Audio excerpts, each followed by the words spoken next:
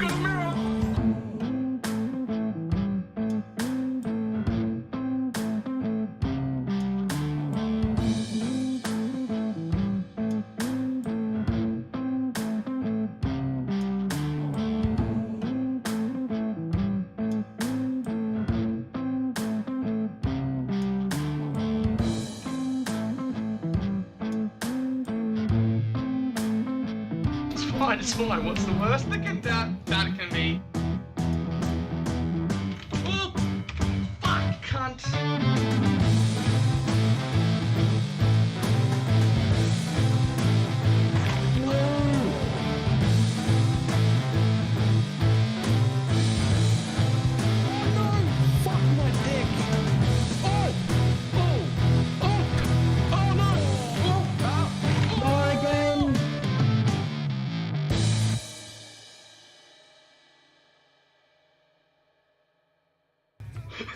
Did not work at all.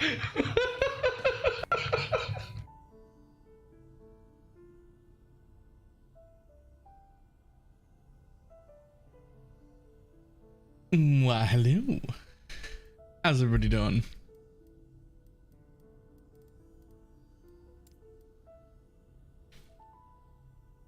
I can't express how much I'm enjoying this game.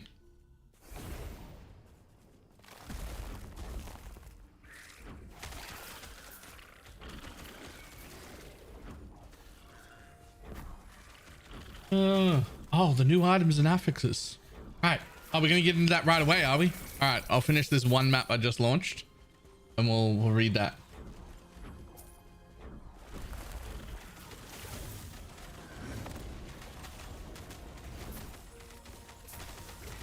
Ooh.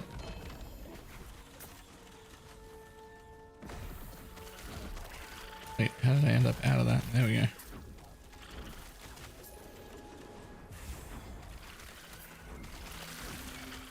Yeah, they aren't used to you being on this early. It's only 1:30. There's like a whole month where I start at like 10 or 11 every day.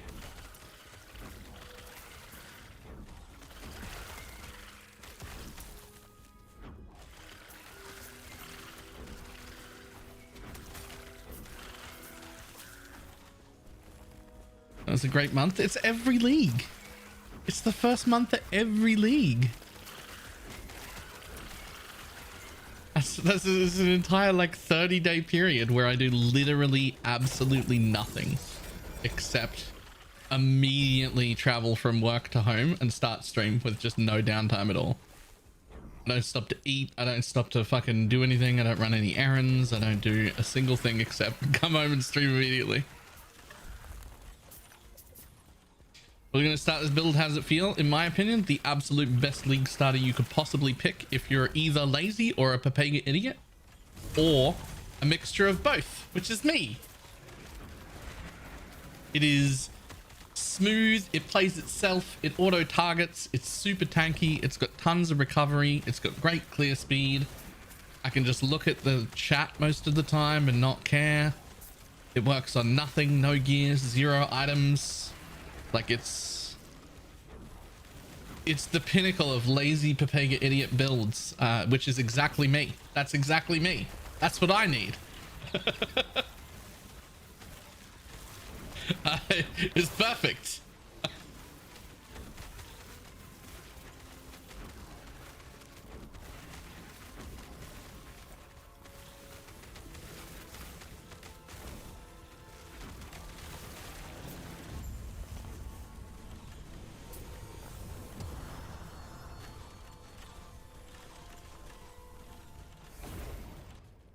Easy streamer build, right?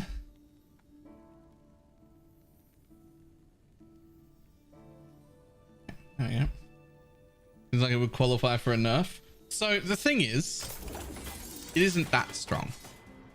There are plenty of stronger builds. It's just that the stronger builds require you to pay more attention, be better at the video game, press more than one button, like all sorts of things that I want to do.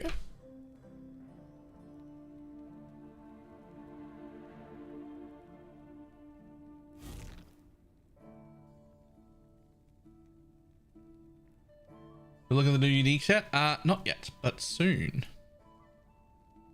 Soon.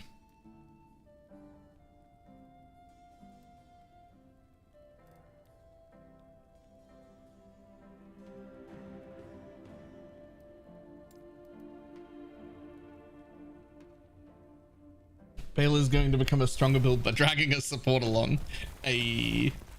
Easy.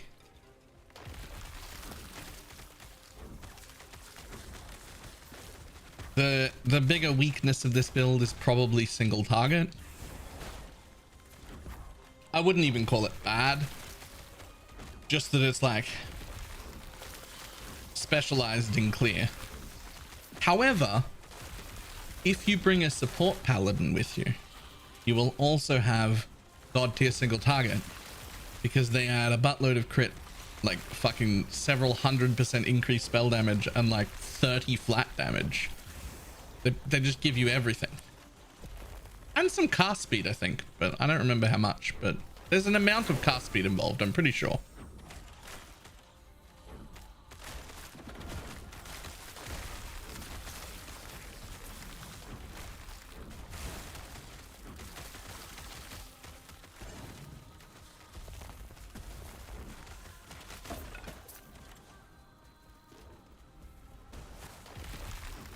Support 3 hours tops. Have I not put in the work to show that it is a fine build on its own? How much attunement do you have on that character at the moment? Only 39.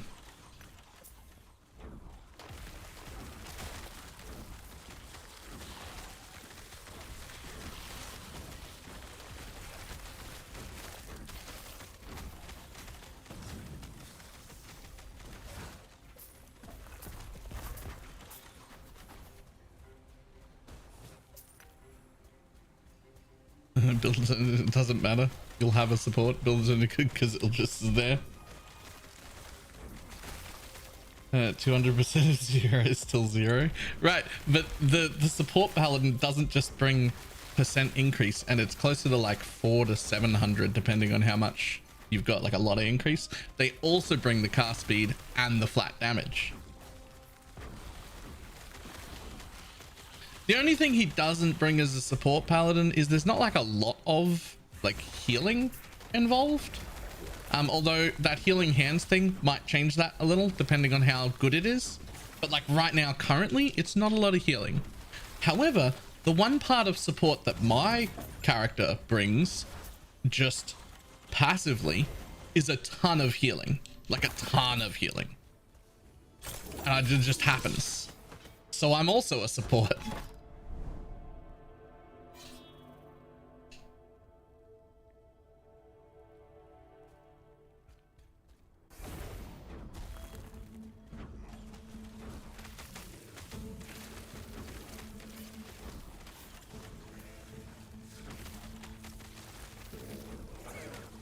Good to see our healing plans, hands plans out.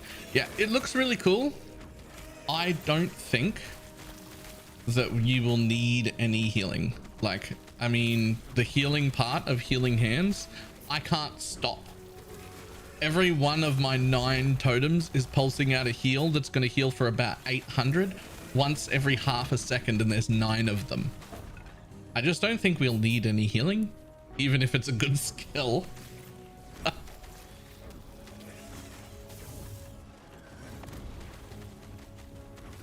And let's leave at some point. True. Can't remember, is there Pierce in this game? Yes, and my current version of this build has 2 Pierce, which is more than every other version of Thorns takes for some reason, and I still want a 3rd one. And I would have a 3rd one if I had basically a level 25 skill. So during most of these tests, I only get to like 23 because I'm not going to like min-maxed. But I would like to have 2 more passives than I currently have. And one of them would go here for another 18% spell damage and a tiny bit less area, which is fine. And the other one would go here for an extra pierce. That would be where I would put them.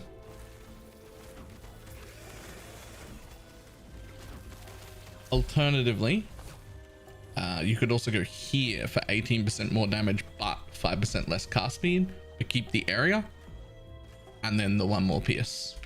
I'm not sure which one I'd take, to be honest. One of those and the 1 more pierce, please. I think a 3rd pierce would be useful.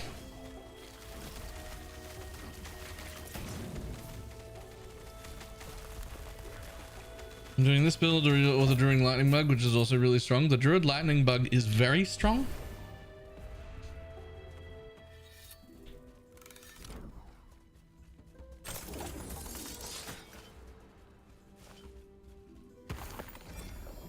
You actually use Thorn Totems on the Druid build? No, you don't. Sorry. You level exactly this way. The bug version, you level it exactly like this. You literally do Perma Spriggan at level 35, just like I'm doing. You use the Thorn Totem, you get to Monoliths, then you start gathering gear, and you want to try and change to the bug Druid before empowered Monoliths, because it'll start to fall off. It'll feel worse and worse as you start getting through Monoliths, but it's really good early. But without Shaman scaling, it falls off.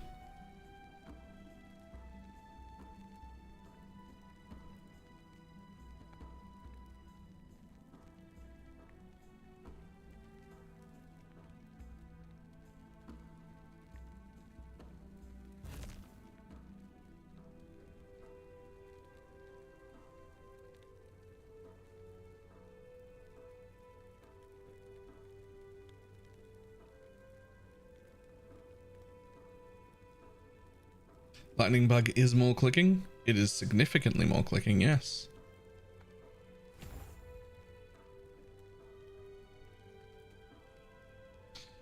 Okay, so I think at this stage that we go back here, which is level 87. Okay, that's exactly the same level as it happened last time, so that must be the level.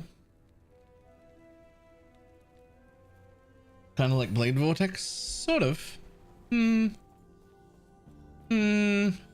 don't know. Maelstrom feels more like Blade Vortex. It's more like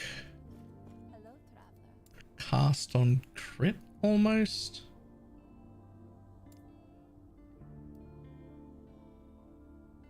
Storm between totems and a VK auto bomber. Well, all I can give you to help with that is that for the totem variant, I will have a full, properly min-maxed loot filter all ready for you. So you'll have to do exactly 0 work on it.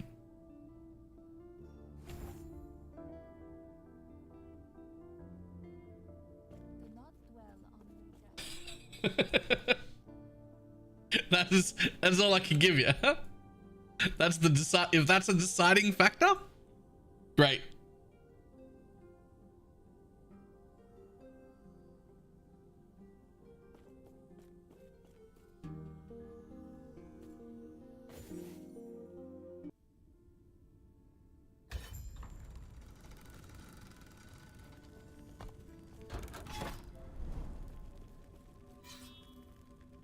Oh, that's not the right place. Did I pick the wrong place? I did. I want to go there. Yeah, there we go. Yeah, unique or set belt. Let's go. Give me them belts. I think it'd be able to get the next access post. Okay. In that case, I'll do it immediately after this map. Well, that's not true. Apparently my inventory's full. I'll do it after I sort my inventory after this map.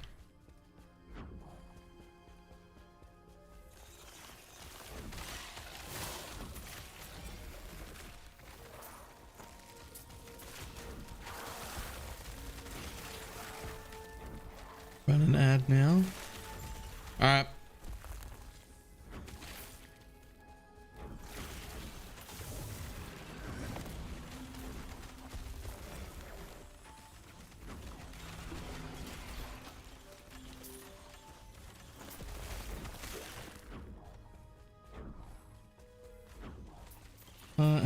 Okay, we have a good guide for it. Void Knight Hamadon, if you're not planning on supporting anyone, is better than Paladin Hamadon. And Kenki just did a video on that 1 or 2 days ago.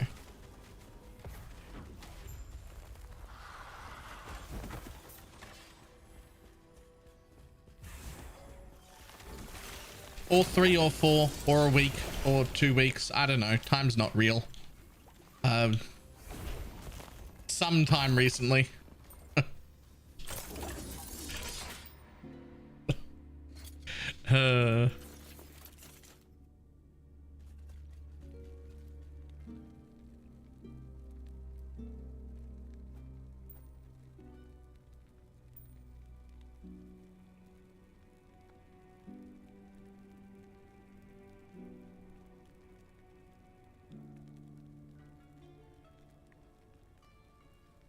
The number of sleeps to go, right?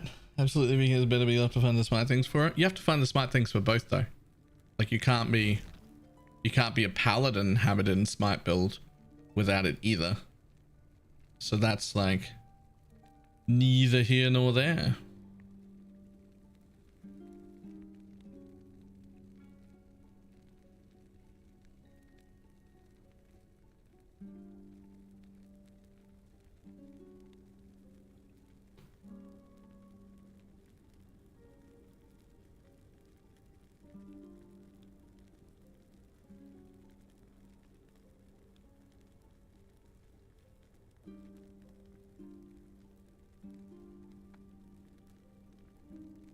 Understand in general, yeah, that is in general, that's a decent problem. Like it will be a, like you won't be playing the smite variant of it on day one, that's for sure.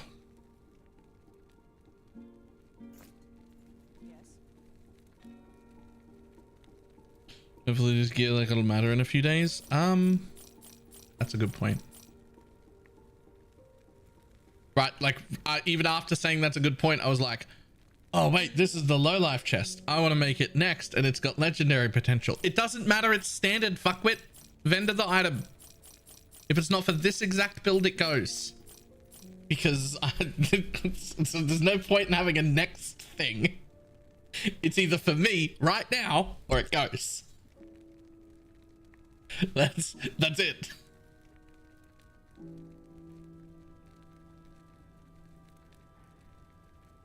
People were mentioning campaign skips. Why would people do that though? Don't you need to do all of the quests for the passives and idle slots, etc.?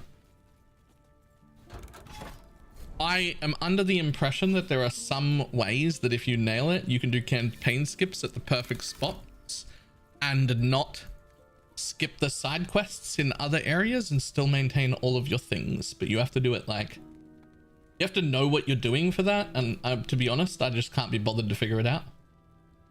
Also, for me, I don't know how the rest of everybody felt about it, but for me, the campaign has been fun every time I've ran it. I've ran it like fucking 7 times in the last week and a half. Like it only takes a few hours and it's fun the whole time. So I don't really need to skip a fun part of the game.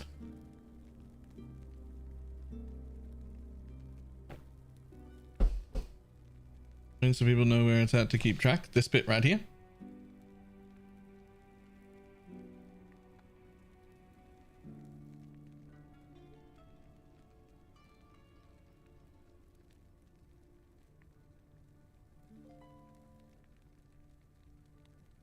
Okay, let's have a look. So, a needle pulling thread. Far a long, long way from so. New items and affixes. Okay. Expanding boots, gloves, and belts. New armor sets coming. Talked about on Thursday. We'll get new base effects as well. We're going to cover generic affixes, new mastery affixes, and a few new unique items. Good armor, reduced damage from critical strikes. Ooh, I got real excited for a second then. Effects of haste on you, not effects of haste on you and your minions. I got real excited for a second then. I thought I was going to get a new pair of boots, but it doesn't have minions on it. Yo, everyone forgets about minions all the time, man. Anyway. Cooldown recovery speed gloves. I don't know who this is for. I have no idea who that's for. Yo, new belt for everyone. This is the only belt that matters. Hide all the other belts. Fuck every belt in existence. That is 8% movement speed in a belt. Let's go. Let's go. Hide all the other belts. This is the only belt you need.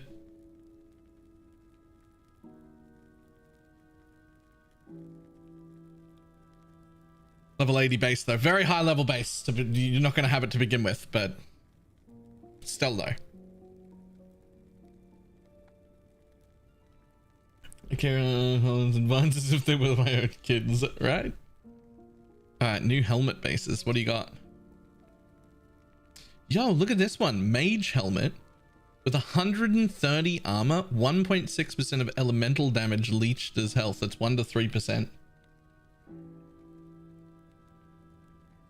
Rogue has up to 95% increased damage over time and 25% bleed duration on an armor helmet for Rogue.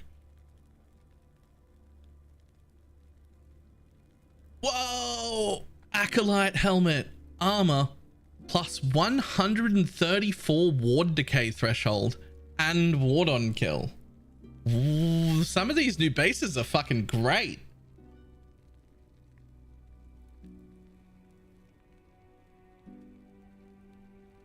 Armor, stun avoids, increased echo damage when a skill is echoed.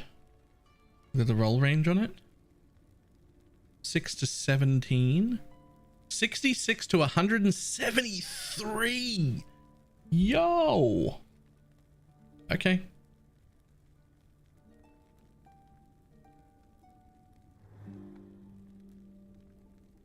Up to 130% echo damage. That's fucking massive. What? 130? Oh my god, a primalist chest with movement speed and health regen. Up to 10% movement speed and 16 flat regen. Like I've passively got like 450% or so roughly. So that's like a not an irrelevant amount of regen for an implicit.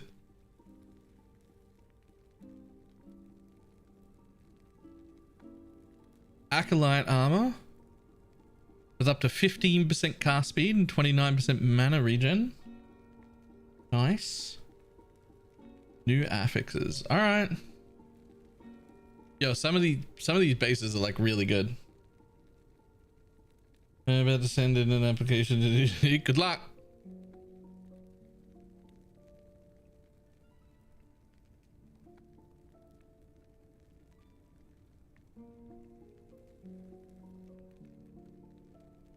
What general perfect? We're also adding new suffixes which grant general penetration to both you and your minions. Sweet. Increased minion damage is a stat which is in fairly high supply in last epoch, where minion flat damage is quite rare. So to make weapon affixes feel more impactful, we've changed the minion damage suffixes to offer flat damage to minions instead of increased damage. Okay. These will come in 3 flavors: minion melee damage, minion spell damage, and minion bow damage.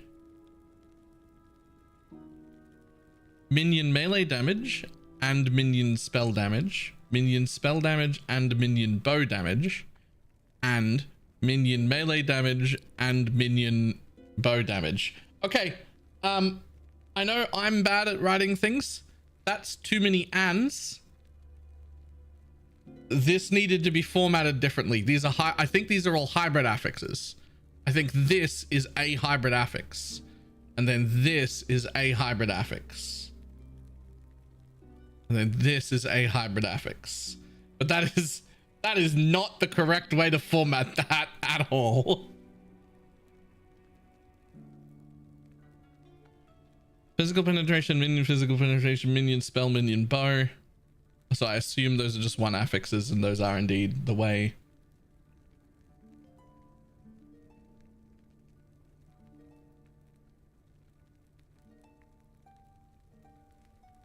I mean, okay.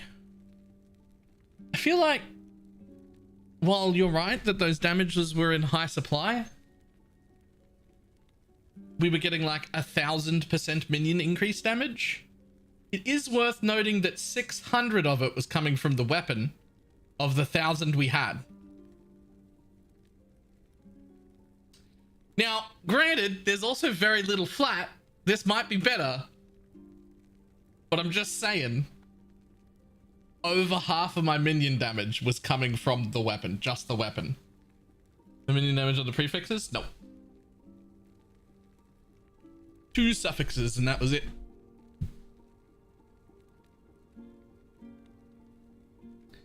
It's probably fine because there's like almost no flat.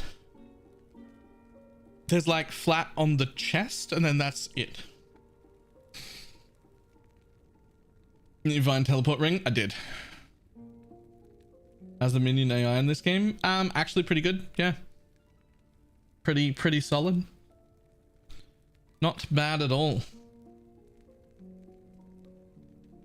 Probably not like the best ever that's ever existed in any game, but definitely like serviceable. I don't get angry at them very often. Like they're usually doing the right thing. Okay. Like PoE spiders good? So it depends. It depends on the minion. All the minions act differently. What I can tell you for sure is that the minions act consistently. When you just figure out how your minion AI works, it will always be doing what you think it should be doing. Each minion acts differently, but they are consistent. There's also a direct control button. Like you can say minions go here or minions attack here when they're going to do something you don't want them to do. The button on the keyboard is A, the button on the controller is either triangle or Y, depending on what controller you've got. And if you click the ground, it'll tell them to run there. And if you click on a mob, it will tell them to attack that mob. So if you know that their AI is going to behave in a way you don't want it to because they are consistent, you can manually redirect them.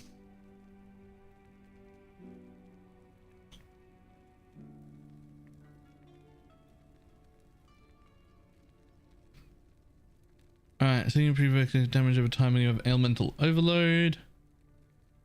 Okay, well, I don't know what most of these things are. These are like new acolyte things for, Yo! What is that? Why does that have to be acolyte only? Minion critical strike chance. Huge. Okay. So, I don't really know what most of these are. There's a chance for spirit frequency. Yep, okay. Also, this one, 35% chance for 3 additional projectiles when you directly cast Chaos Bolt. That could be really cool.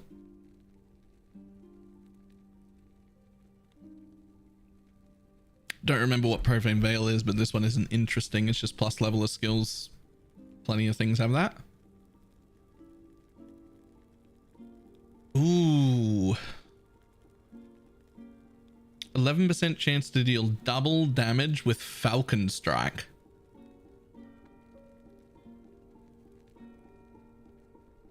+6 throwing damage with caltrops. Increased area and chance to shred armor. Nice. Damage and area with dive bomb for the rogue. As well as explosive traps. Hybrid plus level is huge. +1 level and 56% increased damage. That's huge. Gathering Storm. What's Gathering Storm again?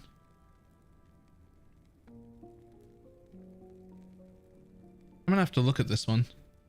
20% increased frequency of expending storm stacks, +2 to Gathering Storm and area. 31% chance to gain a storm stack when you use Gathering Storm.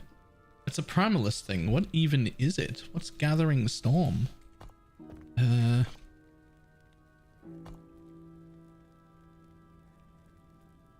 It's not a skell. Oh, is it one of the new ones? I'm gonna have to double check what the new ones are. I need to double read those again.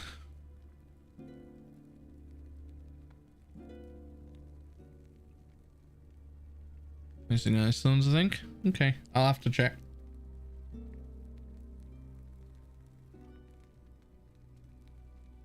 Oh, new uniques. Okay, this is the bit I'm the most excited about. That's these gloves. This is the bit I'm the most excited about. What do we got? What do we got? What do we got? +3 to shield throw. 28% chance to retaliate with shield throw on block.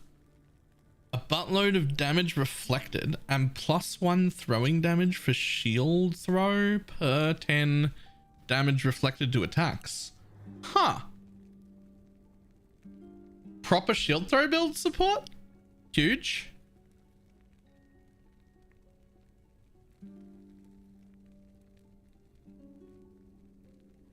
Winter's Weave item is coming. Of the erased potion. Stats on this item are doubled for 1 second after using a potion. +1 potion slot per equipped weaver's item. 51% damage. Sorry, 51% armor. 33% of mana spent gained as ward. 12, whatever. Next. Falcon Fist. +13 Cinder Strike melee damage per level of falconry while unarmed. Sorry, the fuck what?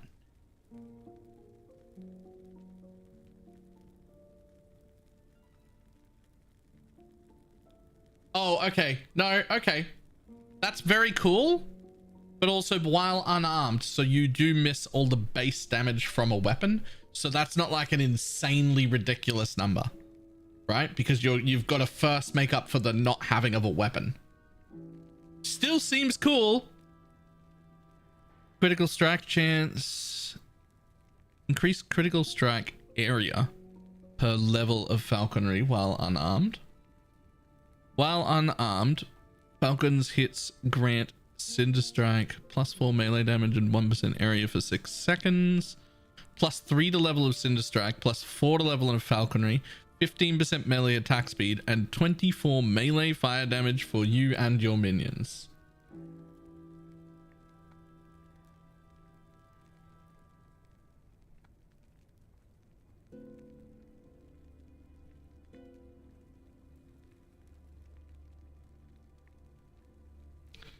So it's not quite face breakers. It's more like Doriani's.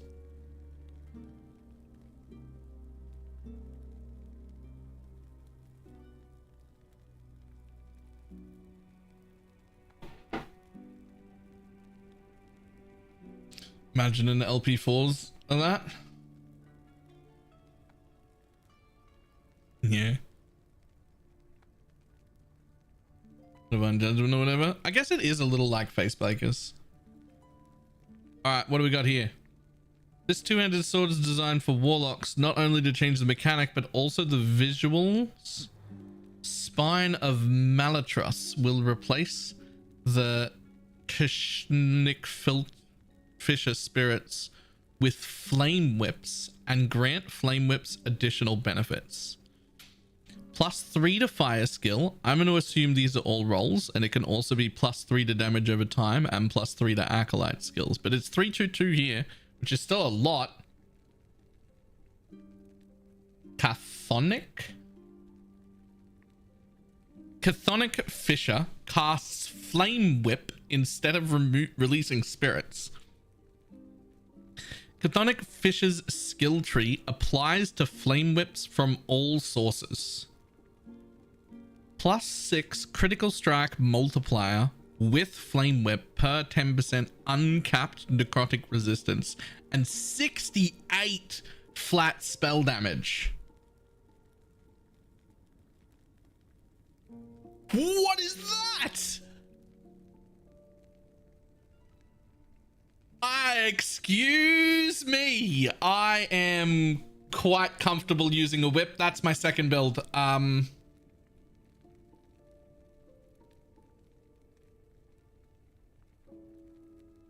You not seen the Fisher skill yet? I've seen the Fisher skill. No one's seen his whip yet.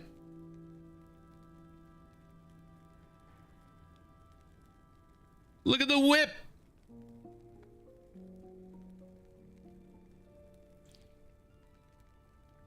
Dum dum dum dum dum dum dum dum. The whole time I'm gonna play this build for like a week straight, and the whole time in my head.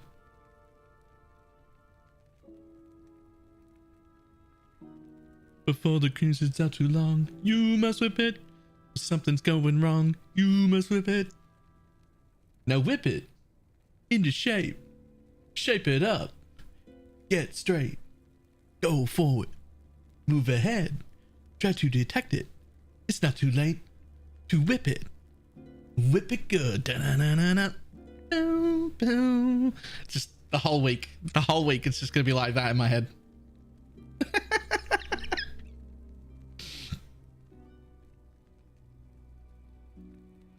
Okay, all right.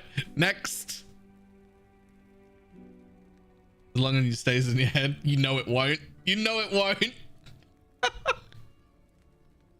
The last item I'm having a look at today, which will also change visuals, is the Vial of Volatile Ice, which is a unique catalyst.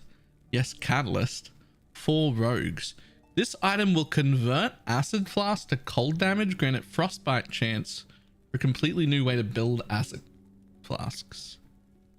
100% of acid flask base damage converted to cold, poison chance from all sources converted to frostbite chance, plus 55% chance to apply frostbolt, 27% area for all cold skills, cold damage, and some freeze rate multiplier.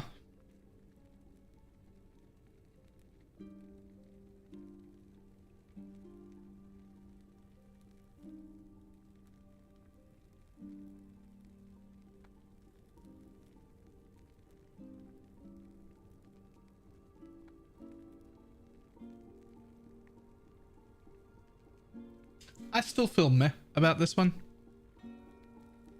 Seems cool. It looks cool. But like, we've got bug forms, tree forms, warlock whipping, falconers with birds. It's just, there's so many cool things that I can do that are cooler than this cool skill.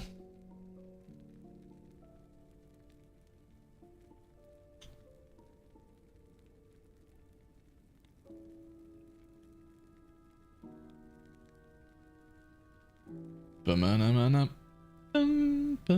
bum, bum. What's cooler than being cool? Ice cold, right? Yo, hang on. Whip it.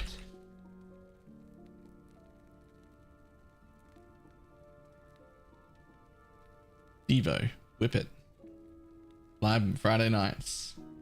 There we go.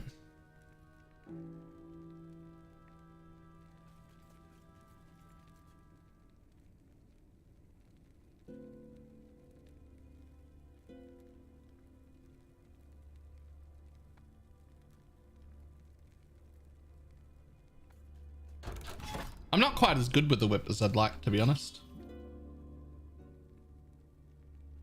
I'm pretty good with crops. Semi okay with ropes, but not very good with rips.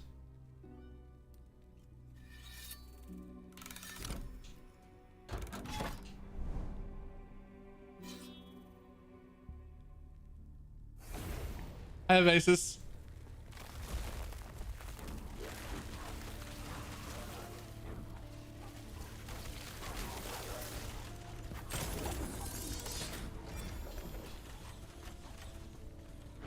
What a good time to join the stream. I did not volunteer to raise your skill levels. That's okay. Others have.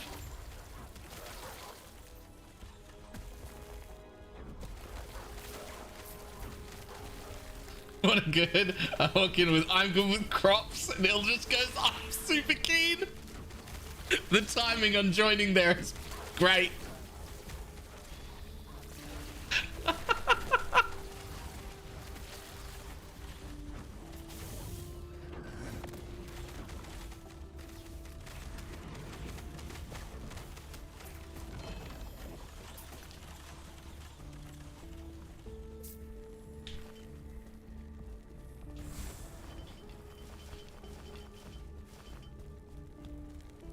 Break your mama's back. I'm not really that interested in whips. I'd like to get a lot better with ropes. That'd be something I'd like to do.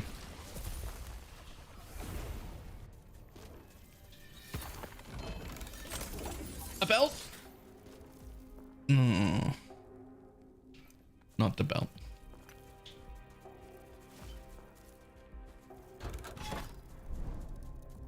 Move ahead. Try to detect it. It's not too late to whip it. Bum.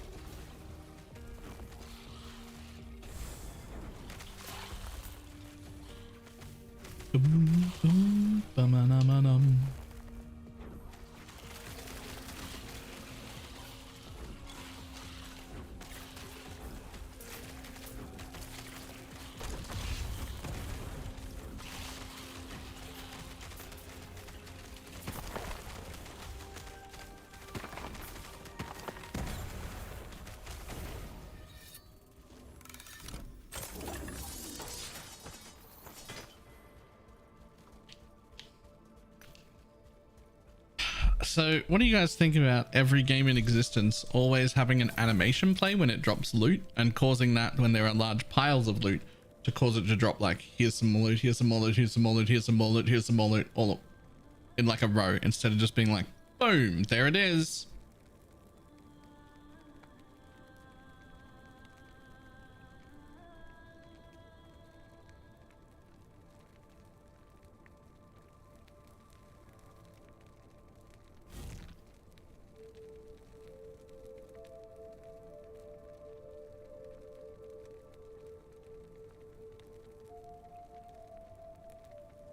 Oop, there it is. Oop, there it is.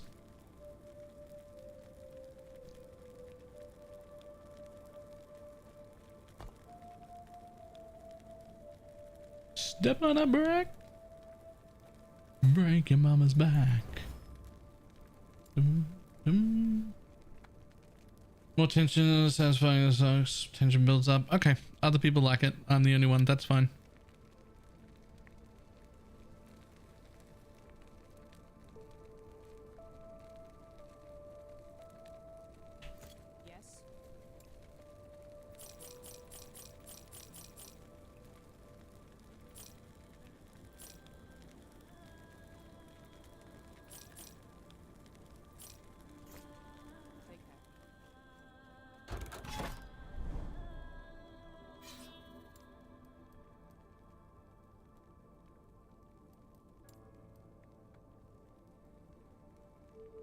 Having a strange opinion on something that never happens, but that's why I ask. If it's something that's like only annoying to me and everybody else is cool with it, then oh well. Like, hi, I'm the problem, it's me, and I'll just like let that one go. Evening.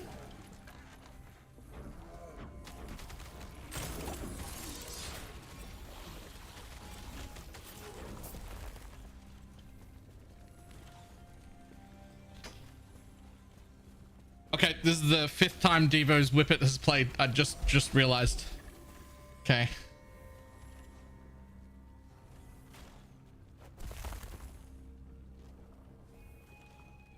You just I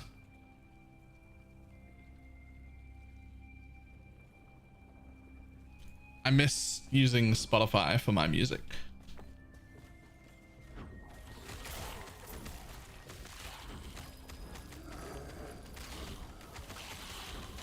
Do you guys know if there's a way to like clear your entire Spotify? Just be like, hey, forget every song you ever thought I liked. Start again.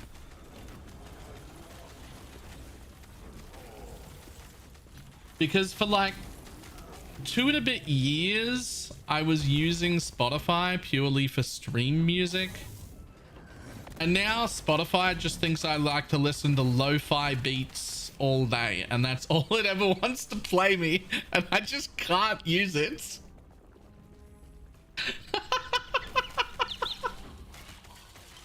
I want it to not think that anymore, please.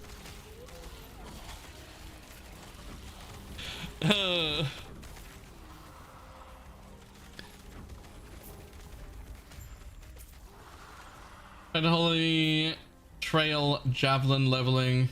It just gave me my fastest run through a character. Holy Trail Javelin leveling. I haven't.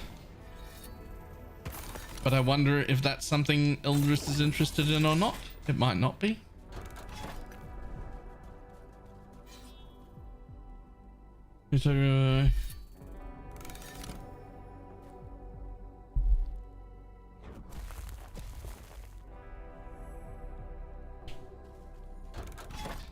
As of the official response was make a new account.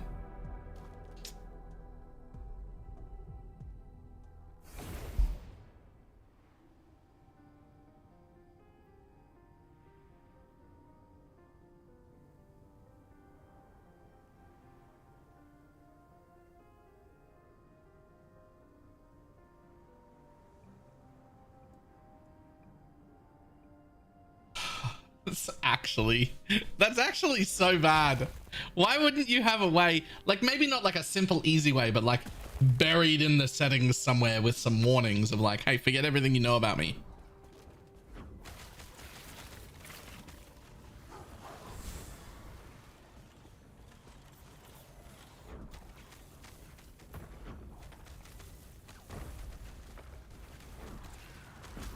Like, it's fine, I'll make a new Spotify.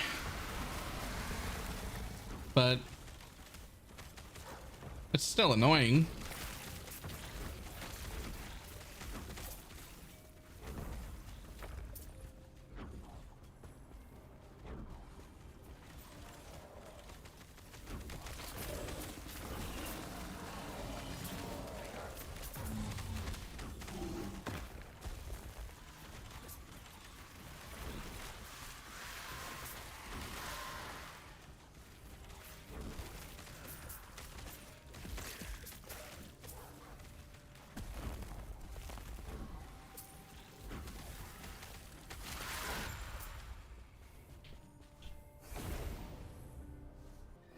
So 69 played.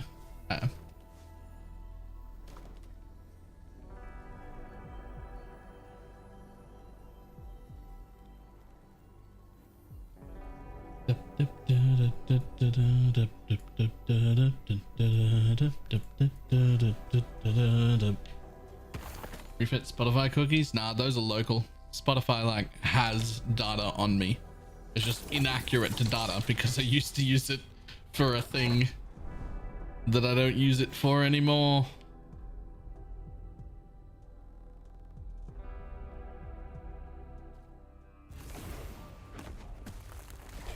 Tom's Diner again? Yeah, it got added to my playlist. I really like it. I'm sitting in the morning on the miner at the corner.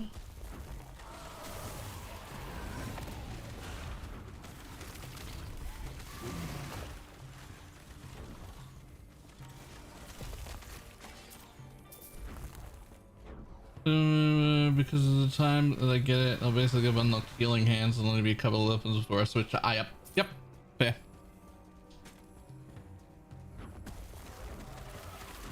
Good practice to separate personal and professional things. I don't have any personal things. I only have professional things.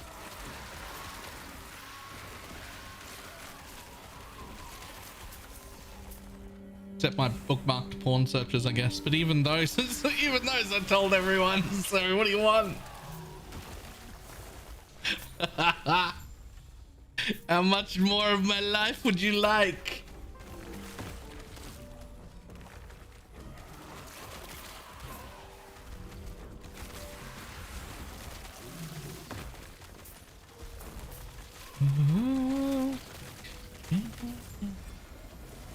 Dun, dun, dun, dun, dun.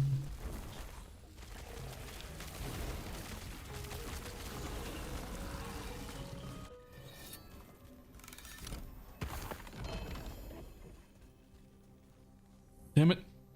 Wrong belt. You're gonna belt me correctly.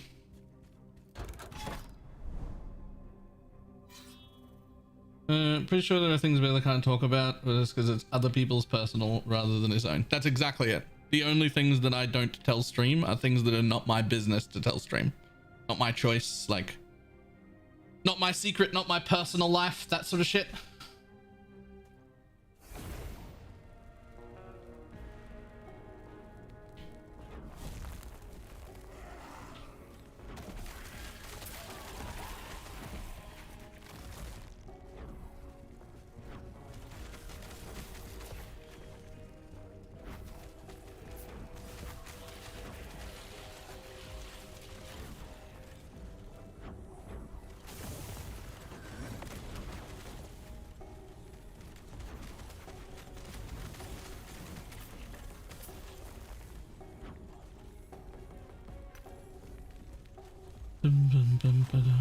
The totem all the way by leveling up. I'm still slow.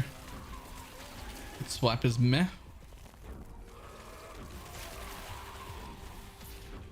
Totems, the totem leveling the way I do it is like a little slow up until like level 34. And at that point I get permanent Sprigger form and the whole rest of the game is a joke. It's just quick as you can move. It's just like a little struggle to 34. It's not even a struggle. It's just not super quick.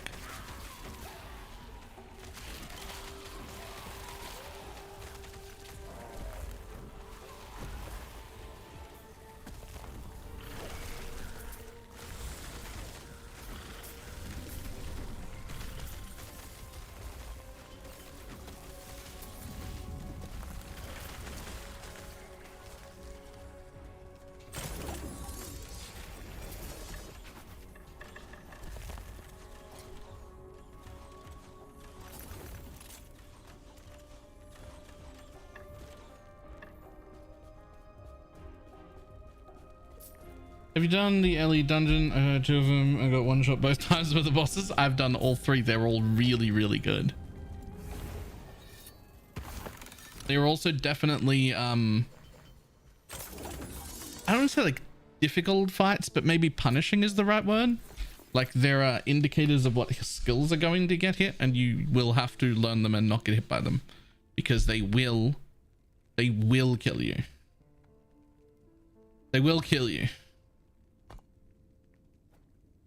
But they're meant to. You're not meant to get hit, right? They're meant to kill you.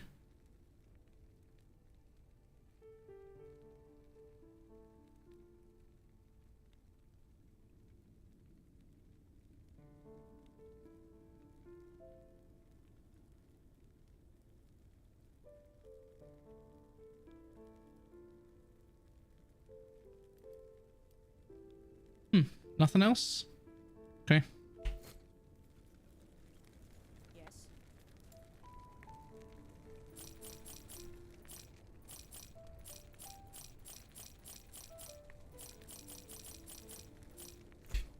Yo, why hello.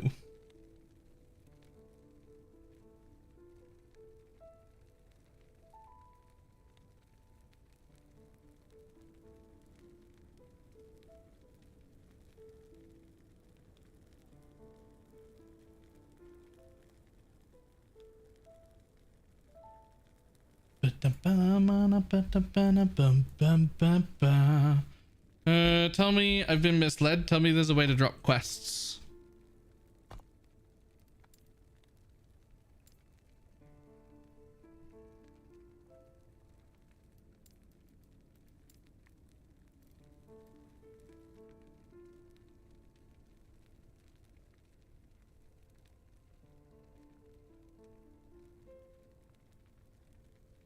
I mean, you can just hide all quests, but that only hides them from here.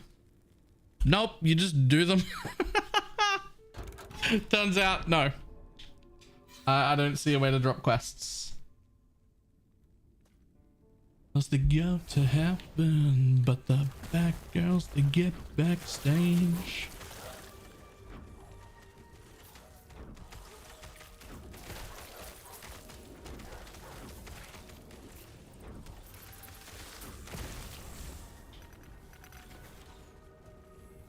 Girls that go to heaven, but the back girls that get backstage.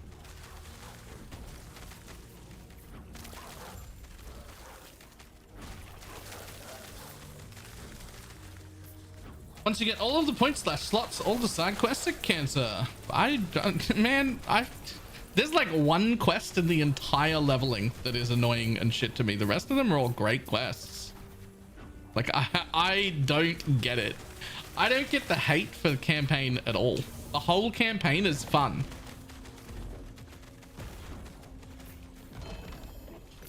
I don't remember the name of the quest, but it's the one where you go to unlock a door and you can't unlock the door. And then you have to change timelines and go to do some bullshit over there. And then unlock that and get a thing. And then go back to the original timeline, which is like 20 levels under you at that point anyway, to do a third thing. And then you get like one idle slot. And you're like, actually fuck right off.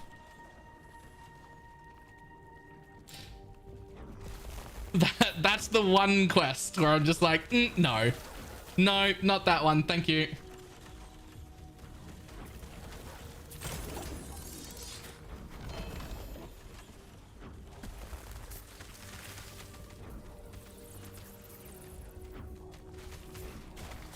And it just doesn't quite play out nicely. It's because you don't get to port from place to place. You have to port near it and then run to it every time. And so it's 3 places where you run through a zone and have to do 2 load screens to finish 1 quest, which is a total of 6 load screens, 7 if you count handing it in, which you should, and 3 full zones you have to run through. But it's the same zone 3 times and you have to run through it. I think that's the real problem. Like if you were just to port from one place to another, do the thing and then port back, I think it would be fine.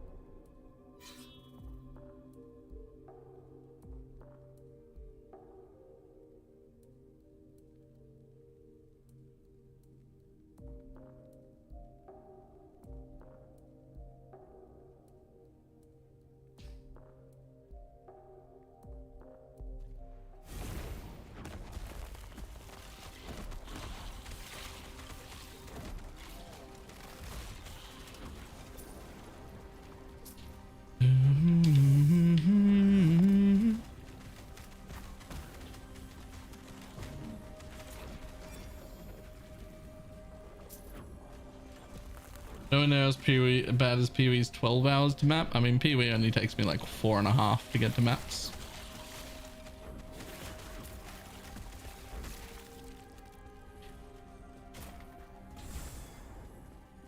But I guess I'm the weird one because I also like PoE's campaign. Like, I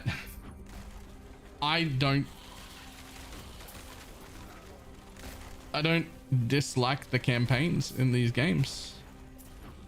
And I struggle to understand why other people do. Brisbane. Yo, Void's in Brisbane. Welcome. Enjoy the fucking heat.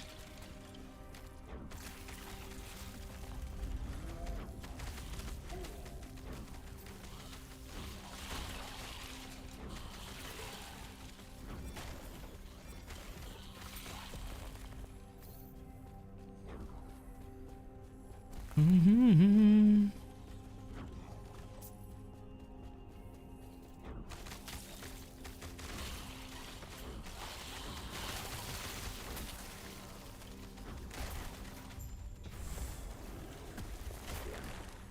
It was really windy out today. I had to go to the bank. Actually, I haven't really been outside.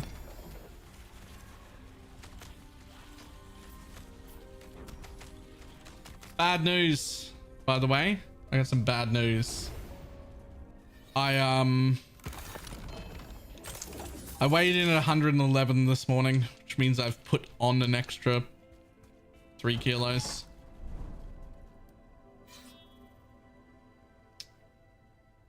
It's not the direction I was aiming for.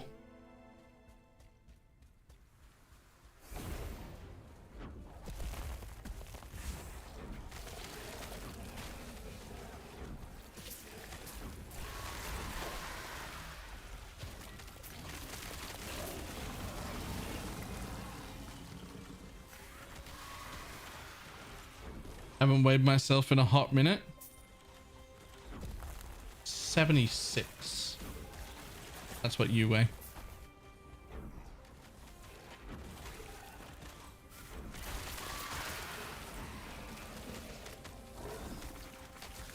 You're not eating much junk? I mean, obviously I'm eating too much junk.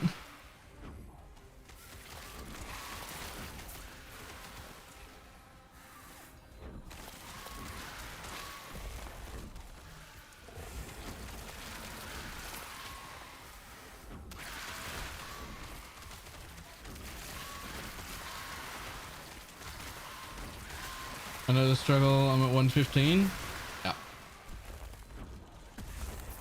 When I noticed that I was like getting too fat, I was 130. I dropped down to 104 before going to Exilecon, but I'm now back up to 111. And my aim was like, the aim was to get into 2 digits and stay there. So this little backtrack isn't making me happy. It's a little depressing. I don't like the backtrack. But it's all right. We'll work on it more. It's a big problem because I don't like have time to work out or do anything remotely healthy. I need to do less stuff, man.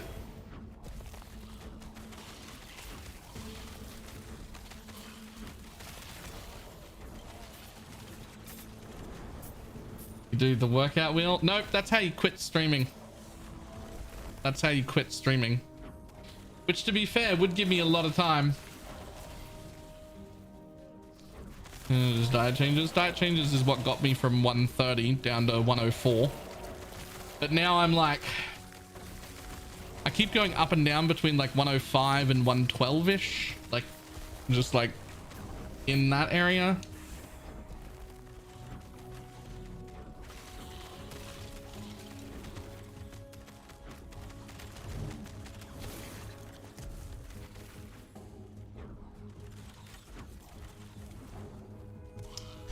The treadmill walker might help quite a bit. I'm pretty excited to get that. Hopefully that'll be here in a week or 2.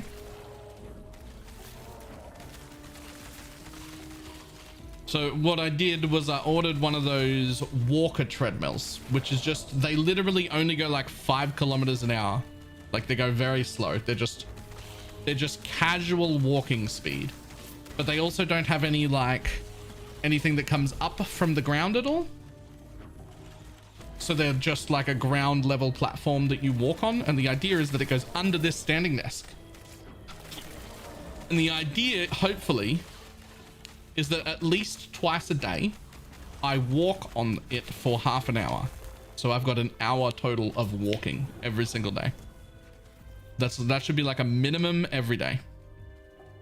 At least twice, half an hour, or 3 times 20 minutes. I don't care. At least an hour every single day, standing, walking on the treadmill while streaming. Oh, I thought I was done. I was not done. Rip. Do you have a link to share, please, for the walking treadmill? I do not. I didn't buy it from this computer, so I don't have it in my history. I could probably find it, but you just type walking treadmill. That's just what they're called. They're just walking treadmills.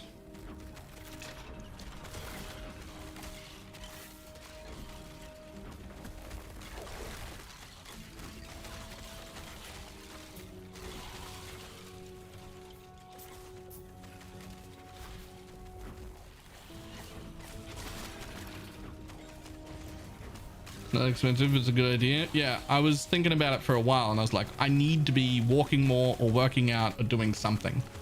But like between going to work in real life and then also streaming and doing any other content stuff, and I find myself like constantly just not having time. And by the time I'm done with anything, I'm mentally exhausted, even if I'm not physically exhausted. So I was like, well, I need something. I need to do something. And I was like, but I could walk while streaming. Like that's good, right? Even if I only walk an hour a day, that's an hour a day of walking I wasn't doing. And now I will be.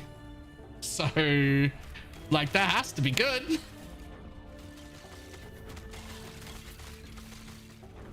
Right? That has to be good.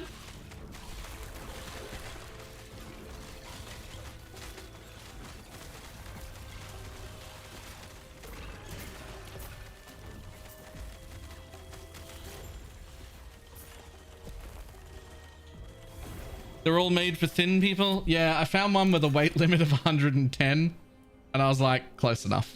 Like I'm 111. I'm sure it'll be fine.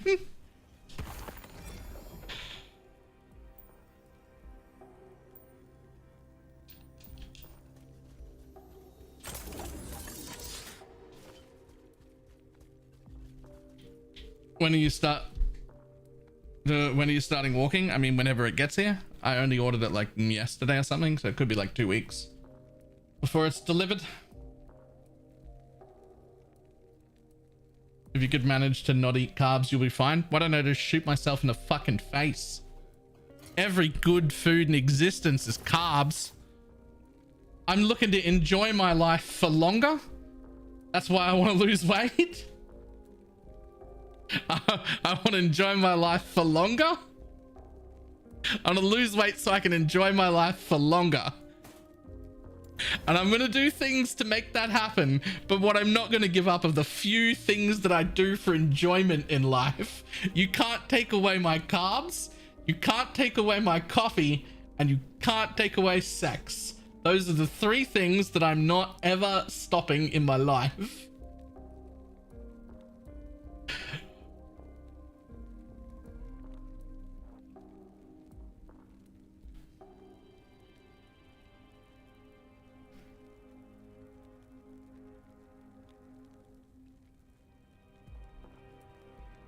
Like, we'll do the best we can do. People will be like, oh, but you'd lose so much weight if you weren't eating carbs. And I'm like, yeah, I'd lose all the weight. It's called decomposing. That's what's going to happen if I stop eating carbs. You don't need to fucking calm down with that shit.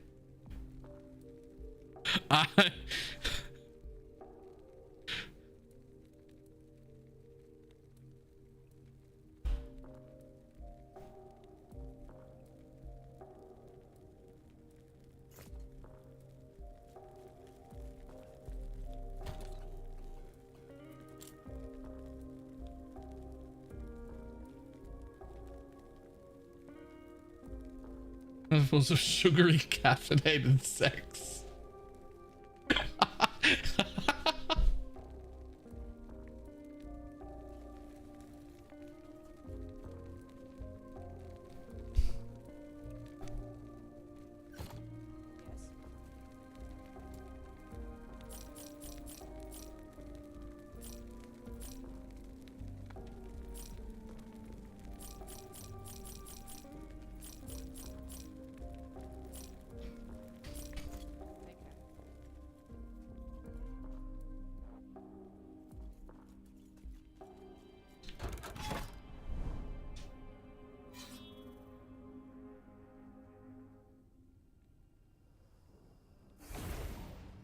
It is probably gonna look a little weird to see the like me just like casually walking with a controller in my hand. That's gonna be, there's gonna be like a like I'm just gonna be like this just constantly. It's gonna look a bit weird on stream, but you know, you get what you get. What was that?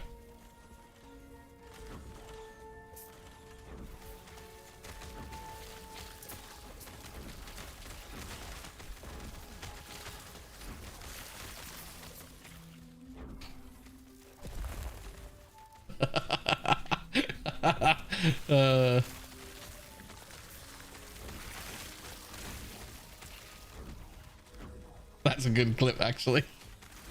I didn't realize it said that. That's great.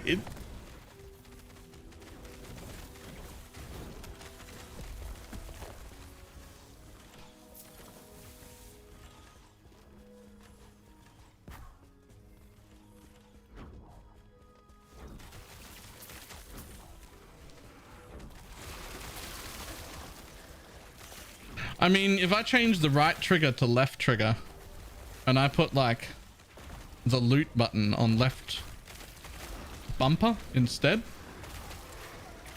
I can play this whole build with one hand.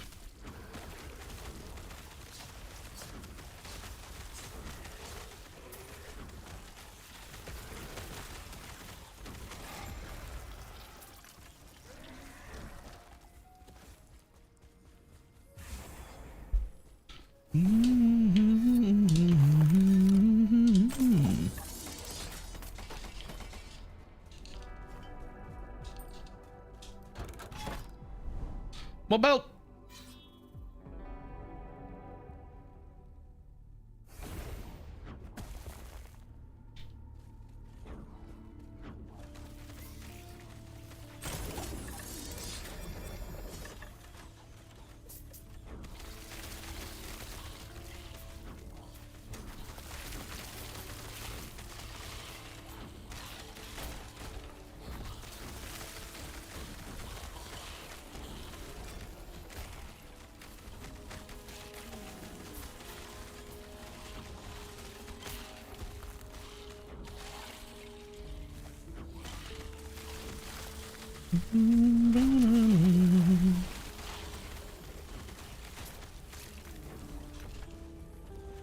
Every game that does wonders for my waistline.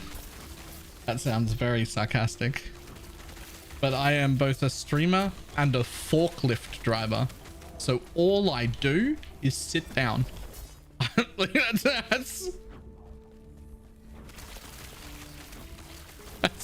I sit down and then I go to work and I sit down and then I come home and I sit down. And it's not great. It's not fantastic.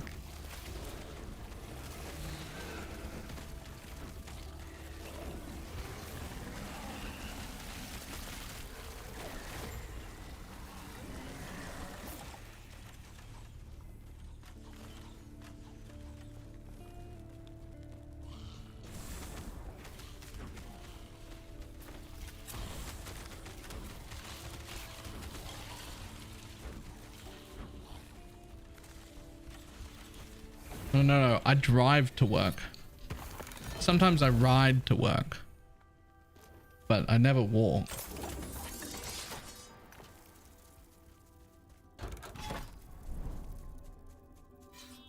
Hey, Okay, what is the point of this second thing?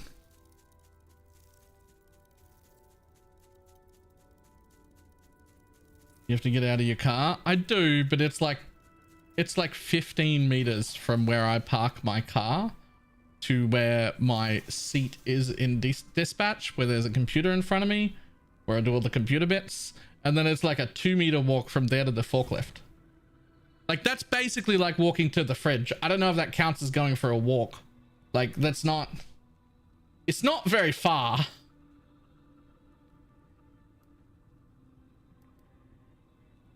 In fact, I think I would go as far as to say that it definitely doesn't count as going for a walk. I think I can comfortably say that definitely doesn't count. In fact, I think I have to walk further if I want to take a shit.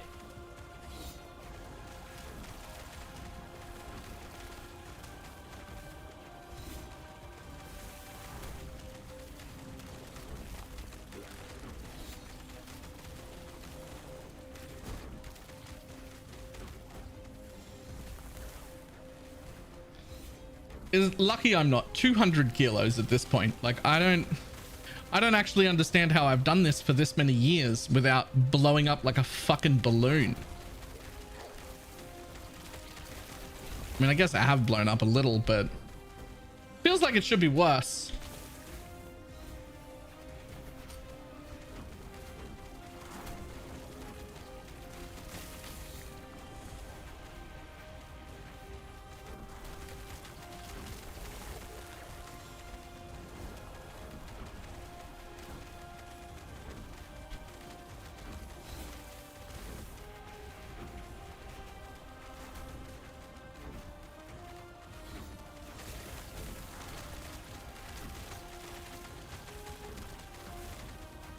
Why is this so slow?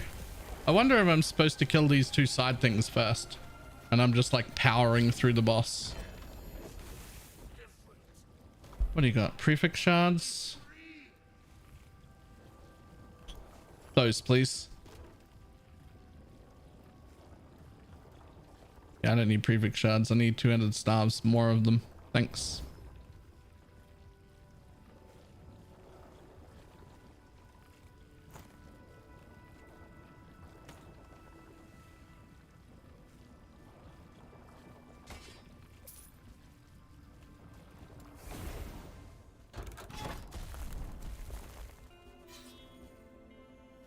They release patch notes? No, they will come out tonight / tomorrow, depending on where we are.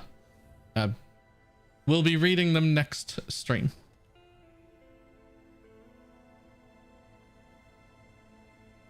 Left the dungeon key? I did. They're not worth anything. The arena dungeon keys are worth money to sell. The other ones are worth nothing.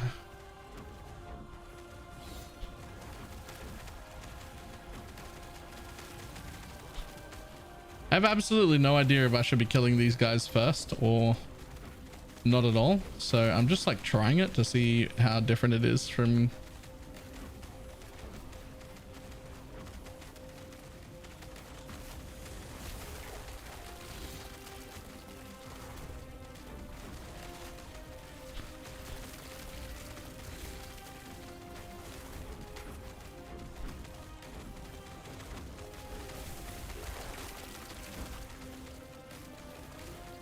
Seems to take just as long to kill one of these side things, if not longer.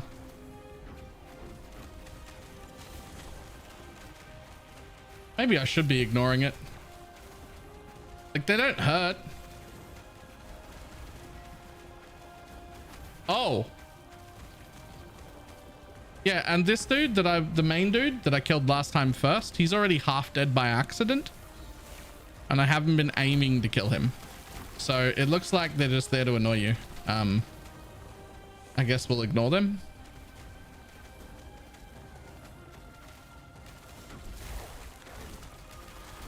I didn't expect this build does so well in late game. It does so much better than this in late game. I've seen people just walking through like 400 or 500 corruption without even paying attention.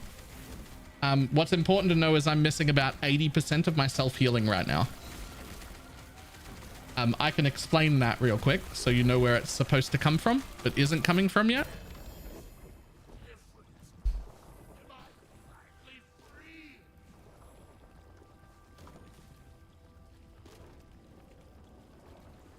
Keep current. There's something on the belt, not in this run. So some of my healing comes from here, and this is all my current recovery, right? Is I've got 2 Spriggans out that have healing auras on, right? And they also have Ensnaring Root, which heals me for 200 each. There's 2 Spriggans, they do that. That's it. That's all my recovery right now. What I'm supposed to have once I get the belt that sorts out my rage problems is I've got these healing totems, which it doesn't actually like tell you how much to heal for, but the answer is, oh, there it is. No, I don't think it is actually. Oh, there we go. Totem repetitively heals nearby enemies for 100 health. 60% increase there.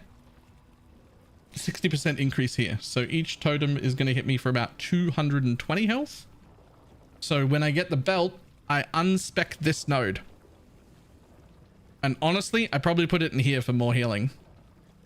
And then that becomes... whoops.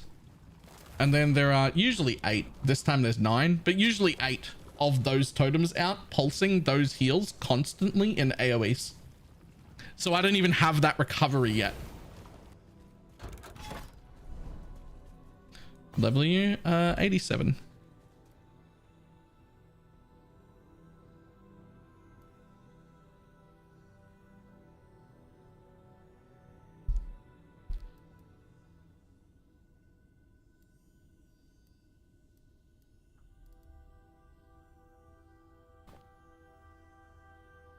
More HP.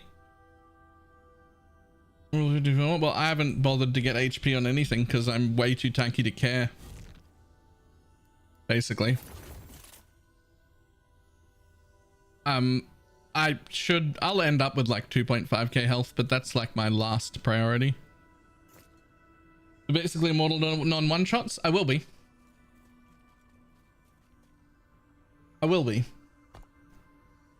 I've also skipped like everything that would give me health in the passive tree. I have exactly 3 more damage points to get, and then everything else is actually health scaling. So I have 3 more passive nodes to get that give me damage, and then we can get some defense. Well, I mean, technically this is defense. I already got some defense, but not much.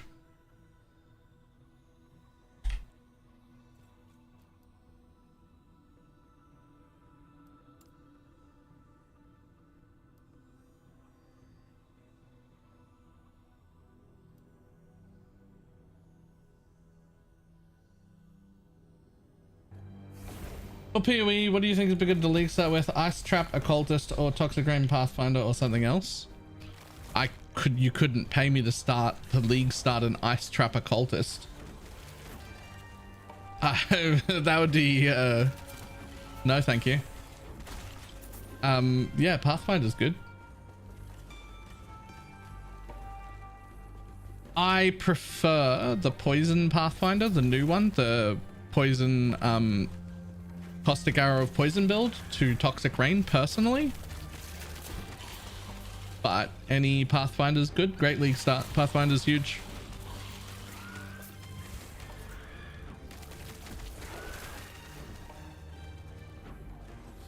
Here comes some negative in the Ice Trap Occultist. Clear speed's pretty average, squishy as fuck, requires gear to do the ultimate damage. It does eventually have like fucking disgusting damage, but it's like not there to start with and pretty gear reliant.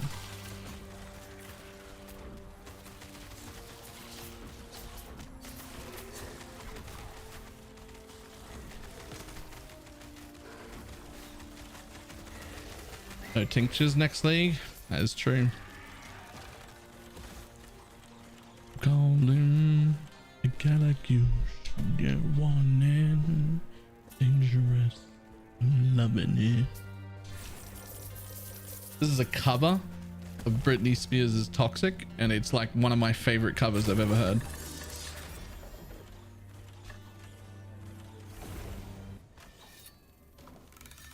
Let me see if I can share it.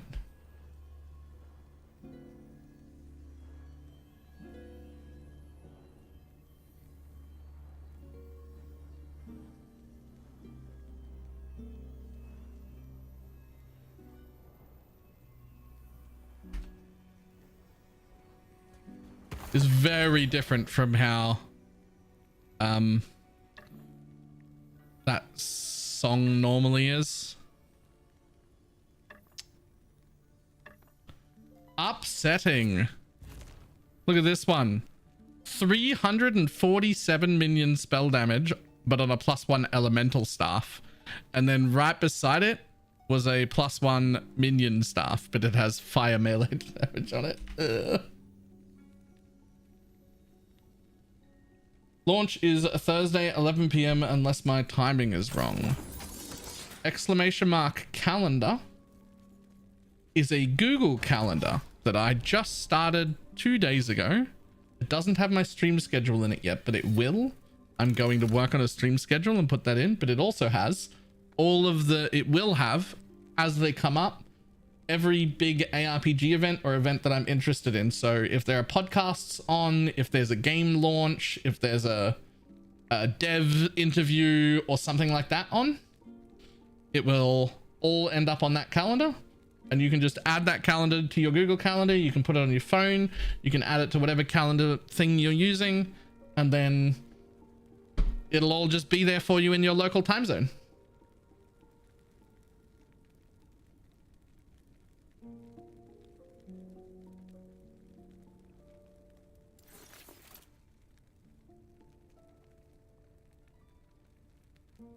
So what would you level? Just Caustic Arrow? Yeah, I usually level it as Caustic Arrow with Toxic Rain Totems or Mana Forged Arrow, depending on what you want, is how I would level it. One of those two. Either is fine.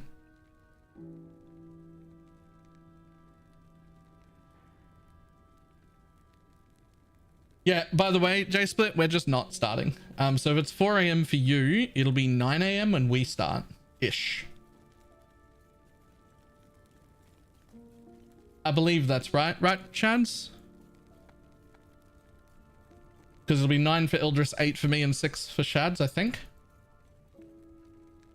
Which is like 4 hours after launch or something. Like that.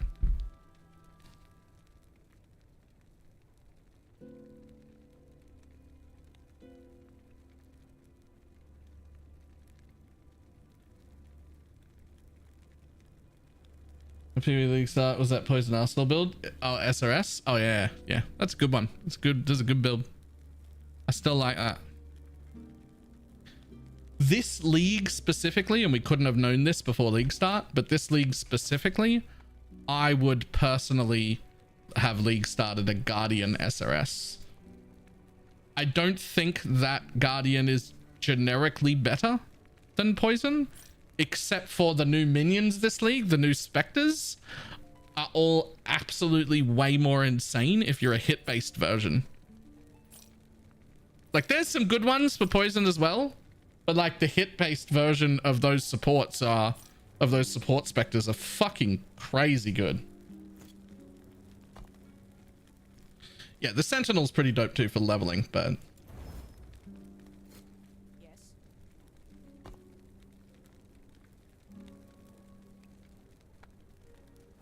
is black and poisonous and nothing like my tongue.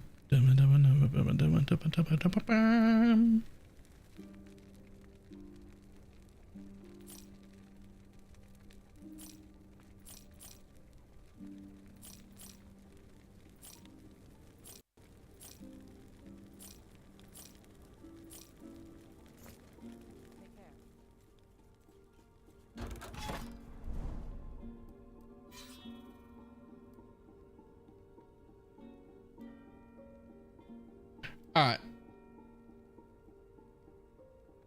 Here's the thing. We don't really want to reset this timeline right away. I could reset this timeline right now and gain like, what's that, like 40 corruption? But because of how the catch-up mechanic works, presuming it still works next league, what I really want to do is just keep hunting this zone until I get my belt, then up the corruption, then go to a different zone.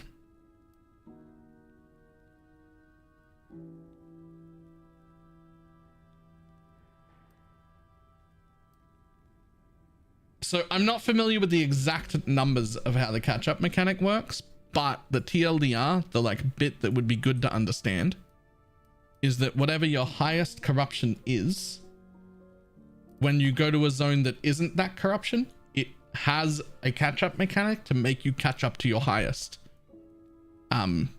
with some sort of accelerated time frame. I don't actually know exactly what the mechanic is, but I know enough to know that if I'm farming a unique right here, what I really, really, really want to do is pump the corruption here up to its maximum without going anywhere else first until I find the piece of gear I want, and then make sure I leave with it the highest possible so when I go somewhere else it's also high.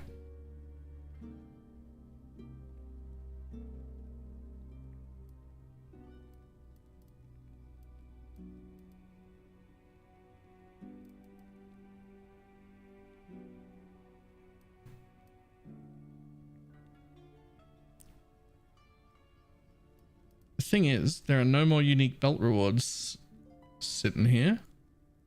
Wait, but hang on, this one?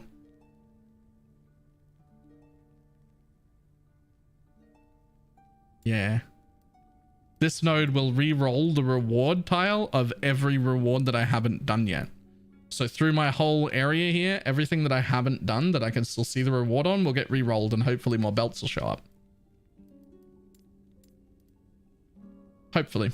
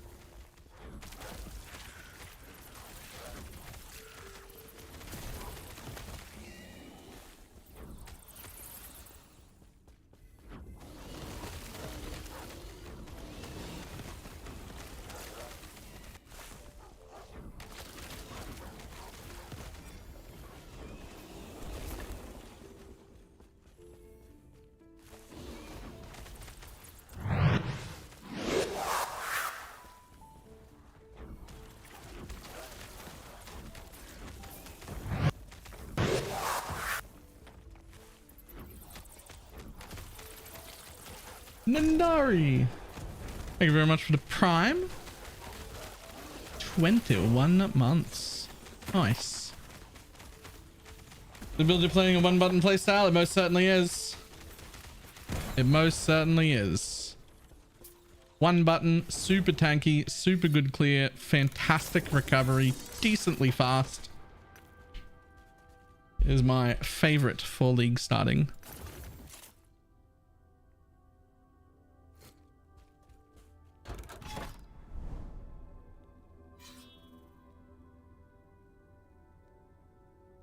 There's a belt. There's another belt.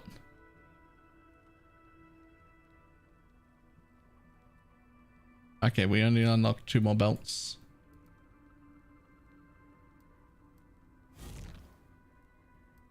That's exactly what I'm looking for in a build. It also, if it helps, it also auto targets, doesn't require you to look at the screen, and you can be a complete Papega idiot while playing it and just not die. It's exactly what I want. I can read chat the whole time. I only have to like glance at my screen every now and then to make sure I'm not running into a wall. That's it.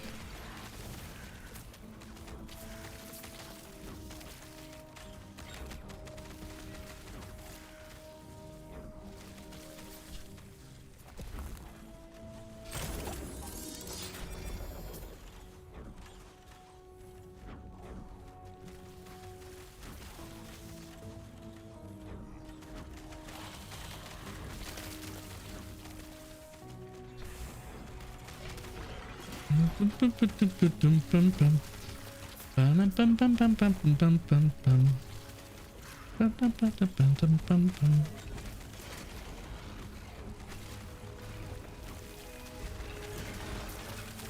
have a Logitech F310 and it's hell trying to get it to figure how did you manage. What the fuck is a Logitech F310?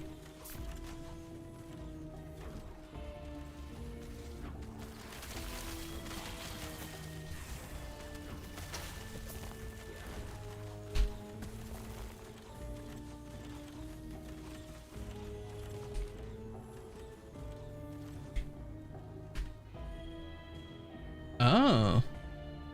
Yeah, I have no idea. I've never used one of them in my life. This is just a standard Xbox controller. It's just got a really nice, pretty... It looks very blue in the screen, but it's actually like blue or purple, depending on how you look at it. But it's just an Xbox controller I just use. It just worked. I just like, it just plug and play. I didn't do anything.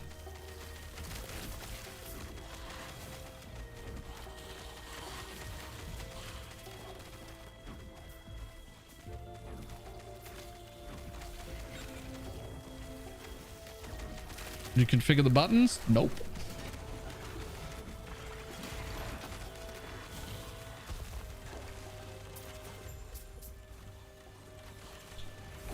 I mean, I can. You can just go settings, change input keys. And unfortunately, you have to do it with the controller because if you, well, you have to at least get here with the controller. Because if you try and do it with the mouse, it doesn't show up. So you can't set the hotkeys.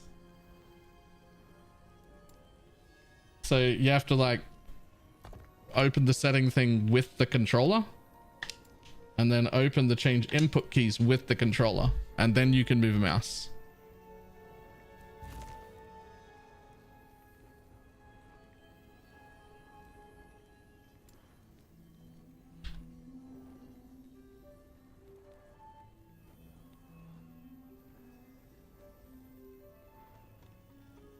I'm going to be honest, I didn't even notice that it was there, and I immediately want to make it at least 50% faster.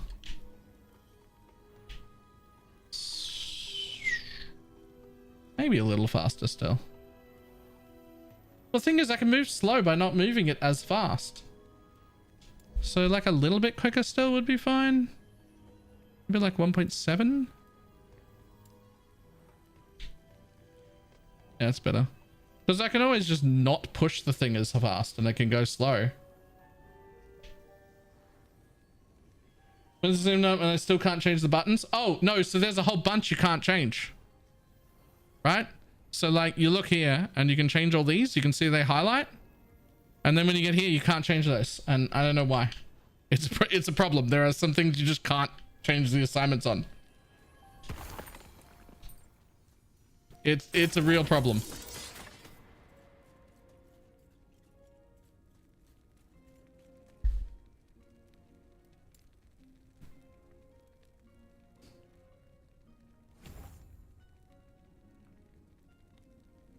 We won't be able to click stuff. Nah, because with a thumbstick you can just move like a little bit, right? You can move at whatever speed you want. It's so that what that really is controlling is the maximum speed. This is 170% of what I have, right? Like that's 170% of what I had, and that's its maximum speed. I can always move slower just by not pushing it as far. Yeah, 2 more sleeps. Hopefully it's fixed. Yes. Better than PoE's controller support significantly. You know, because it has any, and PoE doesn't. But Baylor, PoE does have controller support. It fucking doesn't. You have to reboot the whole goddamn client. That's not controller support. That's a separate client that runs on a controller with a stupid looking UI. That's not controller support.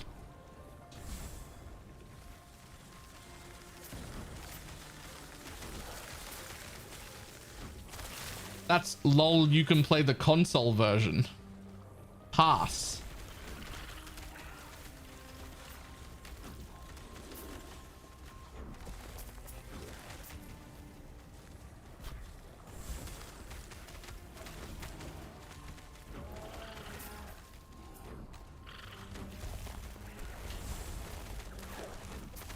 Always had high hopes.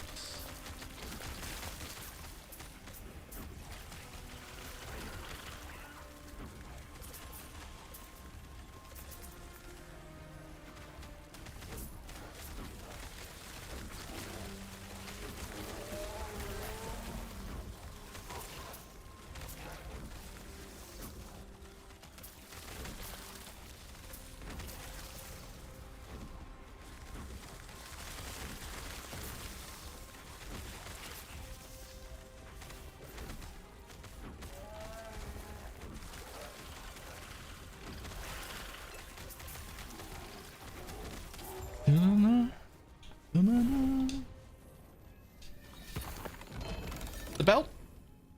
No!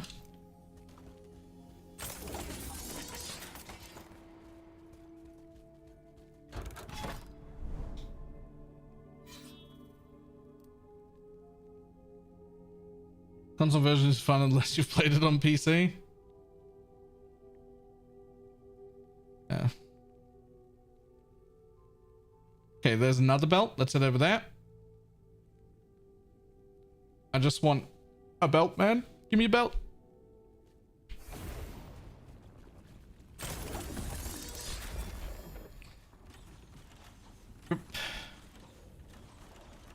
Damn, that's such a good... I wish that was on the right staff.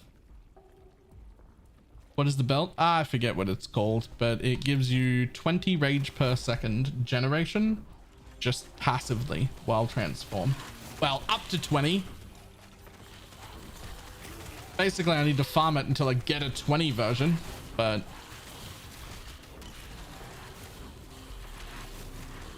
it gives me all my healing back, and even a min-rolled one is usable. It's just that if you don't have a 20, you're going to use an extra passive node, basically. If you have a 20, you can get away with only 1 point in here, which I actually don't even need that 1 point right now, but I will as soon as I get the belt. But if you don't have a 20, you need to put 2 points in there.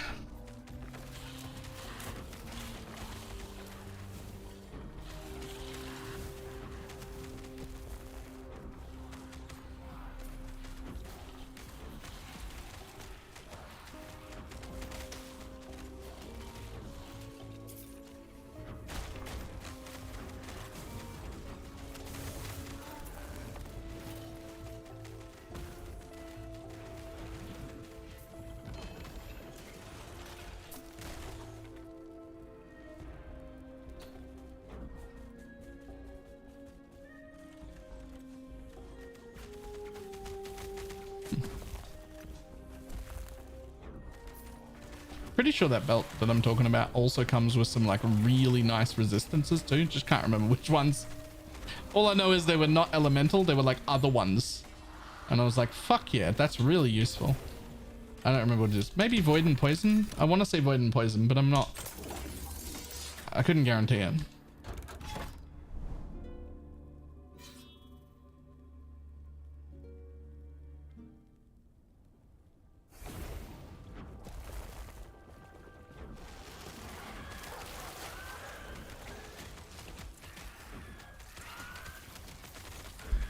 What if I run around like this? Will that throw people, do you reckon?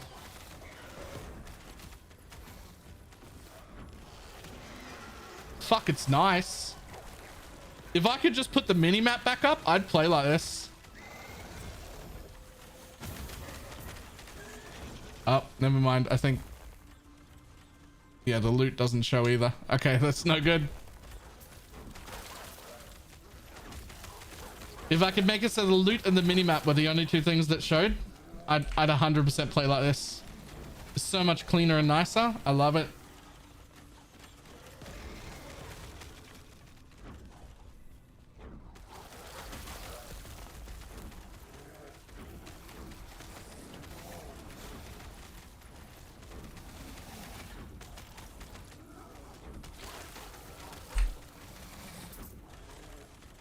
Hold on the phone just a second here. When you hide the UI, it doesn't explore the minimap in that area. Look, I'm going to hide the UI. I'm going to run down here. I'm gonna keep running for a little bit. And now I'm gonna turn the UI back on again. There's a fucking gap. I haven't explored the minimap there. There's a gap. That's that was unexpected. I wasn't expecting to see that.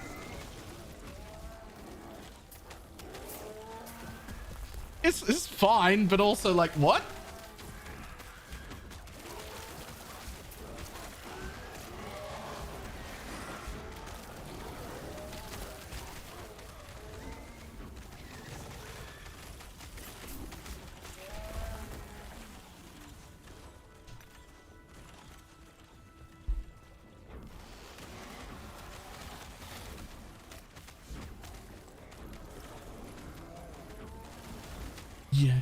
Yeah.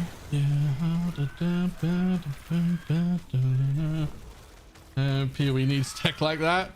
Actually, for that Myocon map, for sure. I'm concerned that during one of the times I had the UI off, wherever that mob was that I'm supposed to kill appeared, and because I didn't have the UI on, it hasn't pointed me at the mob. Because I'm up to the maximum amount of gain stability for this zone, which never happens. So I've like missed the objective because I had the UI hidden and it just didn't recognize that there was a mob there because the UI was hidden. Okay, don't hide the UI, guys. I've changed my mind. It doesn't look cool. It's actually very bad. Don't hide the UI. Where the fuck am I going?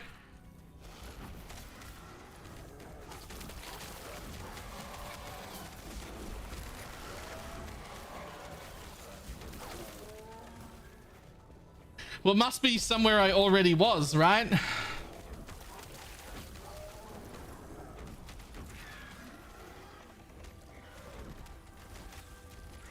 I'll tell you what, that's a good thing to learn now and not like during league start. I'm gonna be honest. It's a good thing to learn now.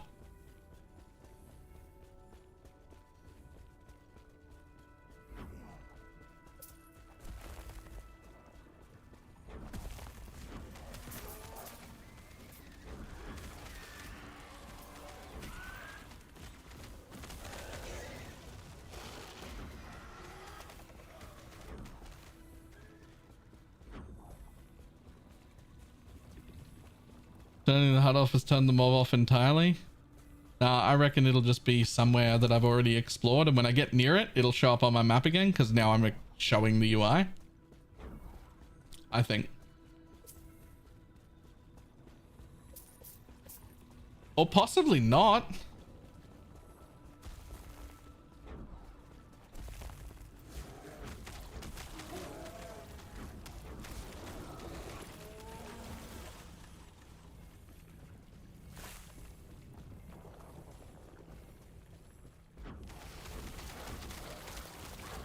Is this him?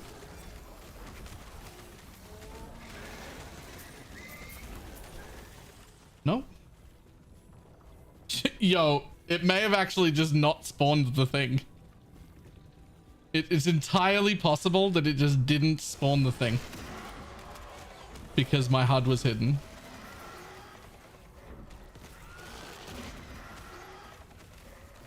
Like, I've been everywhere. Where's the mob I need to kill?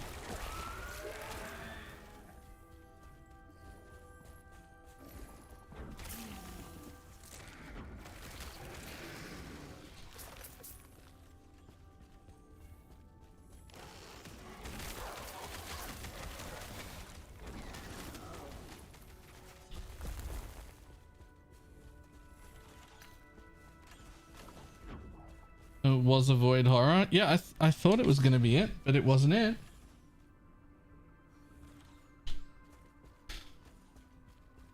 Or was it and it's just like bugged and doesn't work anymore because I had that HUD off. All right. a new idea. What if I invite someone to my party right now and they port in? Will they suddenly get pointed at the correct place?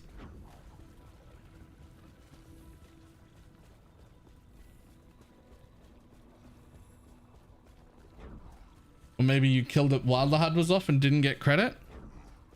Maybe? Do I have any friends on? H for homie.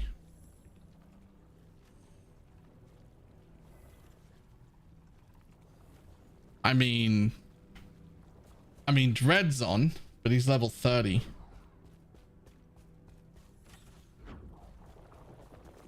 Can I get an H for homie just to come in and see if it works?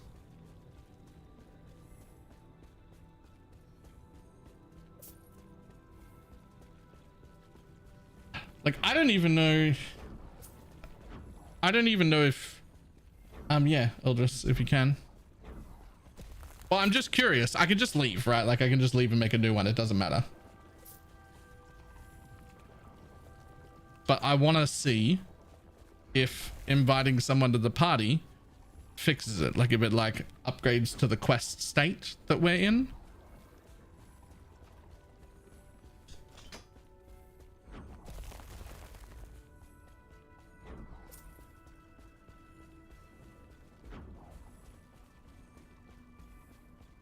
I'm pretty sure if I TP out of this, it just closes and I have to relaunch.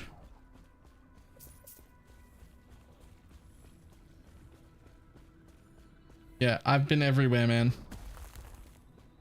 I broke it by turning off the HUD. Okay, never, ever turn off the HUD. That's what we've learned today. Never turn off the HUD.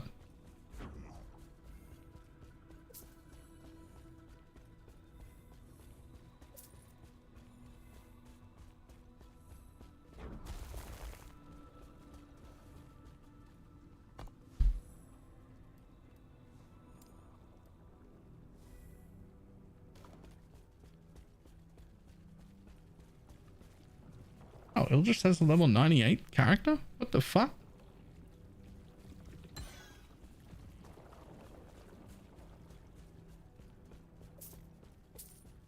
Oh. Oh, this is a solo character. I can't invite you to nothing. I forgot about that. Failed due to solo challenge. Okay, well, let's try portaling out and portaling back in, but I think it just closes the place. Yeah, it's gone. See? Have you got anything for your totem build? Not yet, but I will have. Honestly, we should build one right now. Let's build one right now. LE tools? Yeah.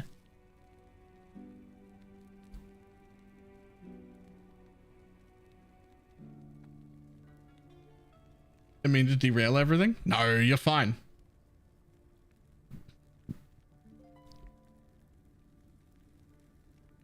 Wait till patch notes. Edit it after patch notes. Don't make a video or nothing, but at least I could have it set up.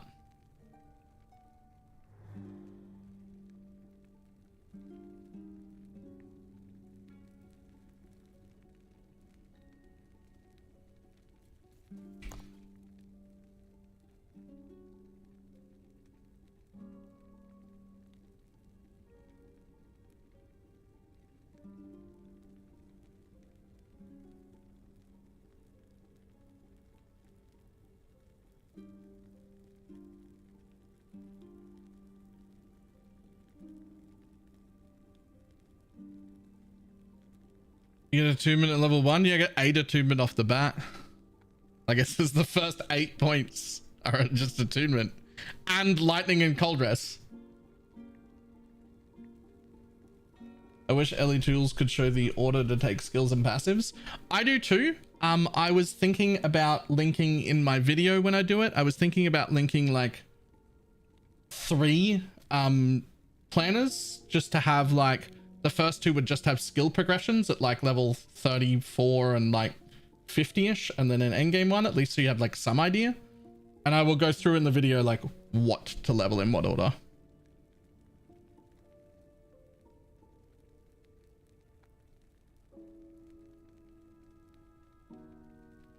Yeah, it won't be quite as good as having like a PoE tree, right? Where you like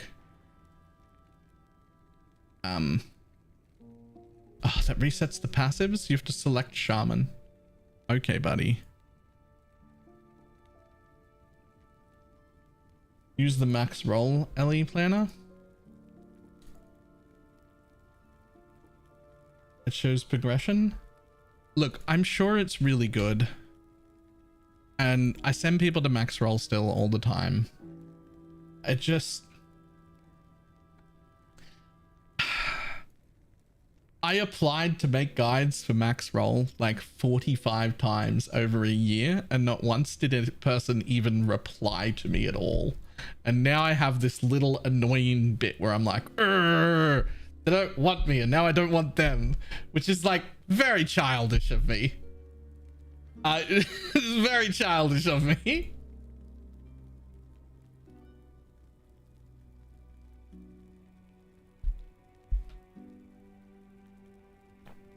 Oh my god, record passive tree progression?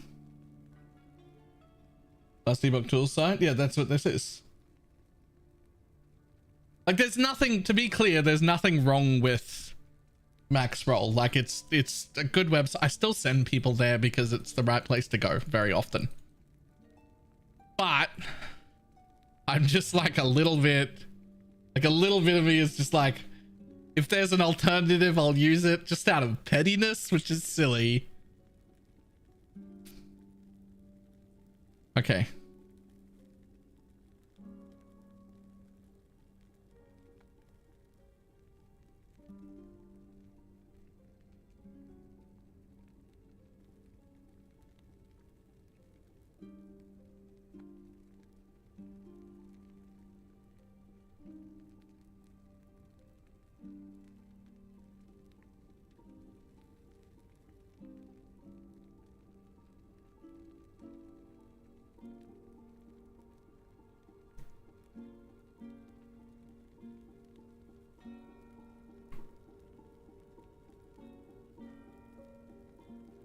So now I'm just taking a minute because I have to do everything in the right order now.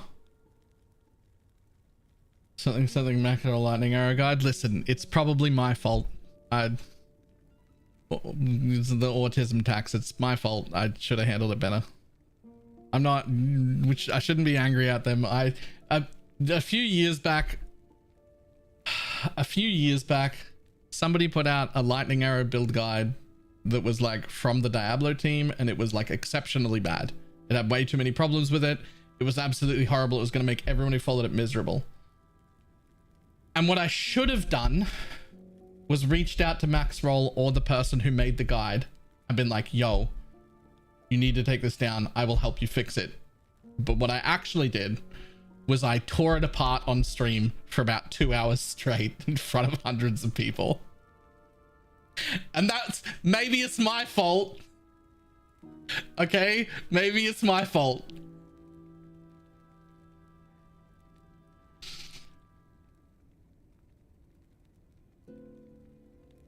Like, maybe I shouldn't have done that, all right?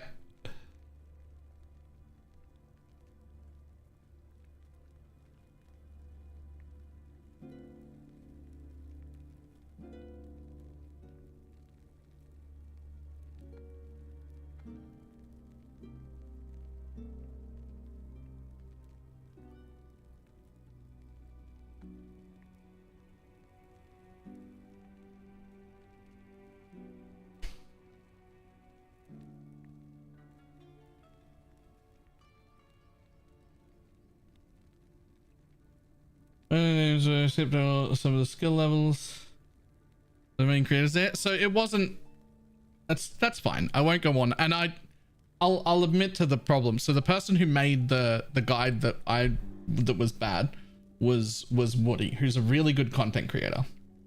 I like Woody, and I thought on the day when I was doing it that I was actually being pretty good and pretty respectful about it. From my point of view, I wouldn't let anybody make fun of Woody for it because it was like, it's one of the hardest league starts to start at the time. This is before the bow rework, right? It was one of the hardest ones to start at the time. It was very, very picky, and he's not a PoE main. So every time somebody said something, every time someone said something about Woody, I would shut it down immediately and be like, no, this creator is great. This one individual build is bad. And every time someone would be like, yeah, Maxroll's trash, I'd be like, no, Maxroll's been really good to us for a long time. This one build is trash. We should trash this one build because it is bad. We should not be trashing everybody who works there or the person who made it. And in my mind, I was being very helpful and very respectful at the same time as making entertaining combat content, ripping the shit out of the build, but specifically drawing all of the attention only to the one build, not to the creator or the website. And that was how it worked in my head. And it took me a little while to understand that that is absolutely not how that came across at all. And that to other people, it came across as like drama baiting for no reason, ripping apart Woody publicly, which is like not my plan. I really like Woody. He's a great content creator. That wasn't what I meant. But it came across as drama baiting and ripping apart Woody for no reason and just being like publicly toxic. I've learned from that experience, it's not how I meant to come across, but it is how I did come across. So that is on me. And I'm pretty sure that's why they never replied. I'm pretty sure that's why I was never able to do any Maxroll stuff, is because of that. And it's on me. That's, you get it. Like, my bad.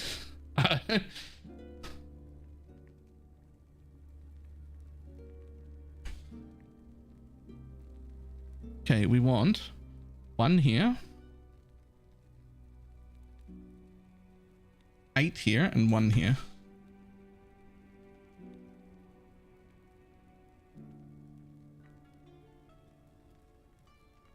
Then we get to max this one.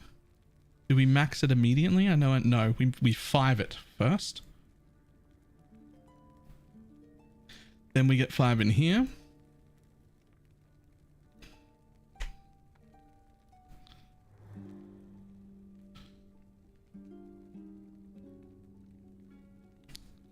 Now, here's... Note to self, don't bring up Maxroll again. No. It's still a good website. It's still a huge... I still point people there. And I need to catch myself when I'm being, like, petty for no reason. Because, like, they don't... even though it wasn't my intent, it still came across as I was the bad guy. And that's still my fault. Right?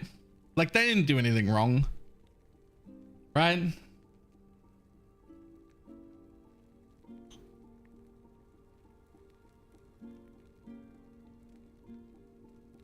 Like, they didn't do anything wrong. That's on me. That's my fault.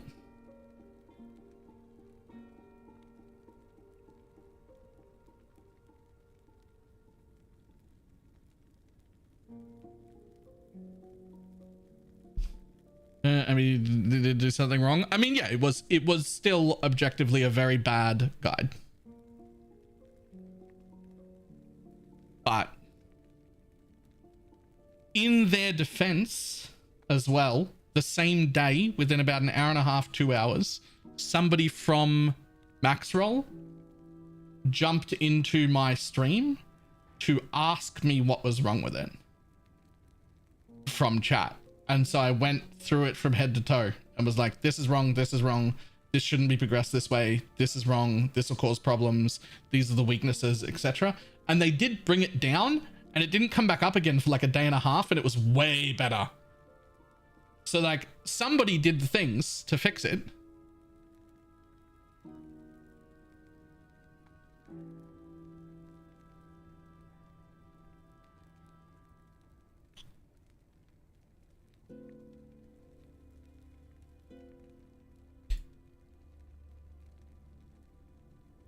Well, what build? It was a lightning arrow Deadeye.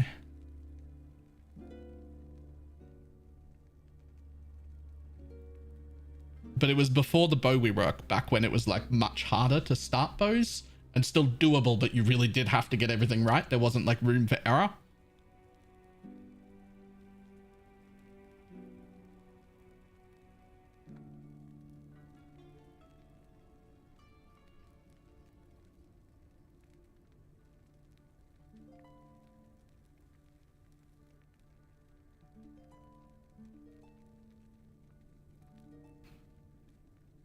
Okay, so this still has 10 unspent skill points. And I think that I want to stop my build there. Because that's level 90. And like, by now you can figure out where to put points. Like, there's also like quite a few different options. You can go for a bit more damage, you can go for a bit more tank, you can go for a bit more attunement, you can go for a bit of like there's too many different things you can do. While I think these 90 points are all correct, the last 10 have quite a bit of like movement in them.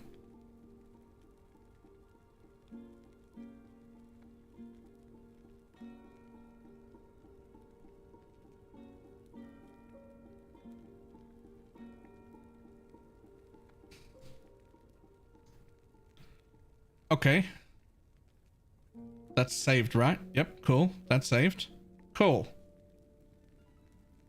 Is anything helpful to your build in today's info? No, unfortunately. Why not the double dipping Tempest Bond? Tell me where that is.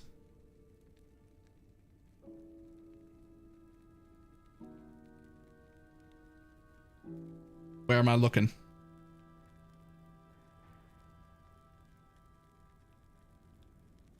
Base tree.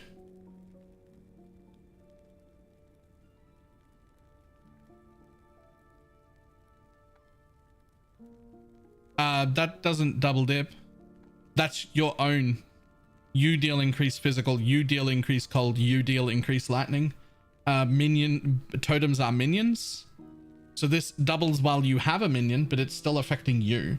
You don't deal any damage. Totems are minions.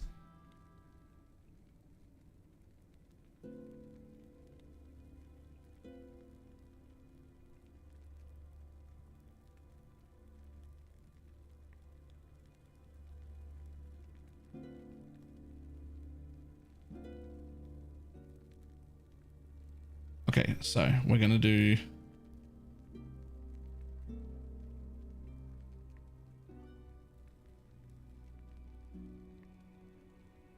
I don't see any record button on the skills. Oh, here. Huh. Okay. So one here, two here, one here, one here.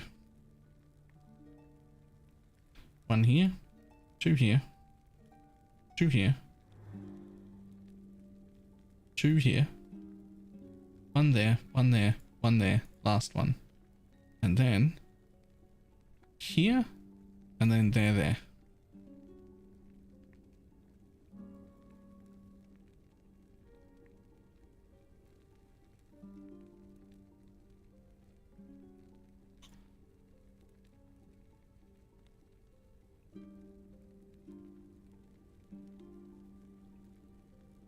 Next. So the problem with making a full guide like this is there are changes that I plan on using. Like, we're gonna level with Stormcrows until like level 35. Actually, more like 45. But I can't really show that. That's why we need a video, because there are like bits that we're gonna have that we're just, you know, aren't part of the build. Have you seen how Dread did it? Nope.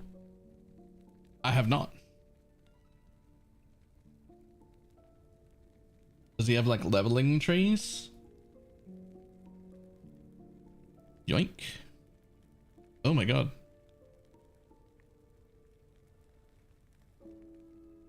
Oh, that's nice. I probably won't do that many, but yes, that is exactly what I want to do. That is exactly what I want to do. But for now, we're just doing the max level version. But that is exactly what I want to do. I might not do this many. There are probably only like 3 total needed here.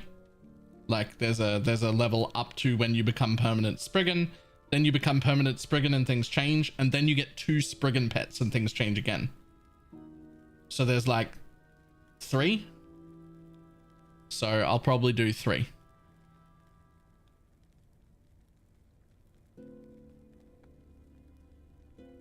If you guys didn't explain properly.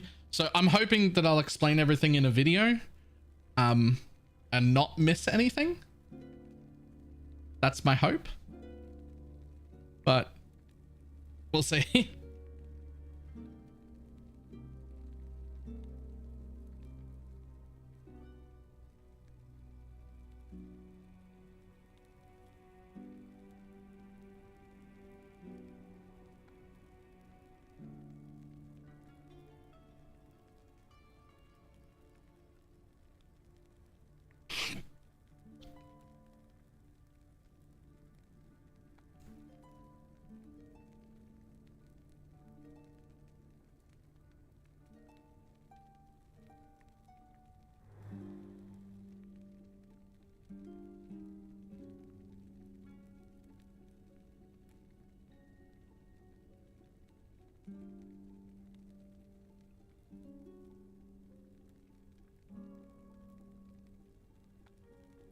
Okay, that's how those will go. Then summon Spriggans. There you go, 4 here, 3 there, 2 there. We don't need those. We do need to go this way. And then we go... Wait, something's missing. Oh, we want one of those still. And we want... Oh, nope, too many. That one.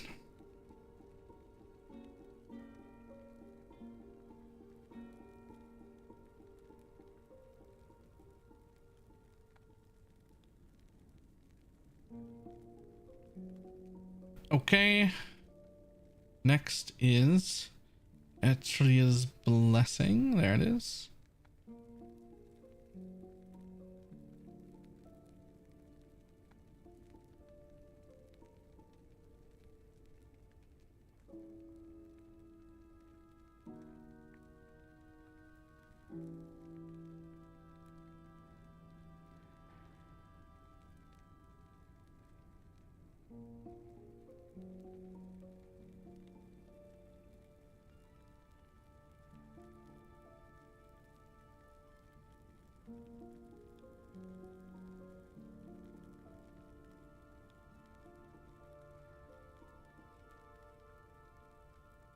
So what happens if you only, what am I supposed to do if this is literally all the points that matter and you literally don't care after that? What would, like if you'd never played the build before and it was literally so unimportant past 17 skills, would you rather they weren't spent, or would you rather I just made the decision for you? Because you can put fucking anything for the last few points in here. It doesn't, it actually, that's everything. I just built the whole tree for this skill. That's what you need.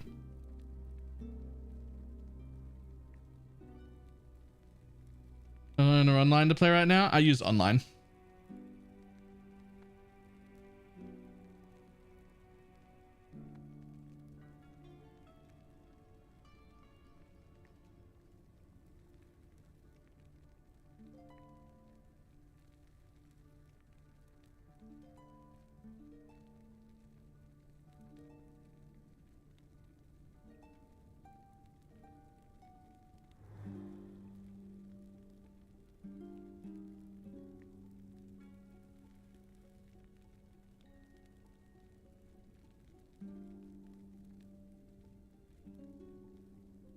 No build work is overrated anyway. Better off not leaving them with no idea. So for me, I just take these 3. It's like a little extra self-healing, but it's so unimportant. Like you could do anything with those 3 points. Anything. Like it's so very much nothing. Now, here's the biggest problem I've got. You're making build guide. Yes, absolutely. At the moment here, I just felt like I'm looking at his guide. Oh yeah. So here's the biggest problem. Right now, right this second, Ice Thorns is the last one, and it's quite decent. Decent's a strong word. It's decent considering our options. But our options are literally all trash. There are bad options and worse options for the 5th skill. This build only needs 4 skills. There isn't anything missing. There is no 5th skill we want. There are some decisions you can get away with using Maelstrom. You can get away with using like a few different minions that you can use. Right now, Ice Thorns is the best, but it's also trash. But it's gone. Any skills with synergy? So yes, but nothing good.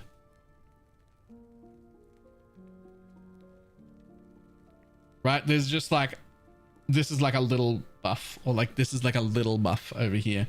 The one on max roll uses something that's not wrong, just not my choice. They put Storm Totem in here, and they use a unique that makes it so that you can summon Storm Totem on hit. The problem with that is, the reason I don't like it is it means they have to change their Spriggan form to come over here and make it so that they can do these, and then they have to press another button to summon that Storm Totem, and they also have to wear a unique relic to make it so that you have a chance to summon the Storm Totem on hit. What they get out of that is less DPS, because it's more DPS to just keep summoning Storm Totems than it is to do that. But then also they get 40% movement speed, which is quite a lot. So you can go faster with that version. But I don't like the idea of having to push another button. It's like a slight DPS down, and you have to push another button, but you do get 40% movement speed. It's not bad. It's just not what I want to do. But it's certainly an option. Right? And right now, I'm using Icy Thorns, which is the one that gets removed. And I'm using it because down here... Thorn Barrier... no, not there. Here, sorry. A chance to cast Icy Thorns when hit. Right? And more chance to cast Icy Thorns when hit. So you get a 40% chance when hit to cast Icy Thorns. Right? And then you come over here. Icy Thorns now creates a Thorn Barrier for 1 second before releasing your armor. So then we have a bunch of armor, and here for a bunch more armor, and here for some duration so that the armor buff stays up longer. And that's just automatic. And so that's what I do right now. But in 2 days' time, Icy Thorns is gone. It's gone. And I don't know what the fuck I'm going to use.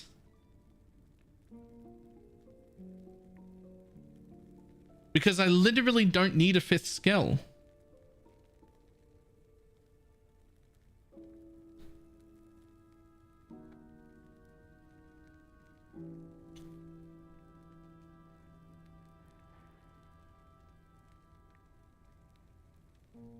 Like, I was hoping one of the new skills would be good. Warcry, if you full out as a backup, you never full out. It's unlimited.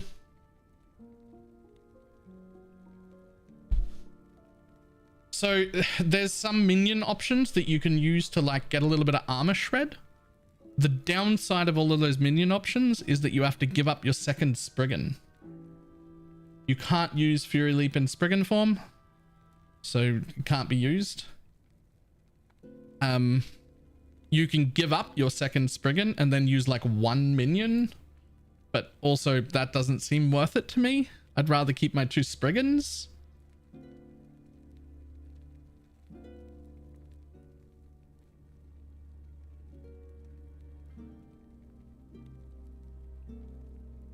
Is there anything else that I can auto proc?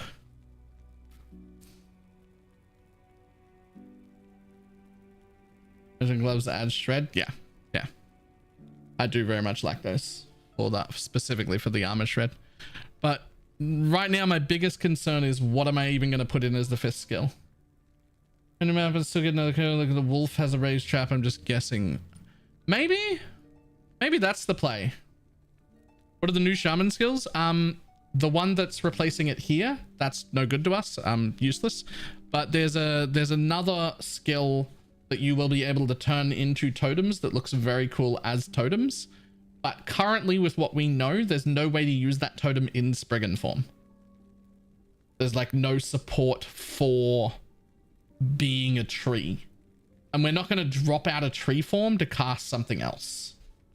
Because it's got like a cooldown on it and everything, and you would be out of tree form for too long, and it's just no good.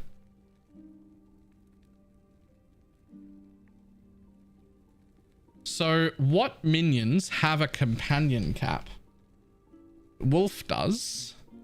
Over here. You can have an additional wolf. You can have one additional companion. This would mean I'd get one wolf, because I'd get one maximum companion.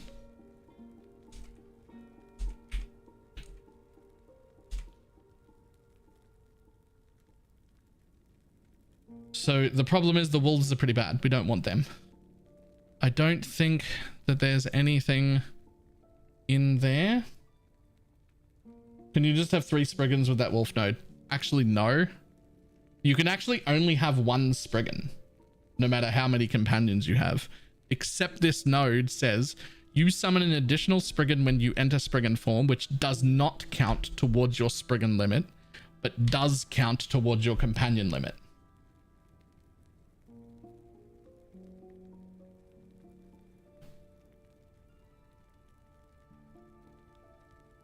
He's a bear.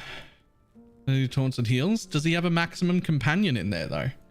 Like if he doesn't have maximum companion, then I still can't summon him because I have 2 Spriggans. Right?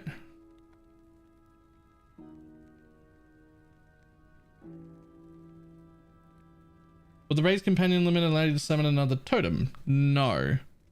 So totems are minions, but not all minions are companions. So minions are like everything from squirrels to totems to my Spriggans to bears, wolves, everything. They're all minions. But then companions are the active permanent minions. So any minion you don't have to resummon, those are all companions. Totems being separate things, and then the other ones that you summon that are temporary minions, like that Necromancer has and whatnot, those are still minions, but they aren't companions or totems. So.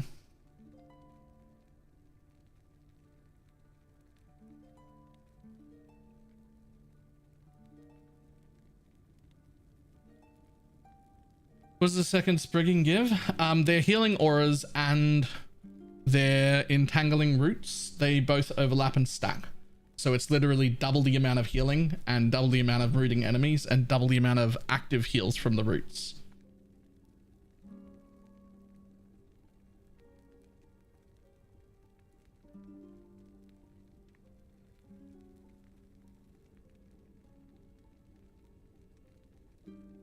They also heal each other, so they become like very, very tanky and rarely die.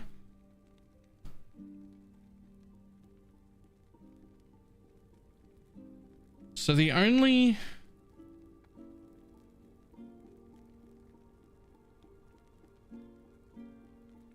I think the only minion that has +1 companion is Wolf.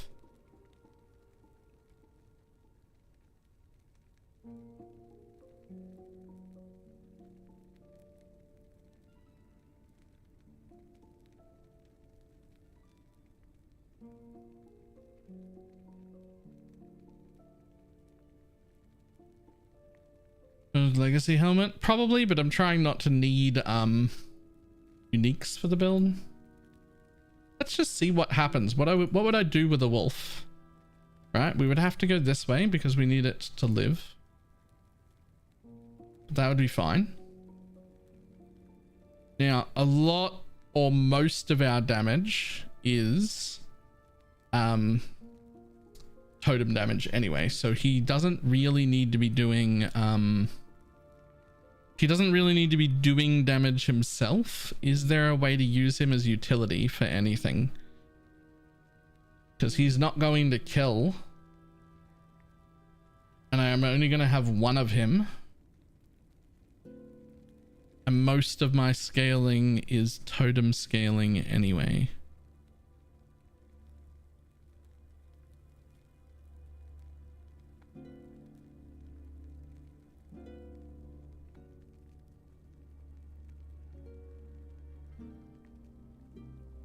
New companion equals wolf limit? Nope.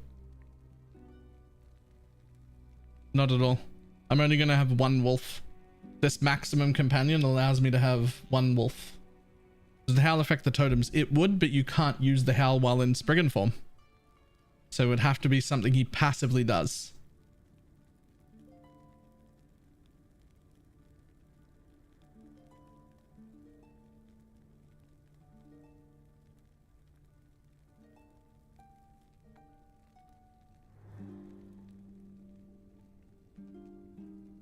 There is a howl on kill chance.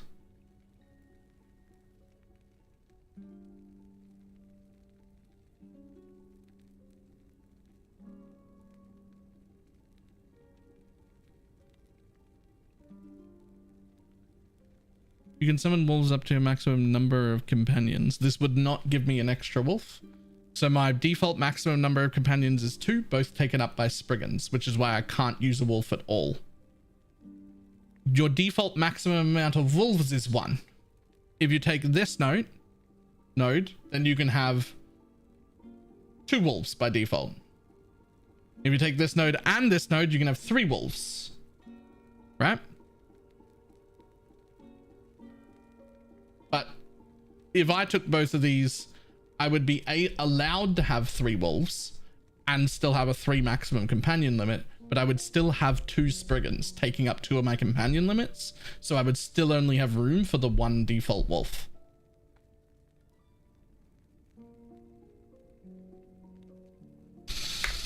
Hold the phone. If I was to get the squirrel helmet, could I use squirrels in this build? I could keep my 2 Spriggans. You can have twice the amount of your companion limit as squirrels. I would be able to up my companion limit to 3, which would allow for 6 squirrels. I'd be using 2 of them. I'd have 4 squirrels.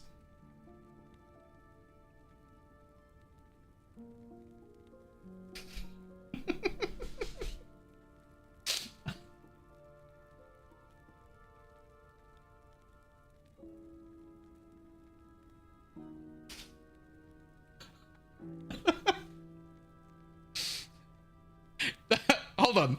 Could I have 4 squirrels and 2 Spriggans and my totems?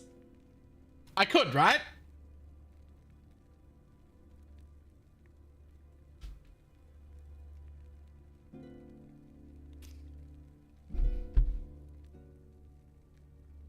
Let's find out. I don't even own a squirrel helmet. I can't test it.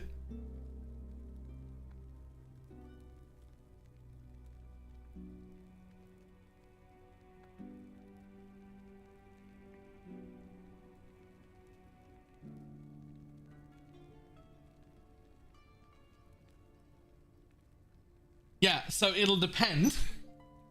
Because if you only get 2 squirrels, I think it's not worth it. But if you can get 4, I think it is. So it would depend entirely on how that works. Right? What are we testing? I could probably test it. Do you have a shaman? Or a druid, really? Either one? And a squirrel helmet.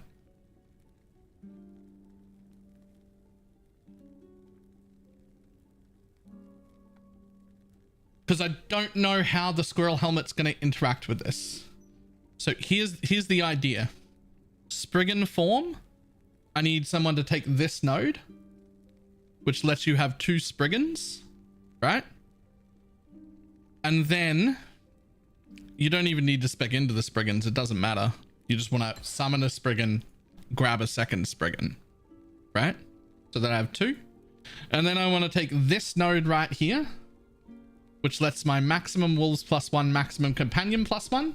And then I want to put on a squirrel helmet and find out how many squirrels I can actually have out when I have 2 Spriggans out. If it works the way I'm hoping, you get 4 squirrels. If it's working the bad way, you only get 2 squirrels. But it could go either way.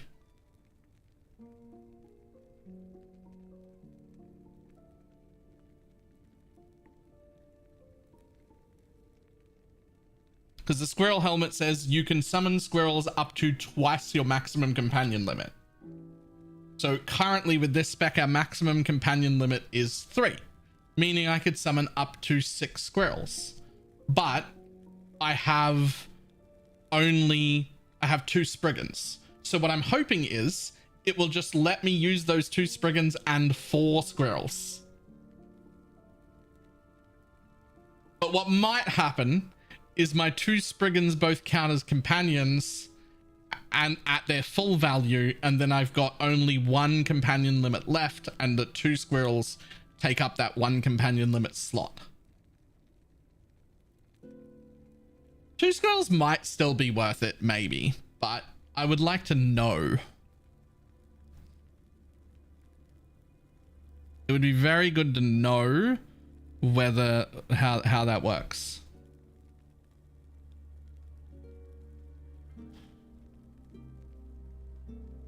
You can summon squirrels up to twice your companion limit. That absolutely sounds like 4 squirrels. Yeah, but I could see it working the other way too, right? Like it literally just depends in what order they're checking things, right? Like I could see it working both ways.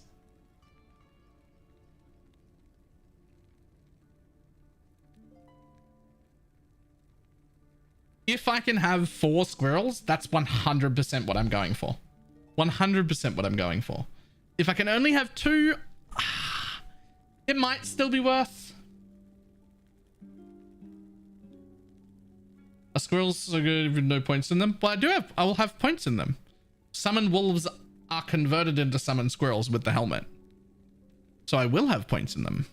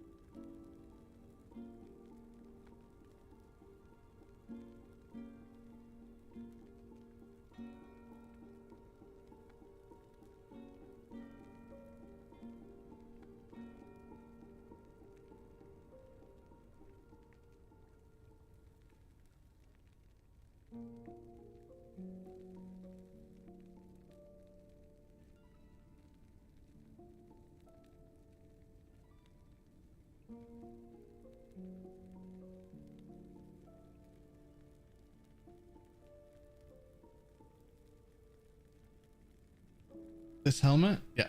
Hang on. Here we go. This helmet right here. It's got health, damage leeches health, which we don't use at all. Plus 1 to 3 to level of summon wolf.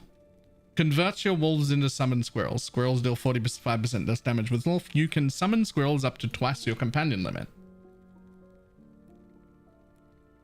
Chance to bleed on hit, which I don't really care about. Chance to shred physical resistance on hit. Huge. Huge. Like actually huge. They'd have shred physical resistance. Max stacks 10. 5% negative physical resistance per stack. So it's 50% negative physical resistance for trash. 60% less effective for bosses. So like 22%. It's basically 22% more damage on bosses.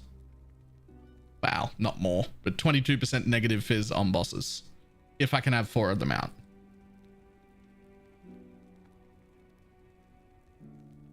And if you get one with some LP on it, you could put plus level of Thorns Totem on it as well.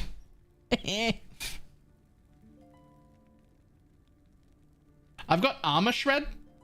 but not Fizz Shred.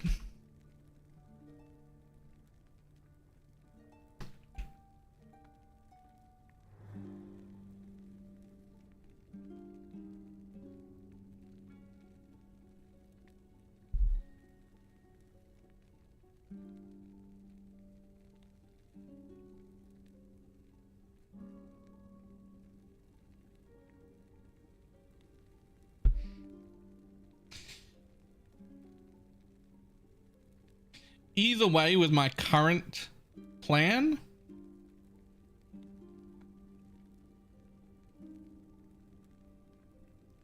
I don't think there's any better option than Wolf. I don't think this haste and howl thing is worth it. Just right now, my only real option is a Wolf.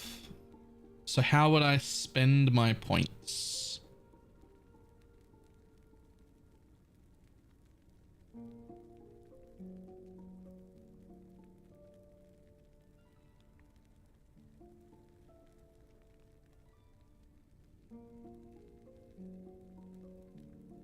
Should we play a game again? Nice. Here, because I'm scaling spell damage. So this would be better. I'm also scaling attunement.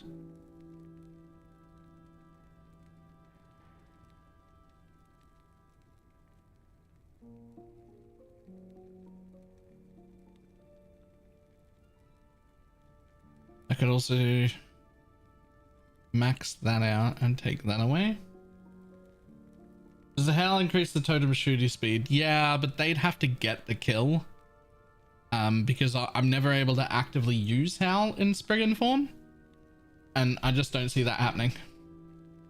Although, even if it did, it's only haste, which I'm also providing anyway. I have like basically a 100% chance to get haste for 3 seconds whenever I place a totem. So like the haste portion is irrelevant.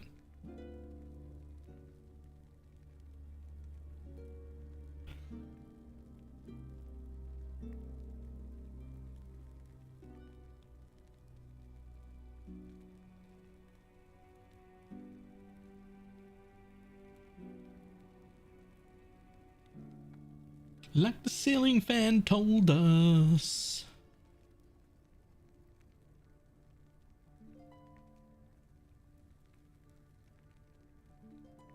Ooh.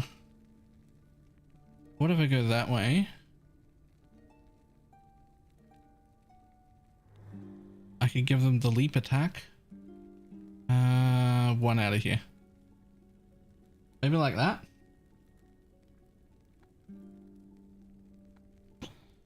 So at least they can be like really aggressive. Lots of movements. Well, he can be really aggressive. Lots of movement speed, decent amount of damage, health regen, and a bunch of lightning retaliation. Like it's something. Only for the helmet. Yeah, well, this is just if I didn't have the helmet, right? If I didn't have the helmet, which because that's one of the rarer uniques in the game, so it's not league start appropriate really.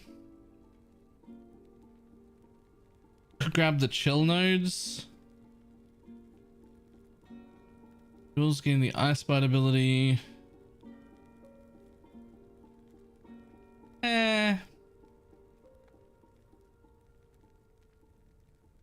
Jules have a chance to chill enemies on hit. Even if I max that, it's just a 40% chance on one minion to hit one thing. You shouldn't need to go right and left, do you?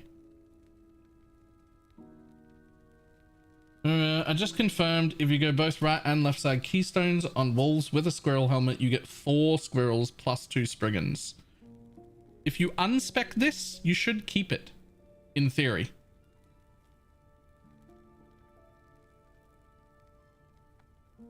Without the right, I only have 2. Okay, well, that solves that issue. If we try that, we have to take this. That'll be very interesting. I don't think that I should include squirrels as part of like the... I don't think I should include squirrels as like part of the build guide though, because that's an insanely hard, like it's a much harder unique to get. You're not getting that until endgame.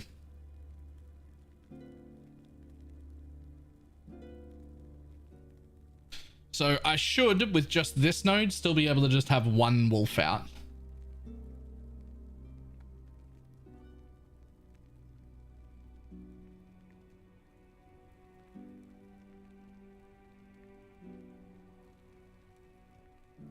It'll be a follow-up mid-cycle video. So the biggest problem will be you won't just need a squirrel helmet.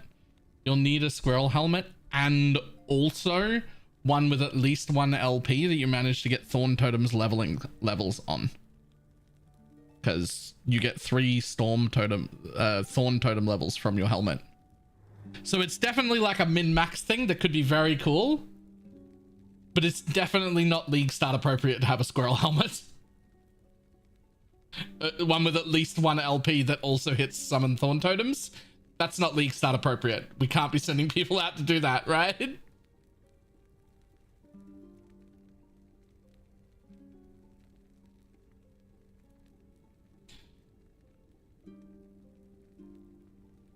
got a squire and a fake squire from the same mob. Nice.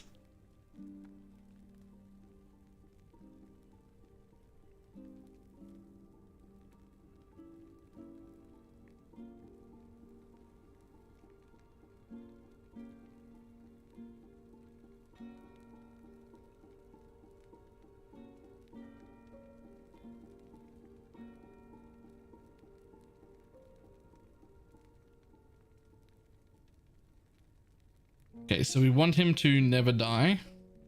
If we're going default, we're going to go like this, I think.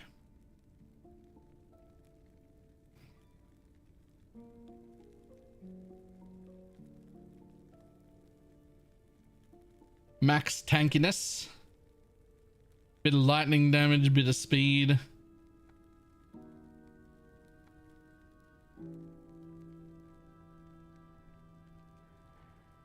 Weird, after respecking it.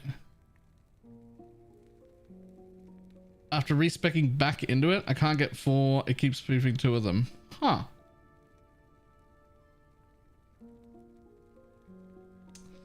Well, right now, this is the worst part about this build is that the 5th skill, even this, it's still bad, right? No worse than had to do bolters on it. Oh. I think it's like worth nothing this league.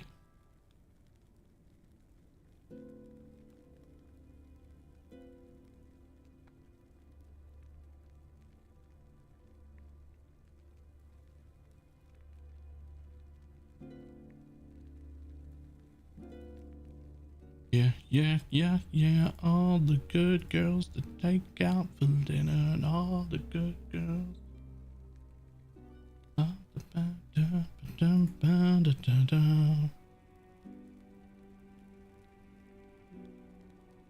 Okay, so right now there is literally no gear required at all. How do I even save this? Uh-oh. Oh, save and share. Huge.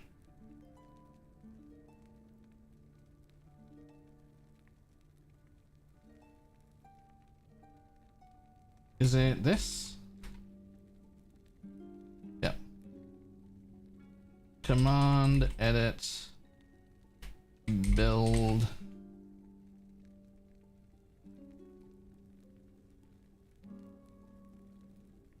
Copy this.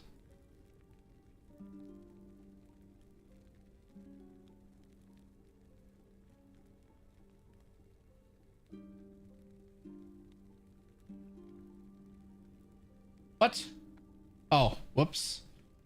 I was like, what did I do wrong? I see what I did wrong. My bad. I guess I should probably do that same thing on YouTube for the YouTube people. All 6 of them, I guessed.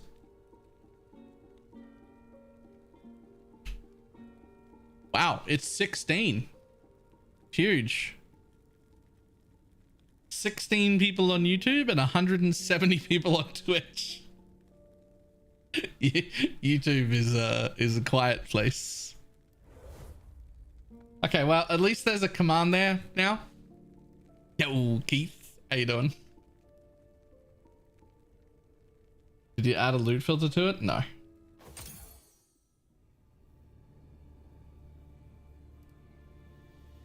We are few, but we are here. Hello. Hi, YouTube people. Enigmatic. Now, here's the weirdest part.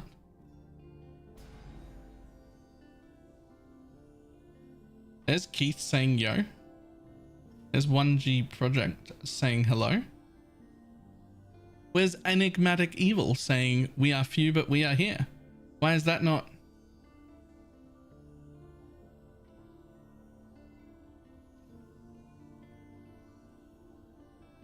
Easy solution? You made up that comment? I didn't though. I didn't though. It's just right there.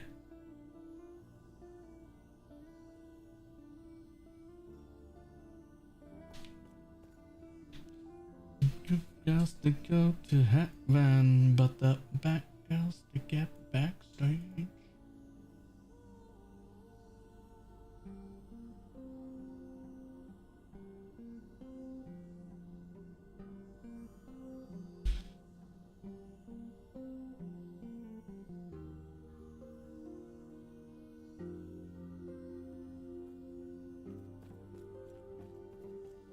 I'm in both places. I wonder if it even should be streaming on YouTube. Like half the YouTube people are in both places. Question about the aim capsules. How do you cast Thorn Shields on yourself? I don't. You don't have to, because we don't care about the Thorn Shields part. Whenever you cast Thorn Shields, you also cast Etra's Blessing. Etra's Blessing automatically targets the lowest ally in health ally in range. That includes yourself. You just don't worry about targeting. We don't care about the Thorn Shield itself. It's irrelevant. We care about using Thorn Shield in the way that it might proc the Blessing. And the Blessing will auto-target.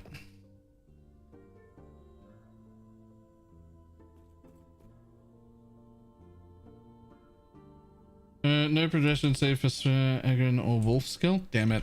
I will fix them all.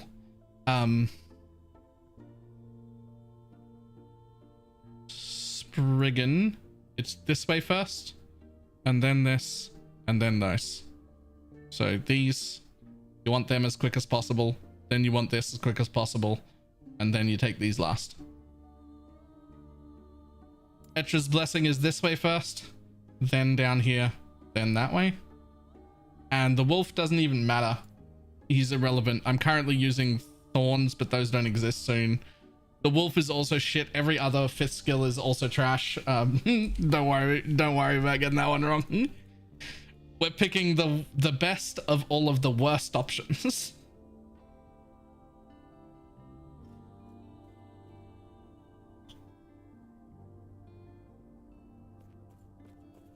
Good question about monoliths. Shoot, what do you got?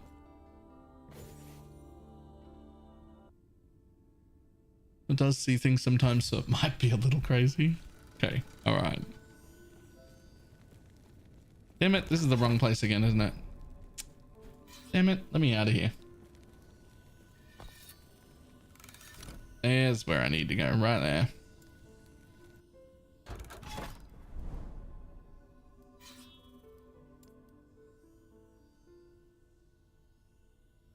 I've read all kind of guides and I do not know how they work. Okay, I mean, I can give you, so what are you familiar with? What other games?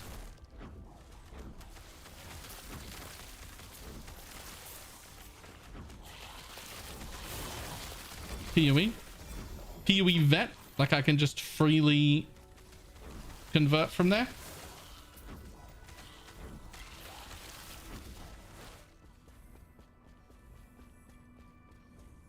Let me complete this one thing I'm in, and I'll explain really quickly how to do all those things, how that works. I'm probably just going to give you like the TLDR, because realistically that's like all I know or care to learn, at least right now.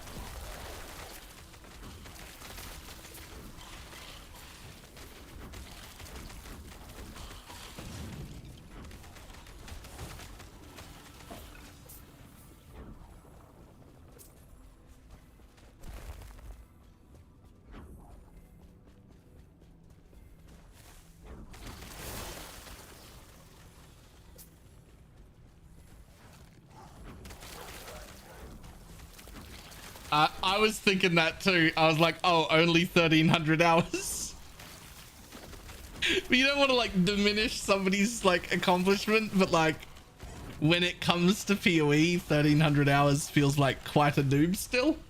Like I still feel kind of noobish, and I'm at like closing in on 30,000 hours. Isn't that fucking ridiculous though? That's ridiculous, right?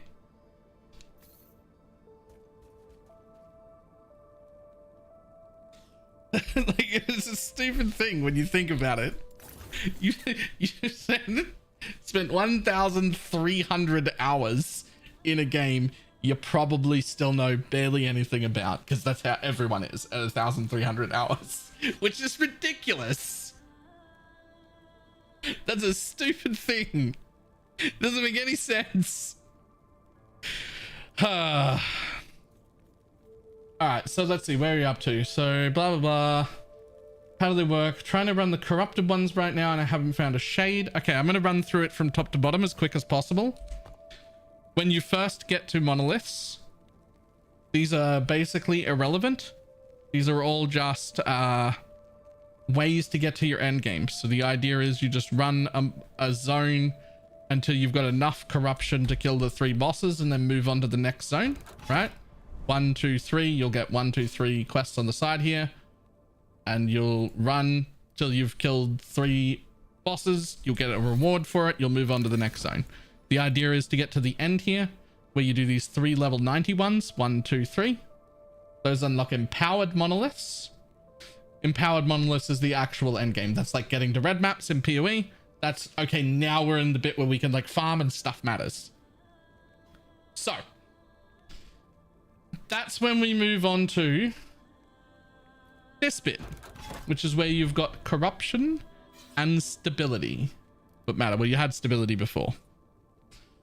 So the idea is the higher we push corruption, the more loot we get, and the harder the mobs get.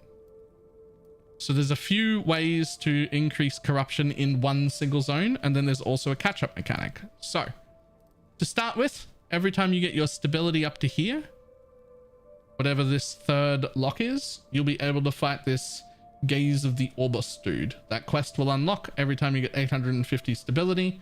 You can kill him. He's one of the boss men. That's good. That'll give you 1 Gaze of the Orbus. These nodes that look like this, they reset the echo web. So they reset it all the way back. They get rid of the web, put you all the way back at the start with just a little web to start around, but they also up the corruption. There's a few things that make that corruption more every time they reset it. One of the things is if you've killed this guy, the Gaze of Orbus applies here. Let's move myself so you can see where these things are. Get over here, buddy. Right. So when I mouse over this, you'll see it says resets echo web plus 14 corruption. That top number plus 14, that's for how far away from the entrance it is. The further away it is, the higher that is. So if I move to a smaller one, you'll see it's 9. It's a little closer. That one's 14. Right.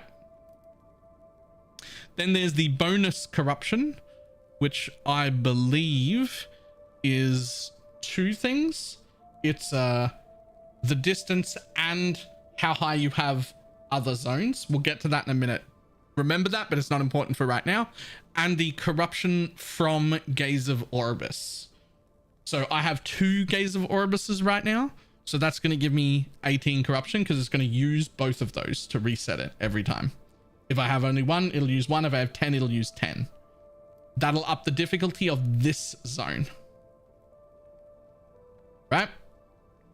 So we want to do that, but generally we want to kill at least 1, if not 2 or 3 of these, and then get one of these deep out to reset it and up the corruption as much as possible.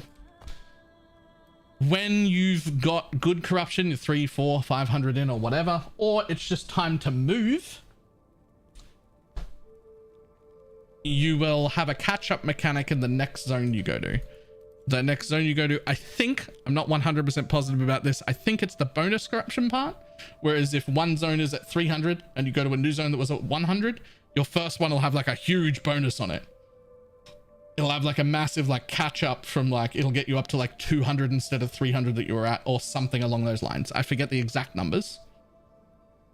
That doesn't mean stay in one place forever, but it does mean don't jump around all the time.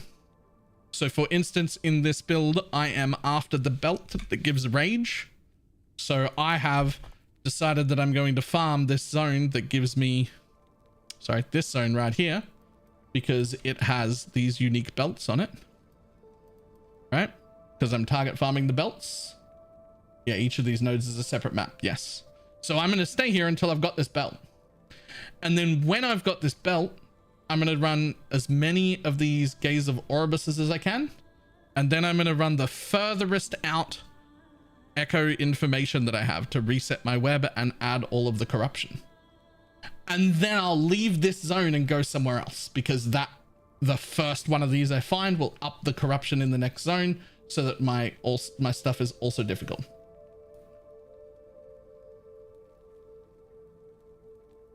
So that's how the corruption stuff works. None of that is important until you've made it to the end here and done these 3 monoliths at level 90. And then you walk back into the center here, a little bullshit thing plays, and then you can do empowered monoliths, which are the level 100 versions. They're the ones that matter. They're the ones we're talking about. Until you get there, you're just on progression. You're just trying to get to red maps, right? It's just take the path, get here.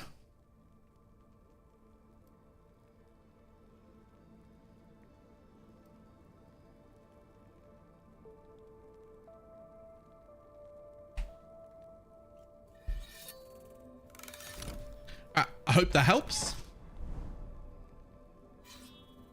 Let's jump back into the corner over here.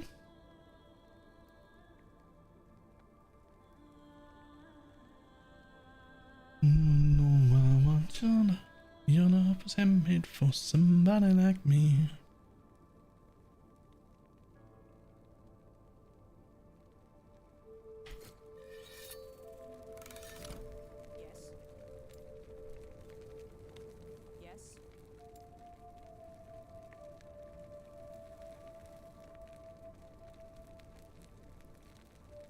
Empowered different monoliths got better rewards tied to them too.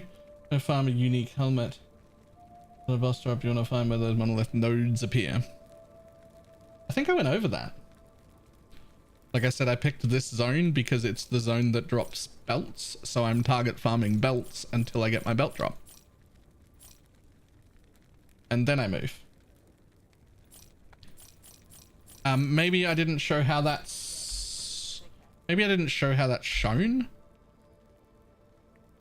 So I can't see it from here for some reason. But if you travel to an area, when you go to pick the legendary zone, level 100, it'll tell you what reward this zone gives. This timeline can have rewards that grant unique or set melee weapons, swords, axes, maces, daggers, and polearms. As long as it's a world drop and not a boss drop, everything can drop everywhere. But over here is where my belts are. Whenever you go to a targeted farming area, you will also get a lot more of these. So this area said has belts. There's these things that are the reward that will have a unique or set belt in the thing that like drops in the middle at the end of your map. And so I'm target farming belts, so I want to be here. If you were target farming something else, you'd want to be there.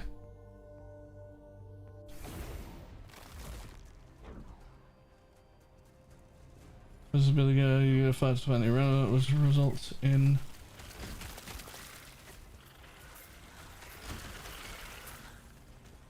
yep, nice.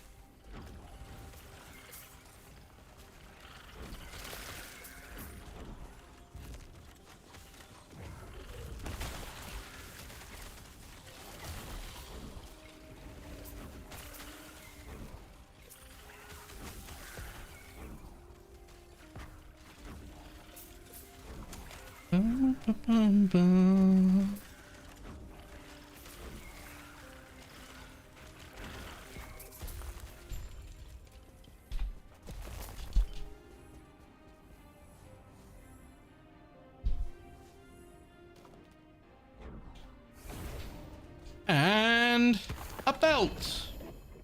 Damn, still not the belt I want though. But it's a belt.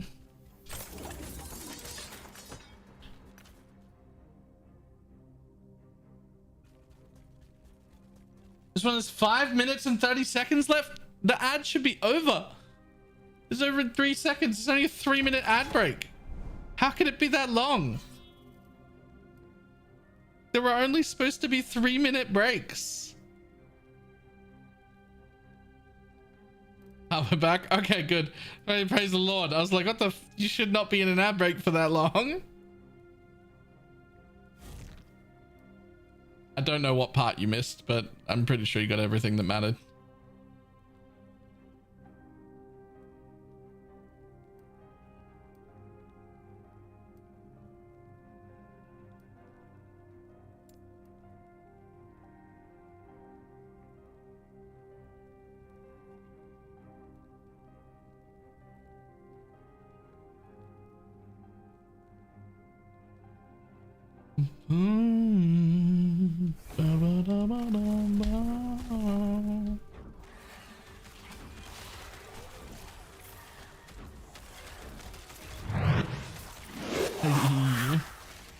Kamikaze Joe, thank you very much for the prime.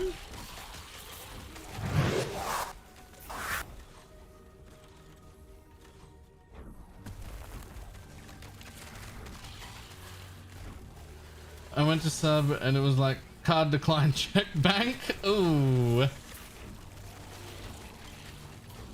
Don't worry about it. Don't worry about it, Blue Venom. Do not at any point feel like you have to sub for anything. I actually, despite wanting money and also being very, very close to the 300 cap, that if I fall below, I lose a bunch of money, doesn't matter. That's all my problem, not your problem. Anytime you look at your bank account, you have to, if you have to check, not even if you can afford it, if you feel like you have to check your bank account to decide whether or not you can sub, please don't. Everything will be free. You're not going to be treated any differently here. I don't like, if you have to check, please don't. Like, you'll be fine. I'll repeat anything if you're in an ad break. It's fine. Peter Carl, also, thank you very much for the gifted sub.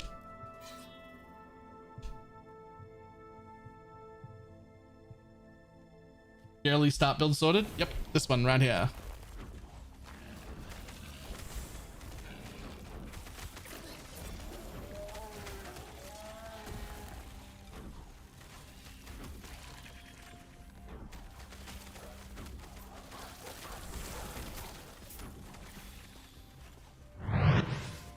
Yo.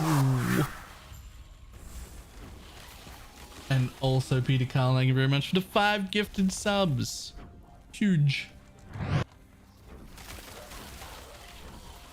5 randos enjoy less ad time. Nice.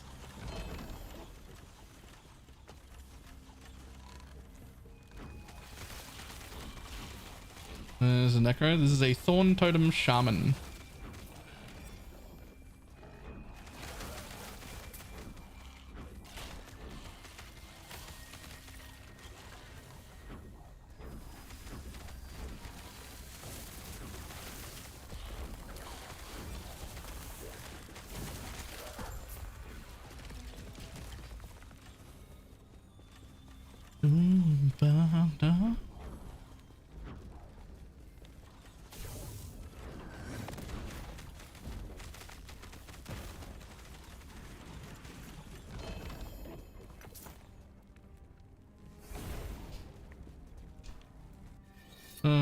Possibly. How a lot of people are with PoE. Are people bad with PoE?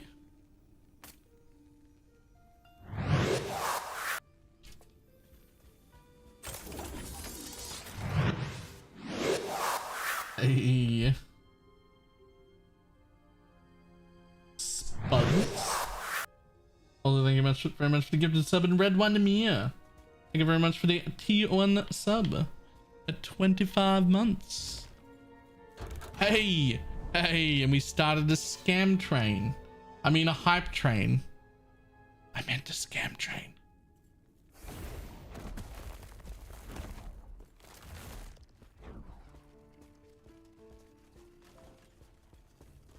Decent number of podcast people focus too much on the negatives. I feel like I do that sometimes too.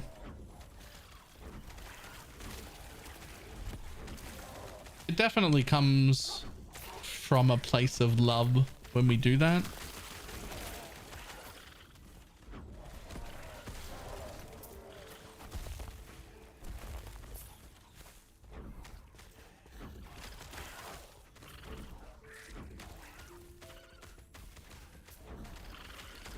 Definitely the way you do it rings differently. It didn't used to. That's a learned talent, but thank you. I'm happy with that response.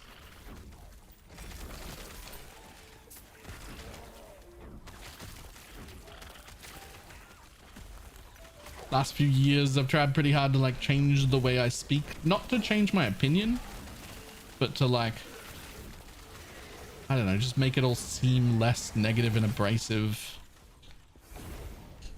so that it's received better.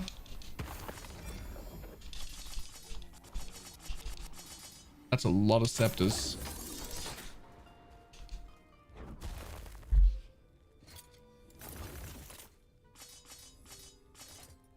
All right, what do you got? Anything I need? Take those.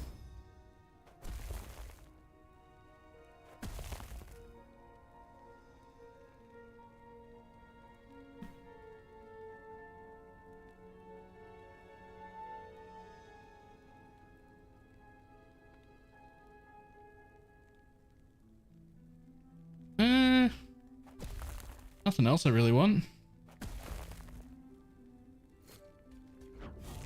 Yes. We get another build, eco of amplification with General's Cry. They don't override any aftershocks. Okay. That doesn't sound bad.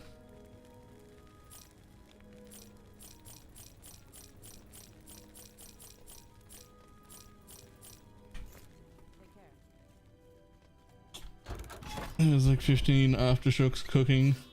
5 from 3 different sets of General's Cry. All right, nice. An arena, but it's rings and I want rings, but it's an arena. The arenas are the worst.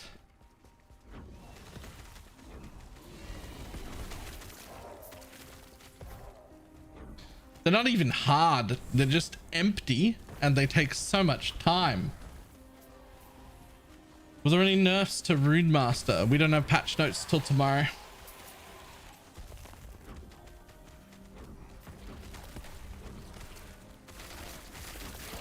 Was I shoot somebody out from God?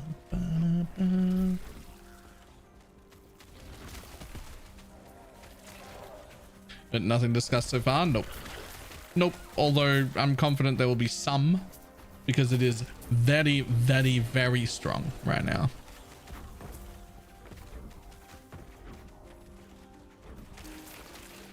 The suspicion is that it will probably still be great, but we expect some.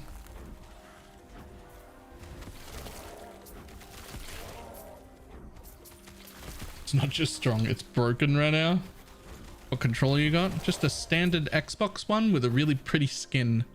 One of those like shiny blue and purpley reflective looking things.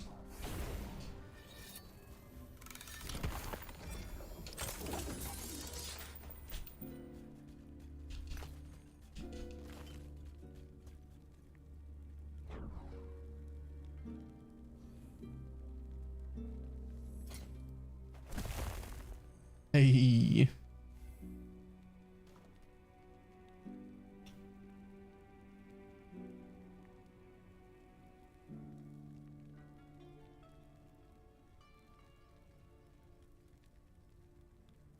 One of the Series X, or is there a difference? I'm going to be honest, I have absolutely no idea. I haven't owned a console since the PlayStation 2. It's whatever they sold me at like fucking Target or some shit. I just went in and picked up a controller. Wherever it was. I have no idea. I was like, that one will do.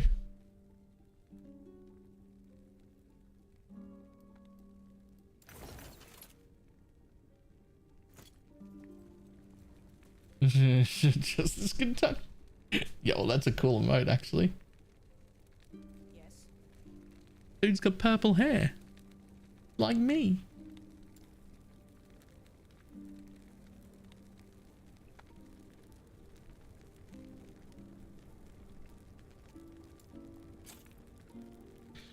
If I have to get a console, if I have to be a console dude, I would probably be a PlayStation guy.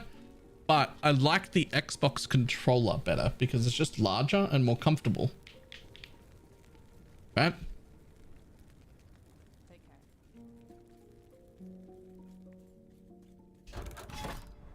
But even though I might like the PlayStation console better, but even then, I say I like the PlayStation console better. That's when PS2 came out. I don't know what the fuck happened since then in the console world. Like, I've got a PC. Why would I care?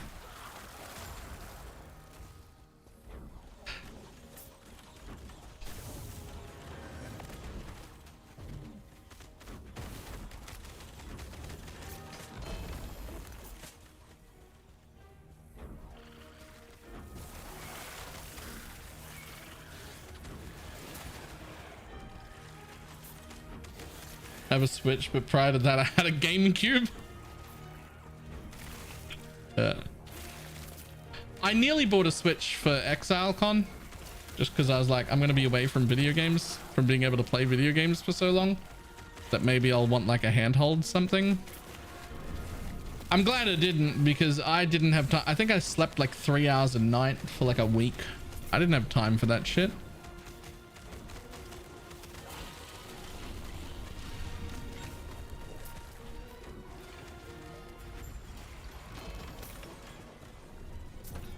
I don't know how big of a deal I made about it at the time, and it's old news now, and it's probably only important to me, but I'm really, really happy with how I managed the time at Exilecon comparatively to last time. I'm like really proud of myself, happy with myself. I don't know what the word is.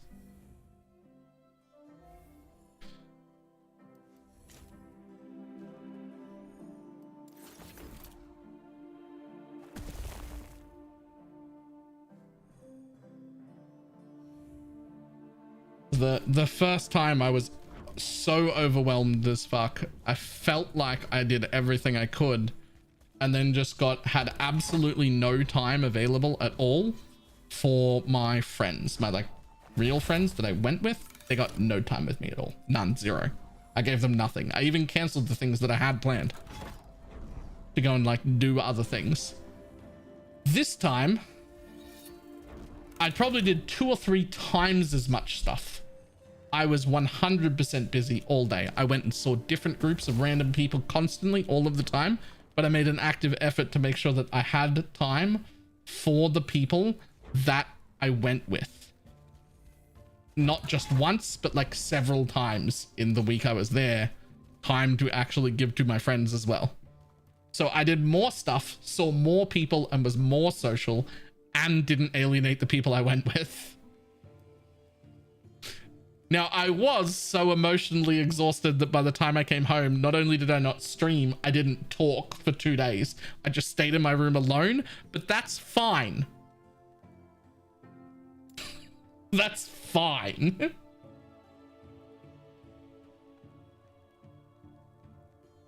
For comparison, I saw Balor more in the Exile 2, despite rooming with him for the Exilecon 1. Yeah. We shared a hotel with Ildris in Exilecon 1. And I think I maybe spent an hour total with him in the entire week we were there. And we're sharing a hotel room. The entire week. It was not good.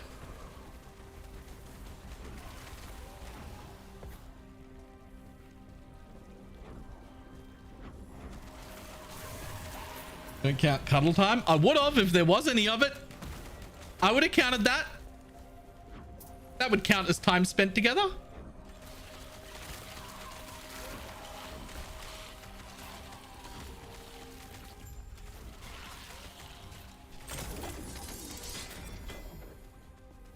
Who would not count that? I feel like if anything, you'd count that as quality time. Not just time.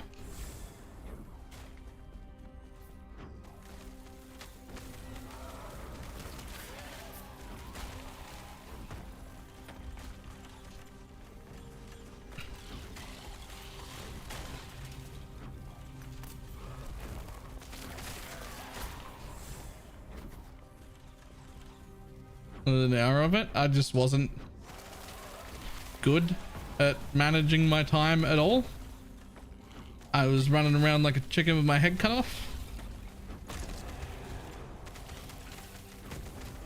I still don't think I'm good at managing time. I'm just a lot better than I was last time.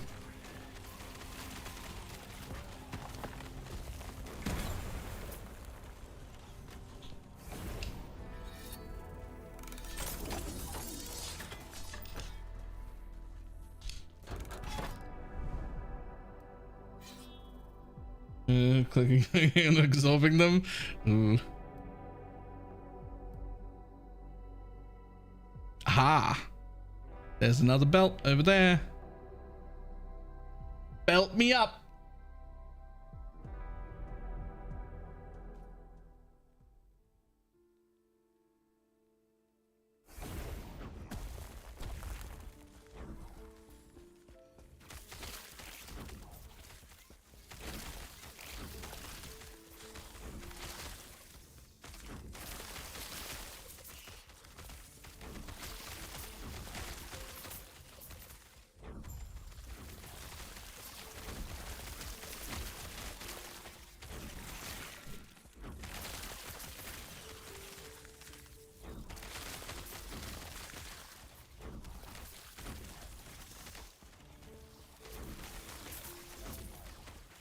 So don't go through gaming withdrawals. I advise don't do it.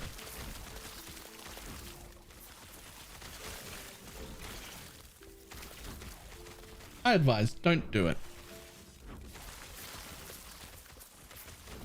Despite how much time I spend gaming,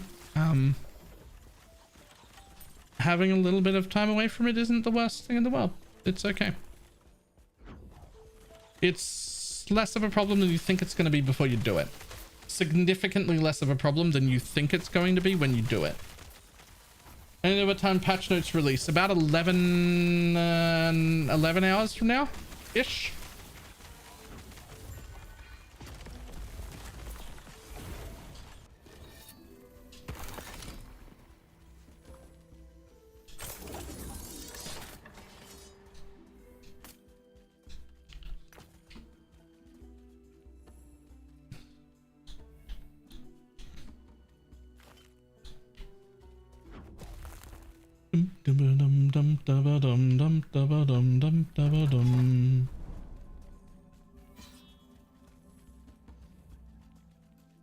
When are many of the bugs they've fixed? I know a lot. The answer is a lot. Whether it's all of them or not, different question.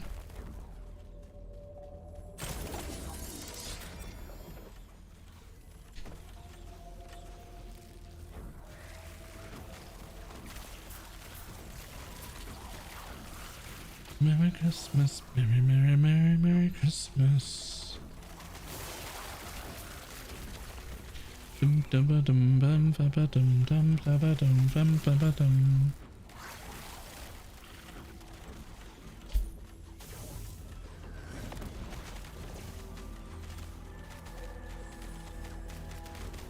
Do you know what weave as well as uniques? What does that mean? You know, it's February, right? Yeah, look, I just clicked on a PTX playlist and it's just playing random pentatonic songs. I don't generally like Christmas music, but I do generally like everything Pentatonix has ever done. So doesn't matter that it's Christmas music, it's Pentatonix singing.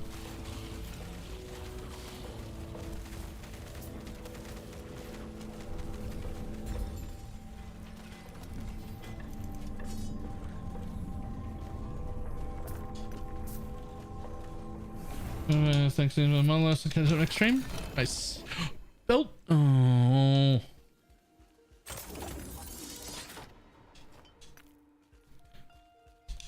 Boom, boom. Bum.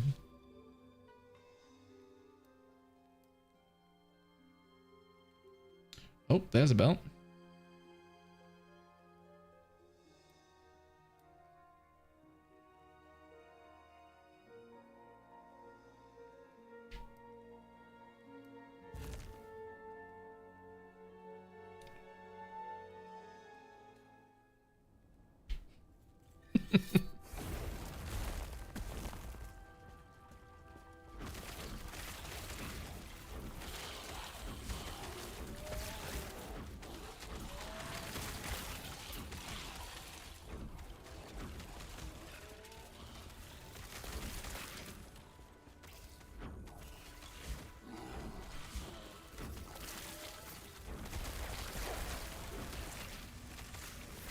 You gotta be careful clicking that OnlyFans link, because if enough people click it, there'll be a real one day.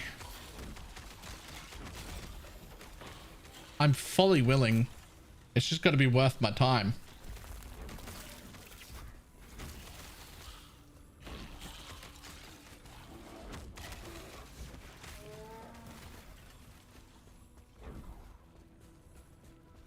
Don't believe him, he's a coward. Hey, there's a market for everything on OnlyFans.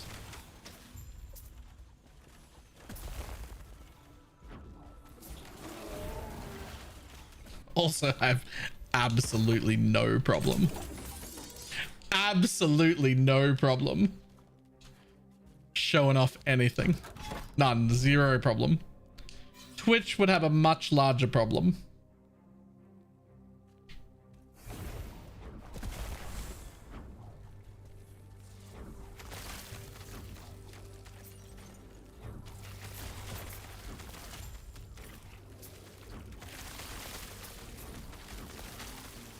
There's no corner of Taylor's heart who would not turn over for points. It's true.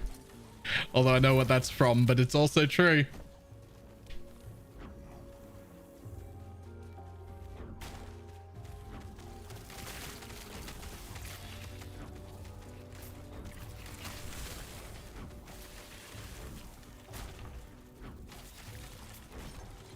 Brennan is so funny.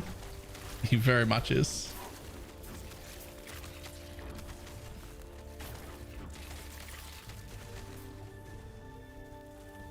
He also used the phrase cuckolding incorrectly in that episode, which I think would bother him more than anything else, that he used a word wrong.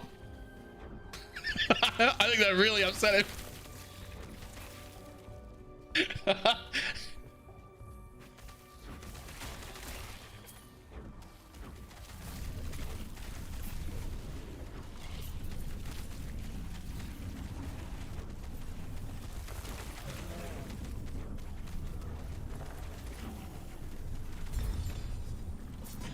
Everyone would be like, no time to rephrase. Oh. The build is pretty fast for LE standards, and maybe I haven't played in a while. It's decently fast. I wouldn't say it's like L Speedo build, but it's certainly not slow.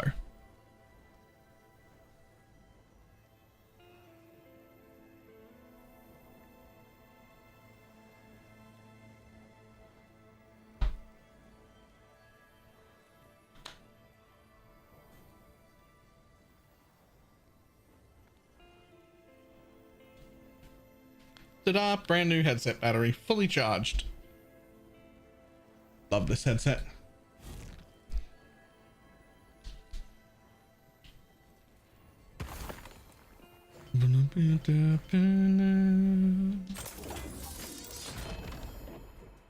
Beep. That is true.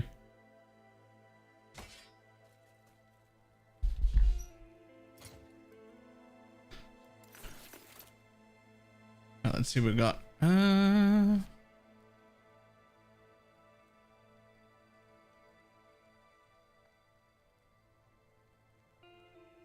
know you didn't switch it proactively. No, I did. I didn't have to turn it on. Oh, I mean, yeah, I swapped it once it started beeping at me. How would I swap it before it starts beeping at me? What am I gonna fucking magically intuit? That's what the beep's for.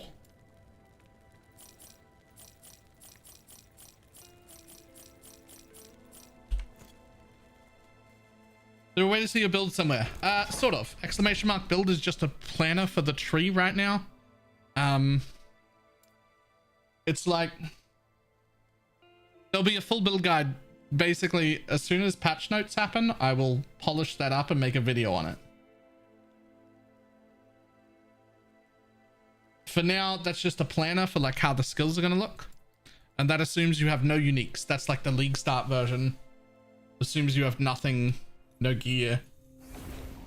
None of the uniques that we would want later on. Everything, all of the options and all of the things we would want will all be covered in the build guide, which I will do tomorrow. As soon as we have patch notes, just in case something's wrong.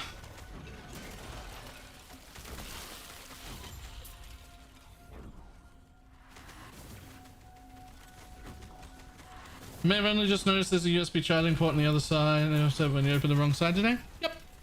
And if you use that, it will also charge the battery that's in the headset currently, and it'll stay live the whole time.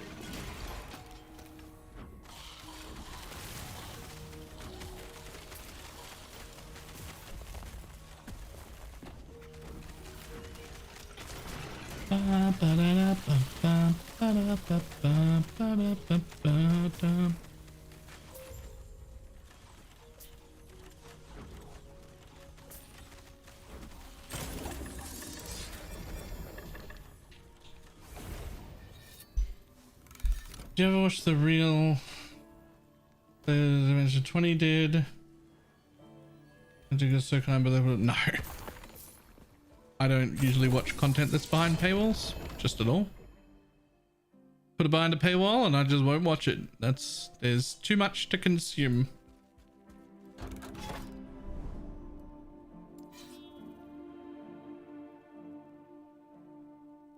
Go over the early post today. I did. About 25 minutes into the stream. You get your bell yet? No. It's not on the list of most common uniques. It's not super rare either, but I don't expect it to drop like instantly. So it's okay.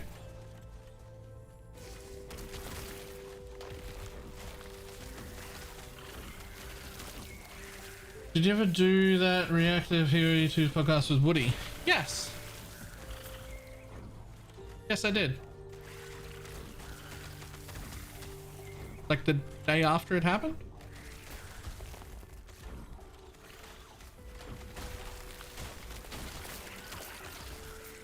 Warning, if you go looking for it, it'll add 30 minutes to the watch time because I keep pausing it and interjecting with my own dumb opinions.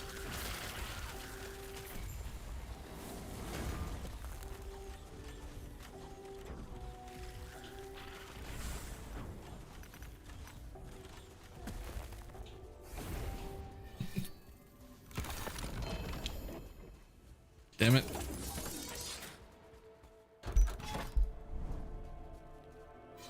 Just couldn't find it in the thumbnails. Yeah, all the thumbnails are the same, eh? I don't really change the thumbnails. I'm sorry.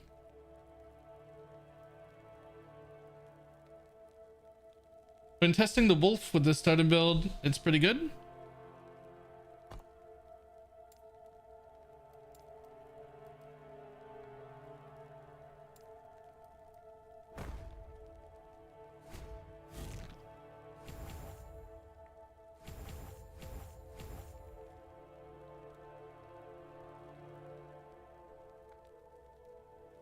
Stormcrow's going away. Stormcrows only get used to level until you can be 2 Spriggans.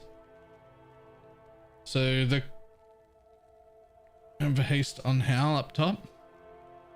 So the issue with haste on Howl is that you gain haste when you place totems. And that haste applies to your totems as well. So it just doesn't do anything. You've already got it.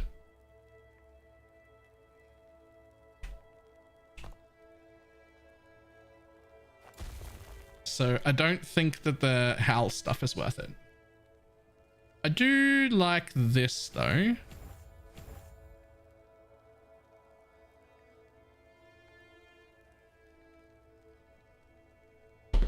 And I think it's worth taking the max life and the armor and the leech to just like keep him alive.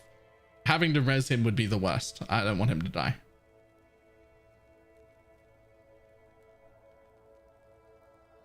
Then I think attack and move speed maybe?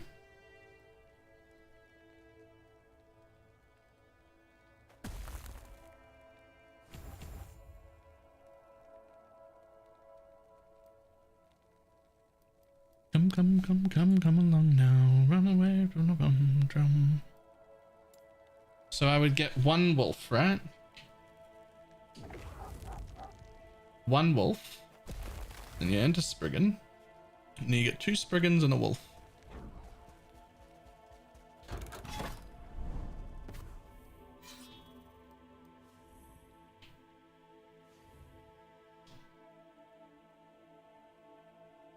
I think there's a lot of damage, but any debuffs like Shred would be useful. I wish he had Shred.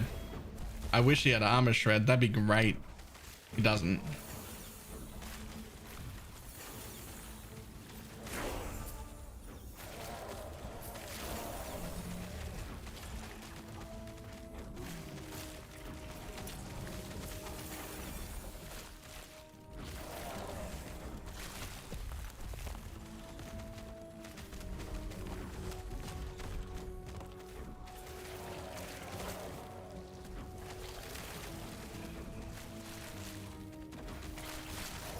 That's actually one of the reasons why I was thinking about the Squirrel helmet, is because if I can get 4 squirrels, those squirrels come with like fizz resistance shred.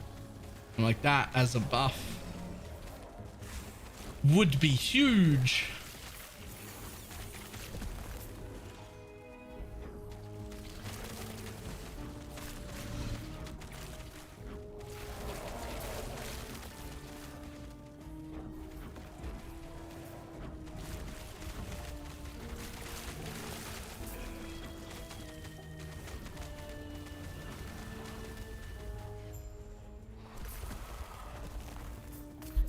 I didn't think they'd said how they were nerfing it yet.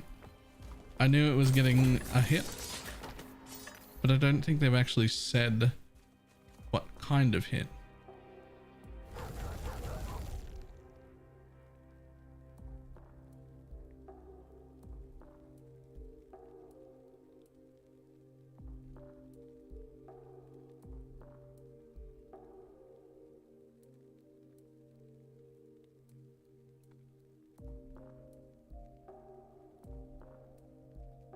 I think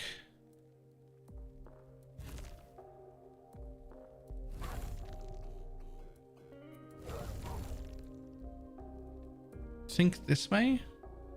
Get leap attack. So at least he can be like in there.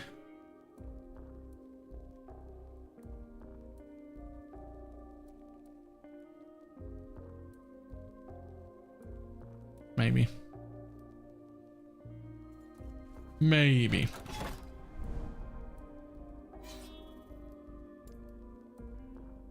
Oh, I can kill this guy again.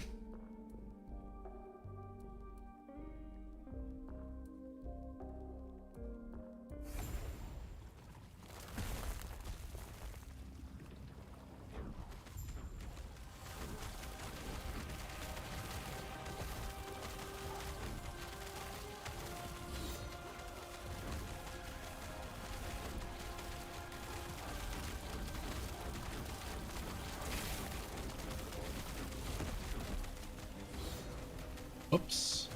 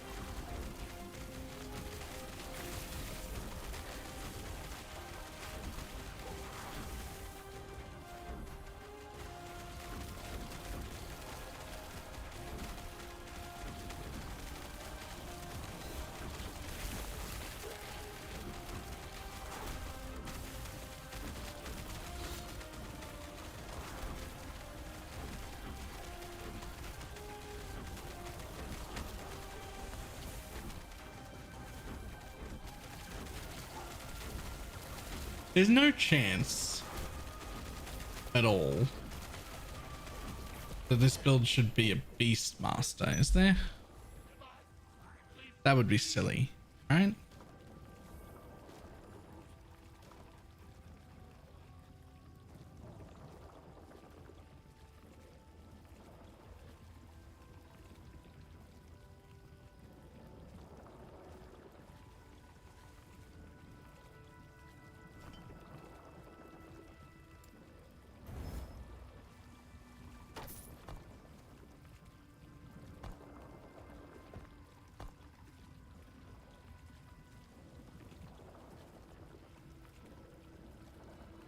Be getting exclusively from Shaman.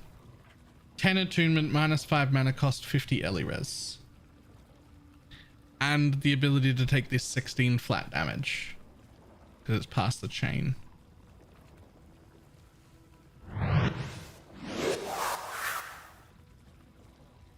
You and your minions deal 50% increased melee damage. Gross. But it does come with a companion limit. Yo! Alexia. Thank you very much for the 2 gifted subs. Yep, I thought that would be the case. How you doing? What's behind the chain? I don't think anything I care about. Dodge. Minion poison chance. Meh. You gain health and have a chance to get aspect of the shark whenever you kill an enemy. Nope. Nope. Nope. No. Another max companion though.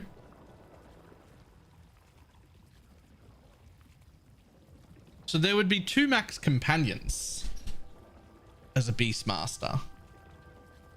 But that's pretty much it. Unless like this guy had a, unless the raptor like has some tree that's absolutely fucking insane, I don't think it's the play.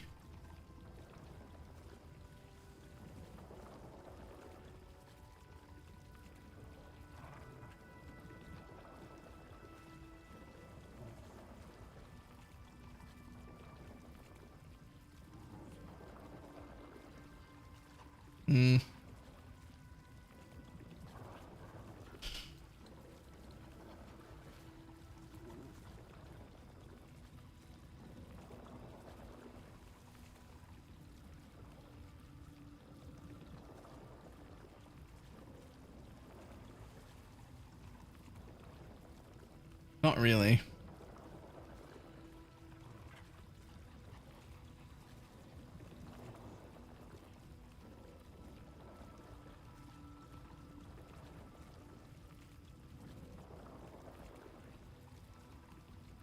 Like, they're pretty good, but nothing worth giving up Shaman.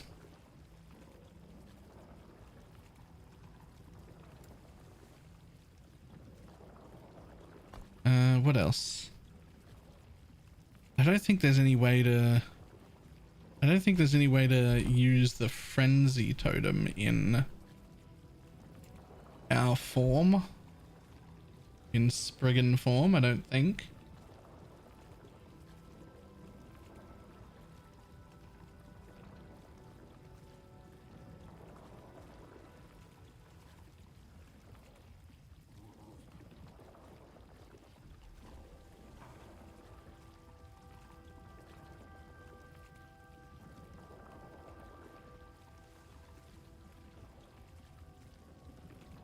Nah.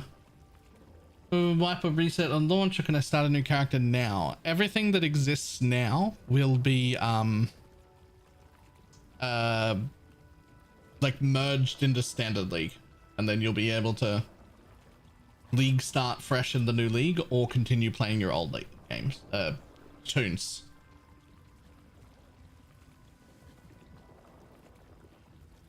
Stuck the little claws in. No, we'll still be back on PoE.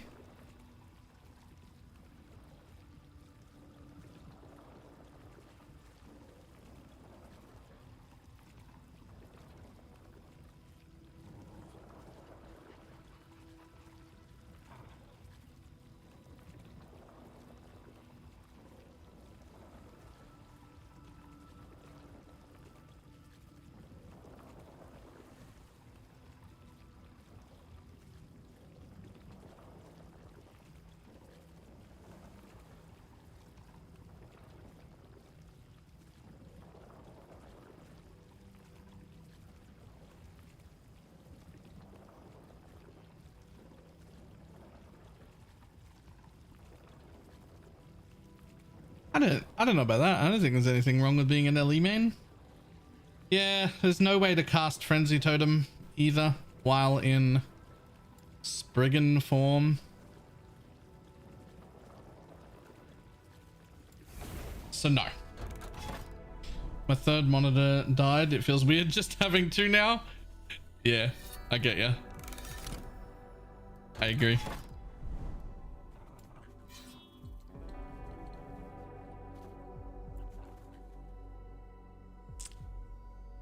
Is it weird of me that I'm considering getting a 5th monitor? Like, am I starting to be greedy at this point? Is it a problem?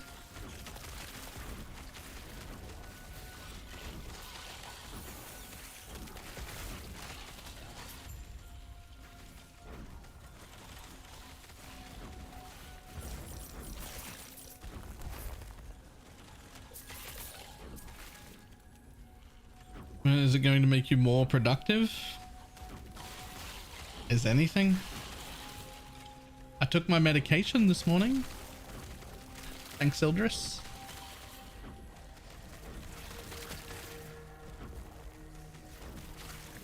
Is your graphics card hung enough to handle a 5th monitor? I mean, yes and no. It is, but only because I'm using 2 computers.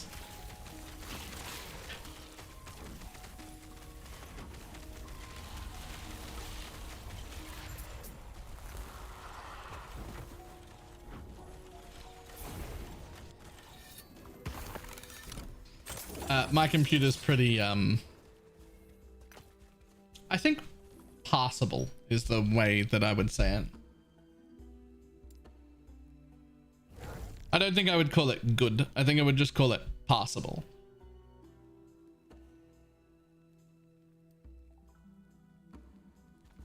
But here's the thing though. I feel like I only have 2. Because over here on this screen is OBS and all of the stats and like subs from both YouTube and Twitch and like all the information I could need to not miss. And over here is like 70% of my screen, 80 maybe even. It's just stream chat, and in the bottom there is just Discord. So between OBS and stream chat and Discord, 2 monitors are gone. So it feels like I only have 2 monitors. Like I only have 2 that I can use.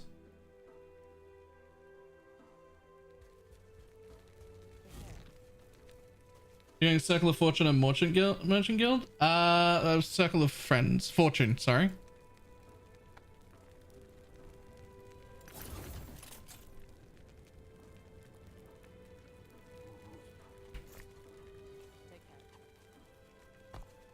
You're not sold?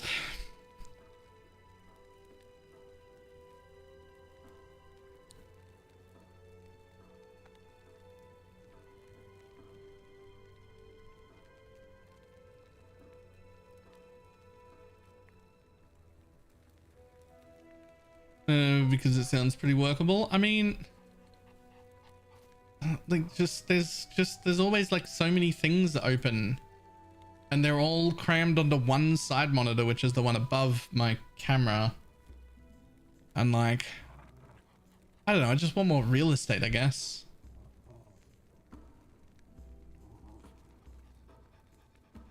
It sounds like you need more distractions. When do I ever miss stuff though?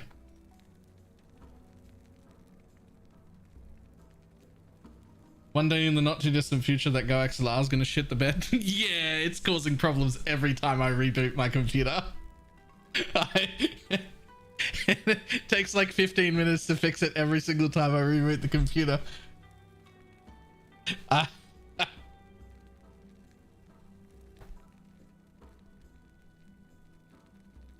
This is not the Elgato. Well, I can't. It doesn't have a way to set up dual PCs properly. The GoXLR is still the only thing that works with the dual PC setup properly. The only thing. There's no replacement. Yes.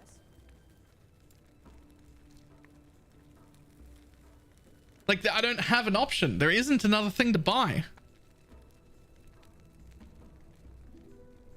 There 100% is. There 100% isn't. I've looked for hours. Other people have looked. They've linked me things. I've looked at them. They don't work. They don't cover all of the needs that I need. The GoXLR is the only thing that works properly with 2 computers.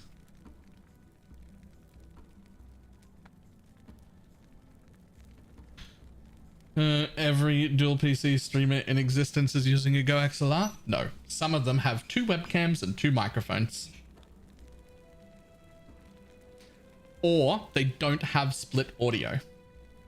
Or they have to run OBS on their main computer as well as their stream computer and use it to input over the local area network all of the browser alerts onto their main computer so they can hear it. Those are the 3 solutions. You either have a GoXLR or you do one of those problems. both of the other solutions are significantly more expensive. But yeah, that's the 3 ways.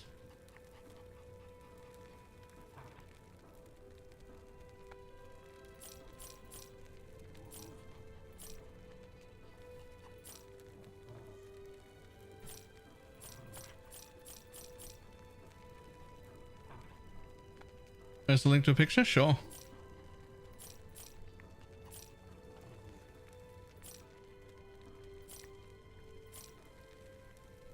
What do you got?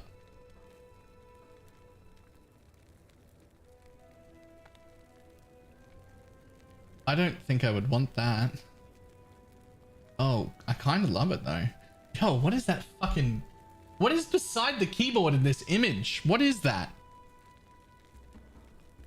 What are these?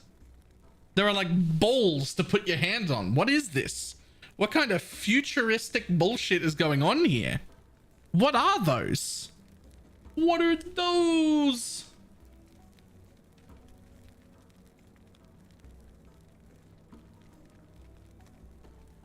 No, the split keyboard's fine. I love that. That's fine. Guy doesn't know about the 3 seashells? Just start taking a bunch of tickets. I know what you're on about.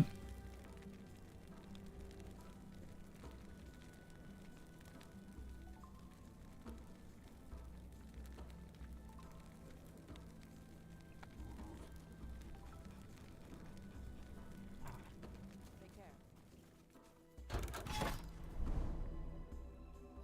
All right. So the things that I need, let's see. So there's a few things I need. I need to be able to, on this main computer, right?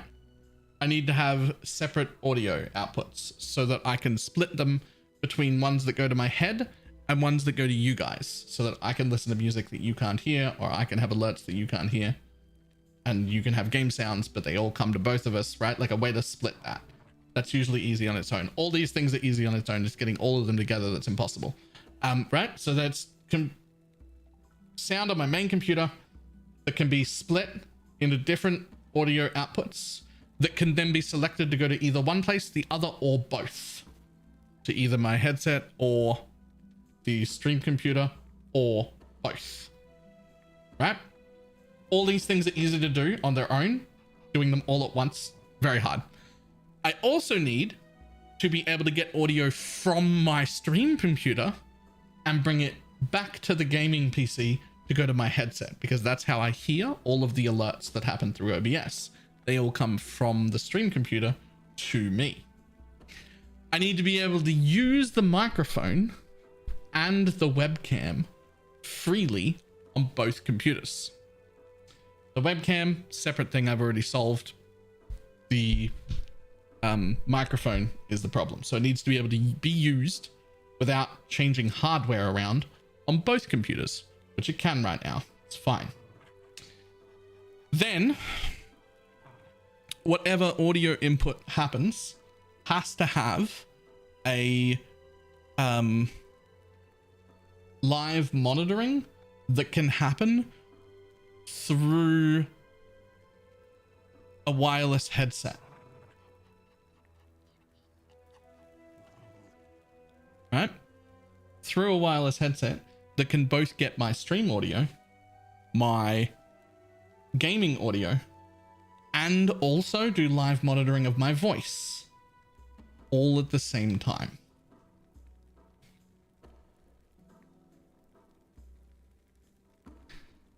As far as I can tell, the Go XLR is the only thing in existence that does all of those things. And the company that makes the Go XLR is shut, and their software is no longer getting updated, and it's already out of date. It's been shut for a while, and it's already causing problems, and it is no longer being maintained, and it will be a problem at some point, and I don't know what I'm going to do about it. This is the other game to the gaming headset. Goes out of sync. It goes out of sync by like up to even half a second and is horrible. but also I use this headset to connect to my phone with the Bluetooth.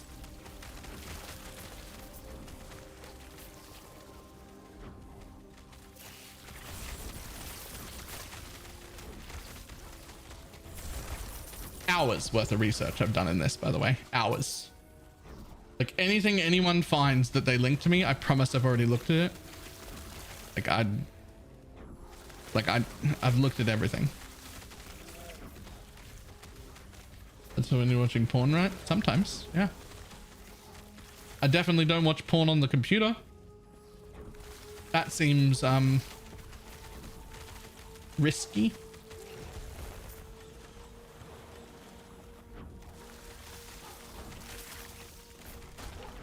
Yeah, headset to phone. Or if no one else is home, just straight from the phone audio. Let it play out loud.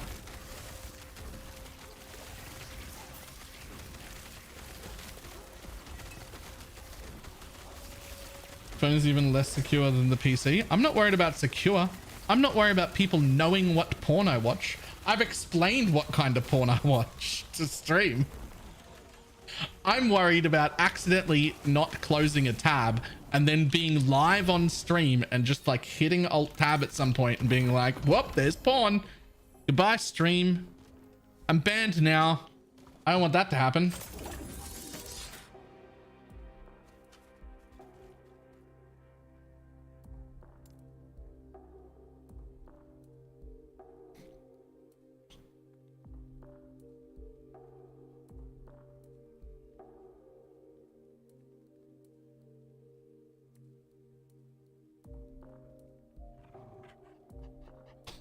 Nice.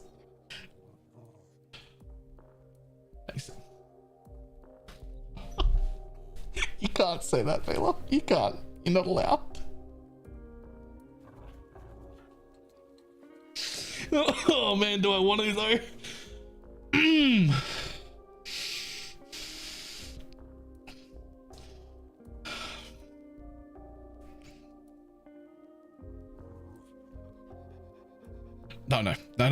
No. Nope. Be quiet, Bella.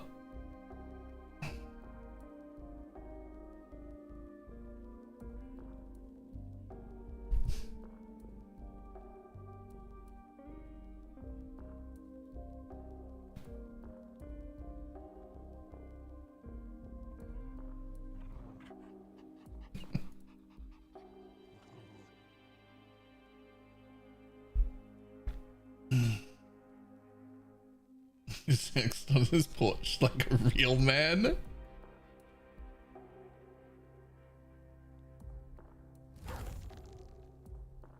Up the octave. Go for it. Berries and cream, berries and cream. Double bell, I'm a little huge. lad who loves berries and cream. Easy peasy.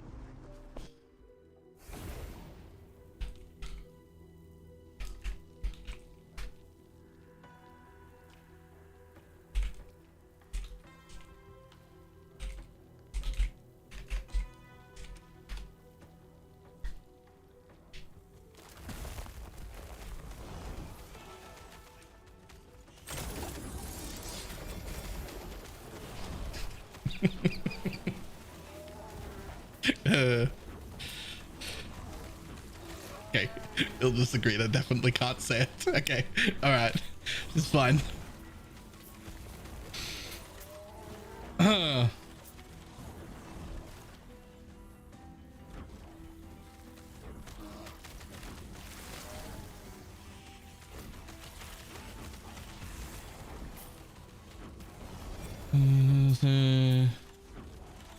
Is he?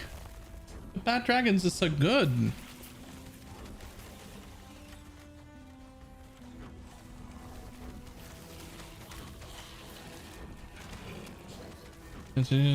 No, I'll go with Adam and Eve. Adam and Eve is still pretty good as well. Those are going offline 24 hours before launch. Yes.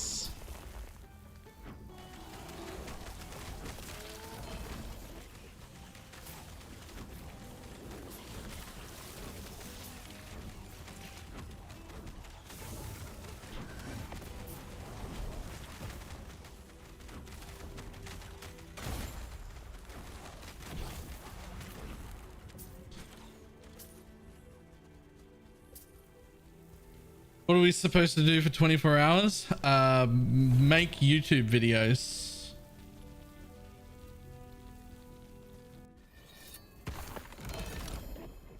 No! Give me my belt, you piece of shit!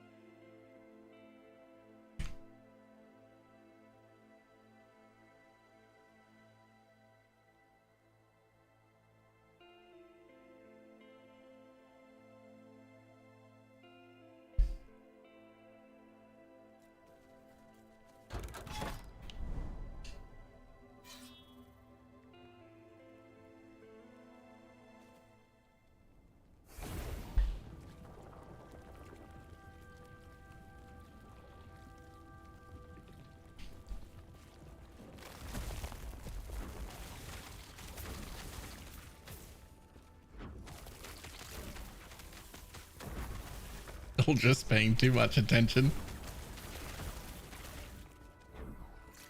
I just typed a sentence so I could copy paste it. And he noticed me typing in Discord. Stalker.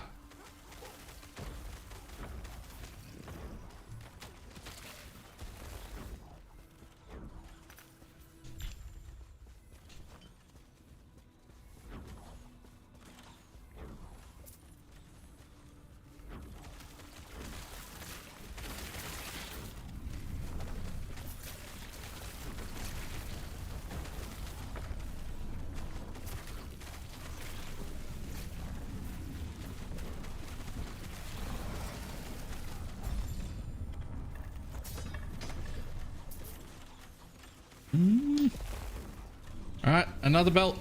Let's go. Give me the belt. Damn it. Damn it. Give me my belt.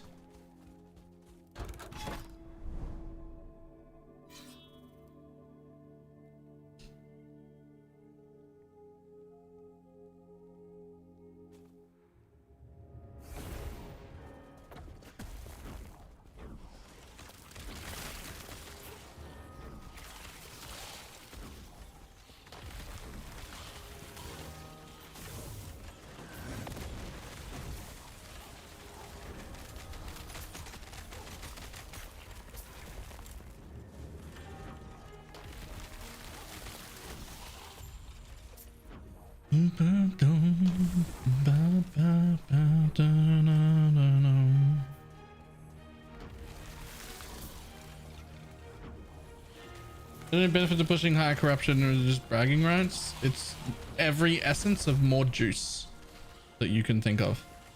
More loot, more shards, more exalted drops, more uniques, more XP, more difficulty.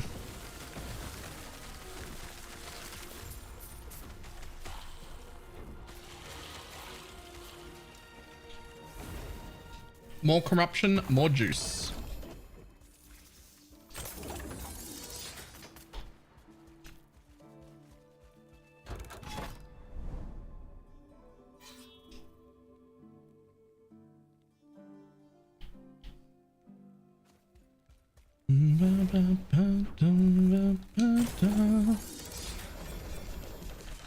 Ah!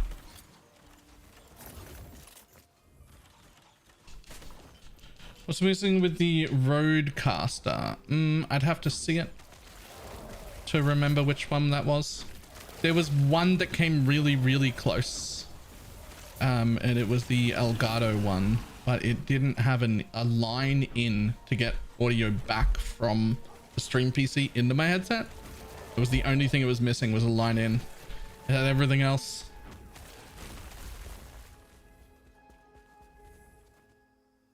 Which one's the roadcaster? Oh yeah, this one.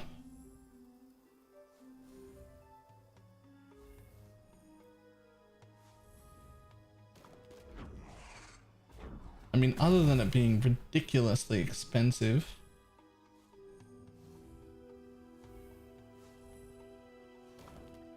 There was one thing missing from this, and I can't remember what it was. I would have to start watching the YouTube videos on it to figure out what it was again. I did see this one. We did look into it. It was close. It's missing something I need. It's missing something I needed, but I can't remember what.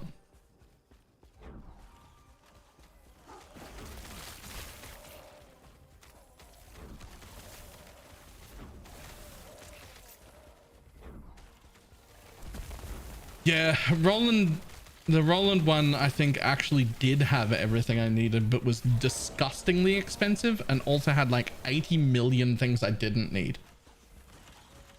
Like I'd be paying for a whole lot of stuff that I actually just don't need. So I do have a solution in my head. It's just a solution I can't afford to do yet. It's been over 10 years since I've had like a good PC. I just have like passable, like, yeah, this is okay. And like, I have to split PCs to be able to stream so that I can not put my current computer under too much stress, shit like that. The current plan is to just save up money and buy one good PC and just go back to a single PC setup. Build a really good one that can handle everything, and then I don't need all of this extra shit. I can just use the Elgato one that's really cool. I won't need any of the back and forward shit.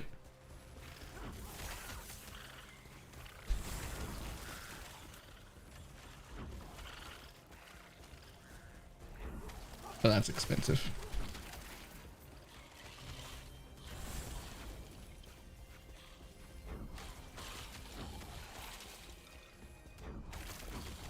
Try and get them Starforge people to sponsor me and send me a PC. That'd be sweet. That'll solve the problem.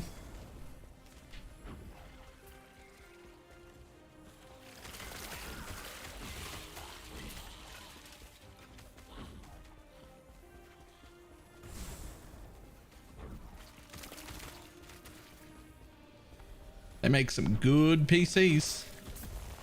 Wouldn't mind one of those.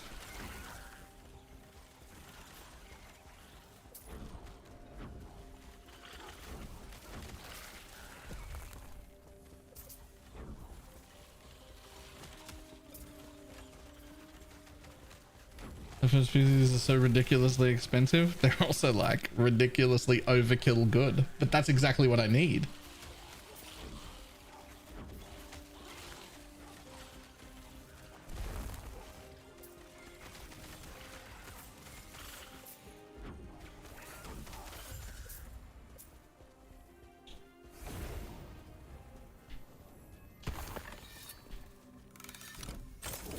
For now, I've put it in the category of later Baylor's problem. Because for now, yeah, the Go XLR is playing up. Yeah, it doesn't have any more support. It's never getting updated again. But it only takes me like 15 minutes to fix it and make it work every time I reboot my computer. So like for now, it works. Sort of. For now, it sort of works anyway.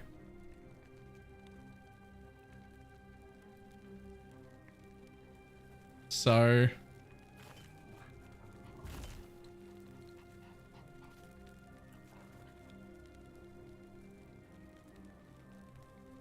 that's kind of a lot of time. I mean, sure, but I only reboot my computer like once a month. Which is maybe a different problem, but don't worry about that.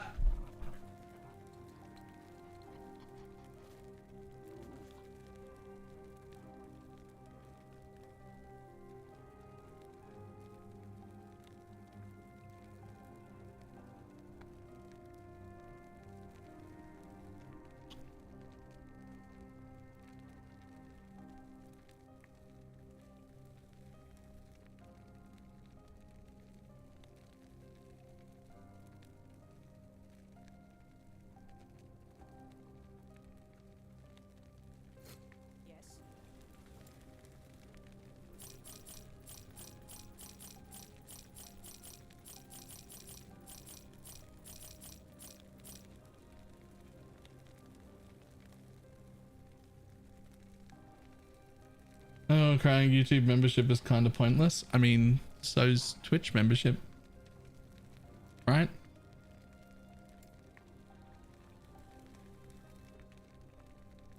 It's just a support button, right? Take care. Look, I should put the emotes that I already have on YouTube as well, so at least there are emotes there. But it's, I kind of don't want. This is very bad, by the way. If you plan on making content for a living, you should not have the attitude that I have. But I don't really want there to be benefits to subbing, because I don't want anyone to feel like they're missing out if they can't afford to. I want to do everything for free and for everybody. I just want the money I need to make should come from people who want to and can afford to without worrying about it. And if that doesn't, then that's my fault.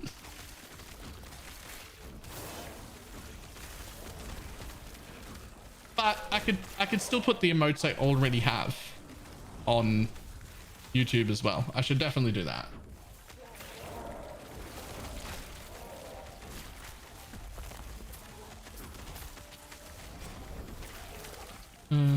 So it's empty. There are free emote slots.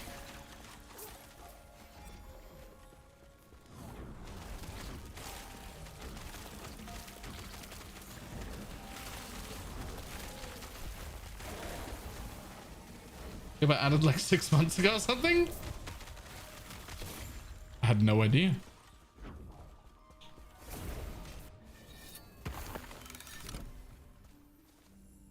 What are you?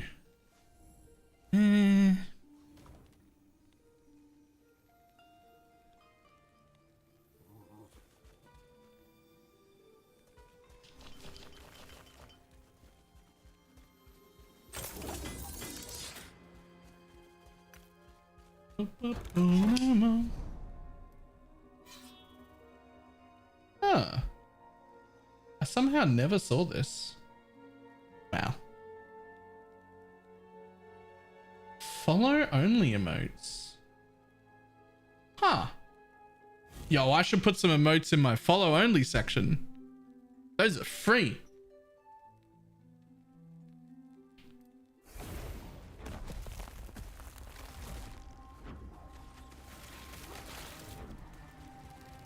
I love handing out free shit. I'll get some emotes made for the free stuff.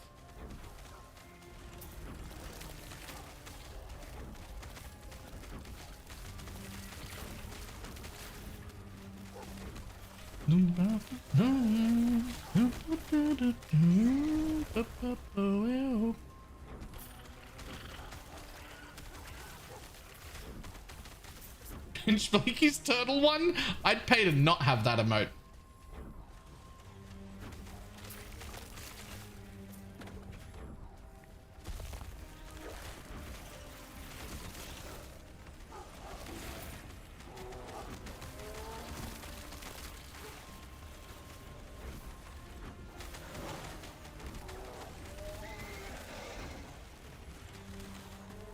It's fucking hideous. Oh, he's here. Nah, I stand by it. It's just good to hear what's up. Good timing.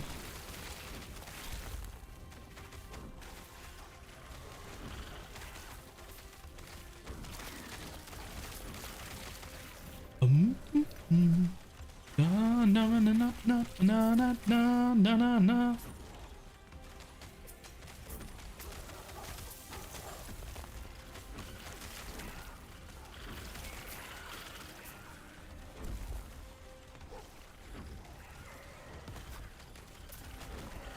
See what Chad said? Yeah, you said that. Then I said I'd pay not to have that emote, and then you popped up in chat with the emote.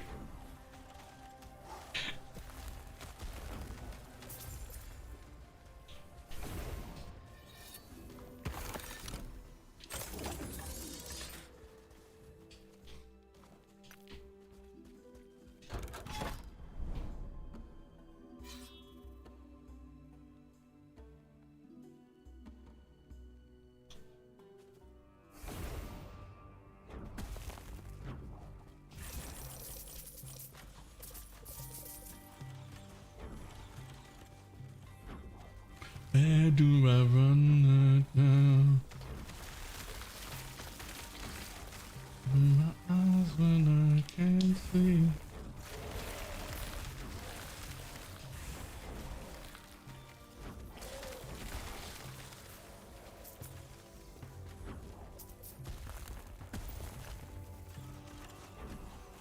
The transfer shards mechanic is really starting to get on my nerves. It gets on everyone's nerves.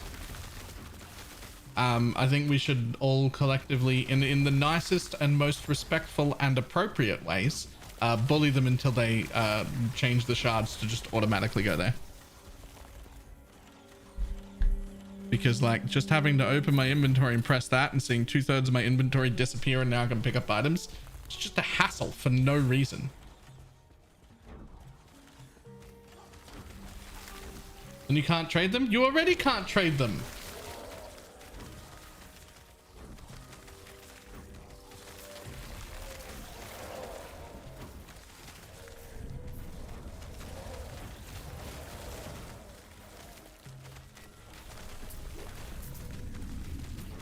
I don't understand the benefit. I can't understand why I'm doing it. I know why you're doing it. Originally, you also picked them all up individually. And the original plan was that those shards would feel like real items. They would feel like real items that you'd be like excited and happy about. And in theory, it sort of started that way. But like as the game developed over time, they realized they needed more and more shards. And then the shards, the amount of shards that were needed to make crafting good ended up with it like just being too many of them, so they made them so they suck up. When you pick up one of them, they pick up all of them, and at that point there's now also that, and you just press a button and they all disappear into an infinite storage material area. So now they're just so far away from items that they no longer have any excitement or weight to them. The exciting part, they're still really good, but the exciting, interesting, good part of them is when I use them for crafting, not when I'm picking them up. So they just don't need to go to my inventory anymore. And they haven't quite pulled the trigger on giving up on that idea of it being, okay, they're not really items, right? Like, because that was their original plan, was like those count as items, but they don't anymore. And they're still kind of attached to that idea that they are, but they're not.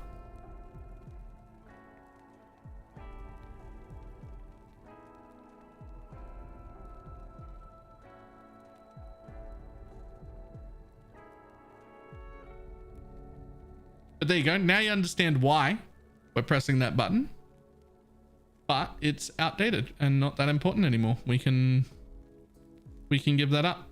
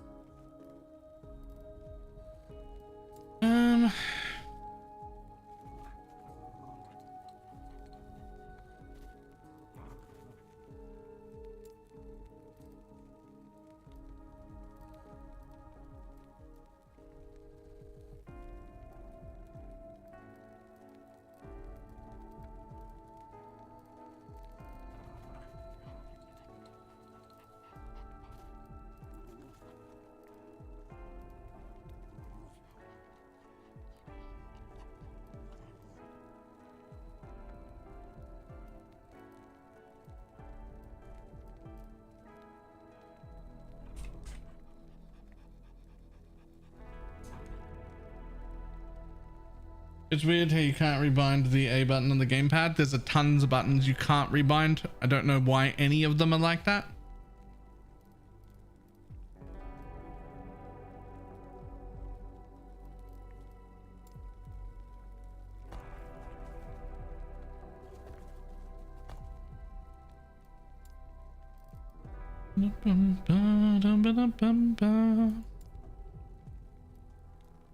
I don't know if this is going to make it to good or not. Ugh, not if you use up fucking 10 in the first go. Nope, bye. Not if you use up 10 in the first go. See you later.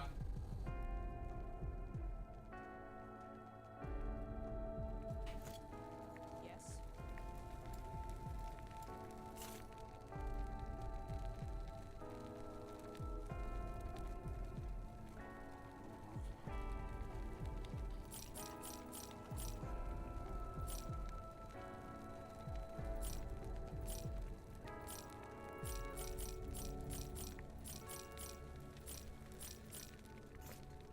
Take care.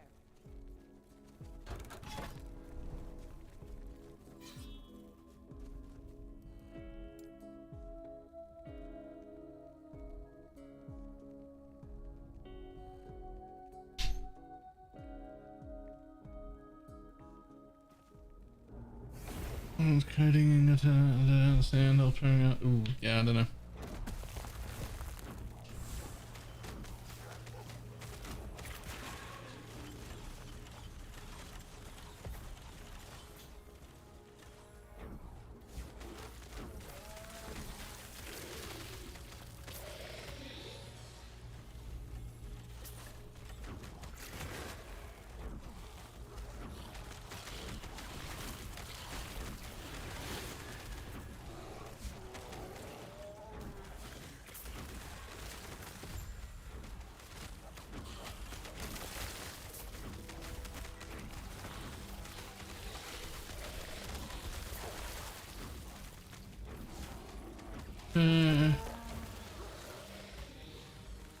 Okay, but like, I don't know how to do this shit.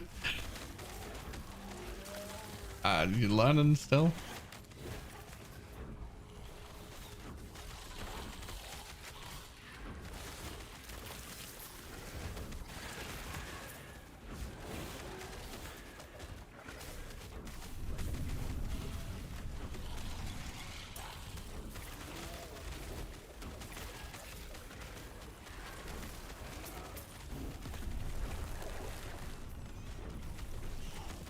For work plus Thor is why I'm finally making myself learn. Nice.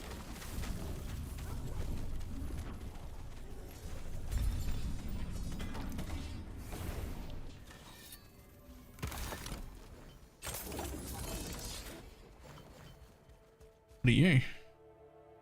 Wrong one. You're the other one. I want a better version of my amulet.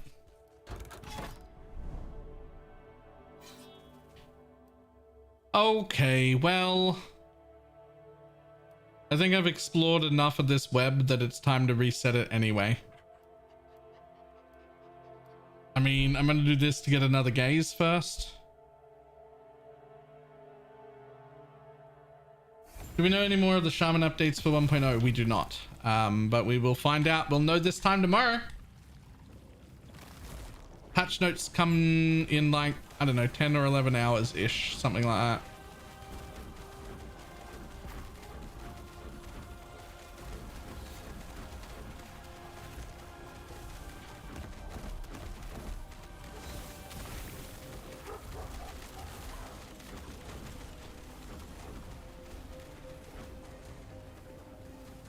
Early stream tomorrow? Probably not as early as I'd like. I won't even be home till around 11. And I probably have to make the guide first so that I can get it to Dreadful as quick as possible.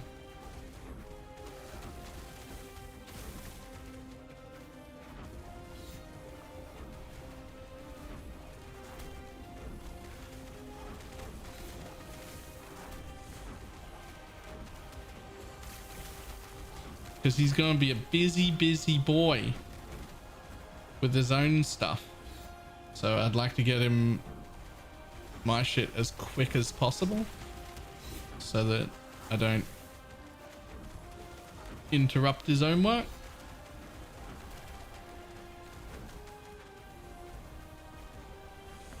Nah, it'll just be notes.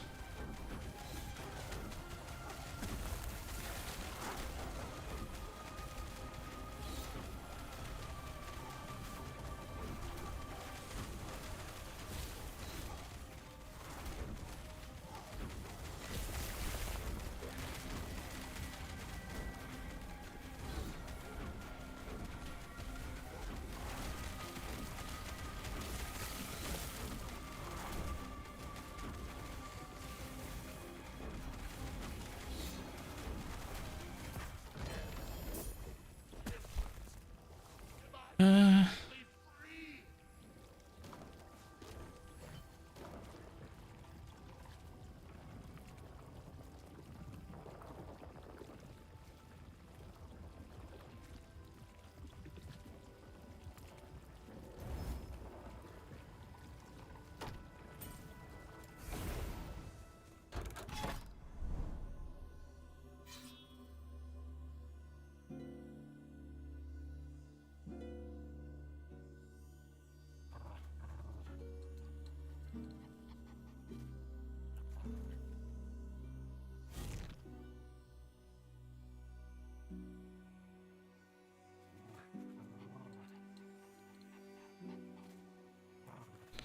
all right, let's see. So we now have 4 of the Gaze of Olympus, or whatever it is. But we've explored too much of this tree and haven't gotten anywhere, so not that one. We want one as far away as possible, which I think is this one out here. Yeah. So we get 14 corruption for being this far out. 11 bonus corruption because this isn't the first place that I did. I did a little bit somewhere else, which was a mistake.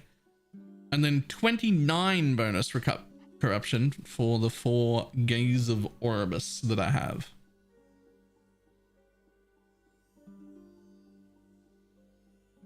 So it's like 50 something corruption if I don't fail.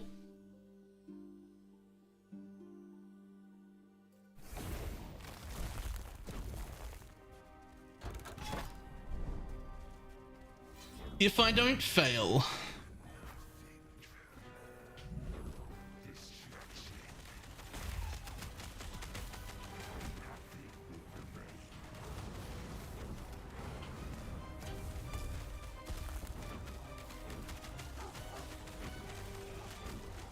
Failure is not an option. Failure is always an option.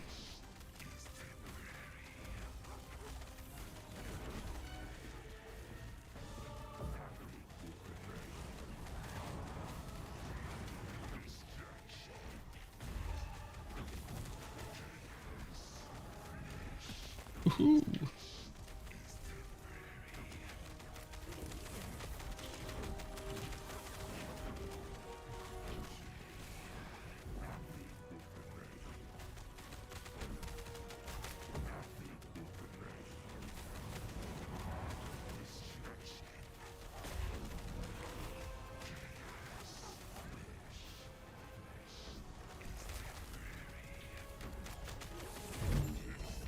Easy. Easy. Done.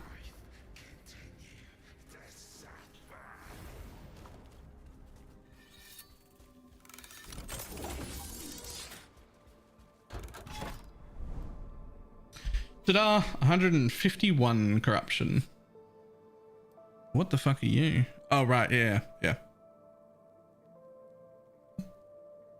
Cleanses the timeline of all of its corruption. Reset it. Don't do that.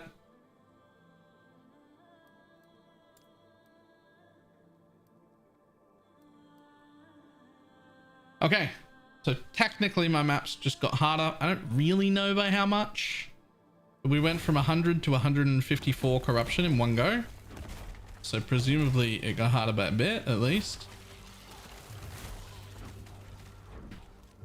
Go.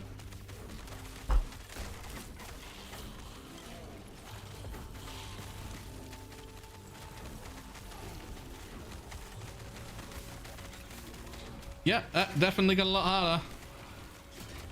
Things are not just insta falling over anymore.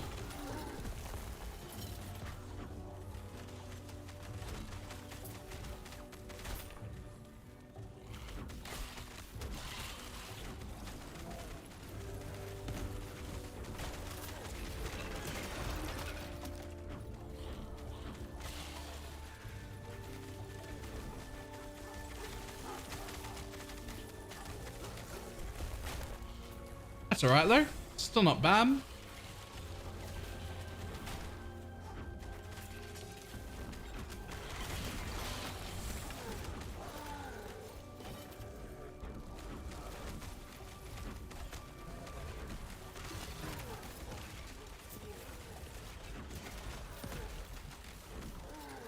It was quite the jump. You're not normally supposed to go from like 100 to 150 right away. I mean, when I say you're not normally supposed to, I mean, that's probably efficient. It's just not like what a noob would do. There's normally a little more progression to that. You normally go up like 15 to 20 at a time, not 50 at a time. But that's fine.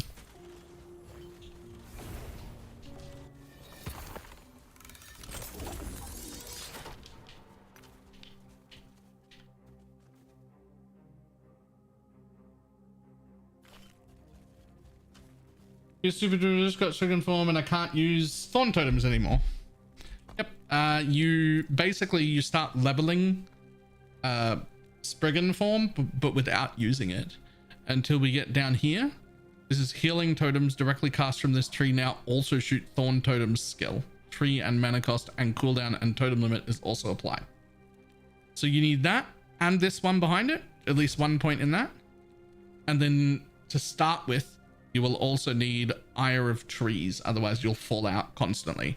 So you don't get to play Spriggan form until you've got 1 point in the end here for Unbound Garden, and then 1 point in Ire of Trees. And then at that point, you can become permanent Spriggan form. And it's healing totems we're casting, not thorn totems, but it's using thorn totems.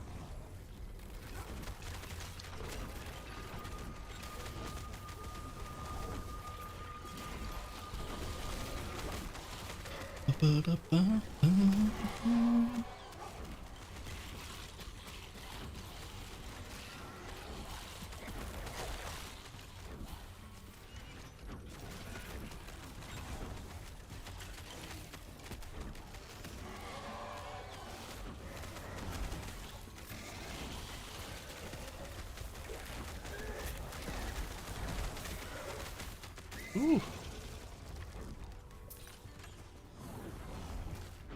I hear you are stabbing you with needles in the world. Some primalist somewhere. It's called acupuncture.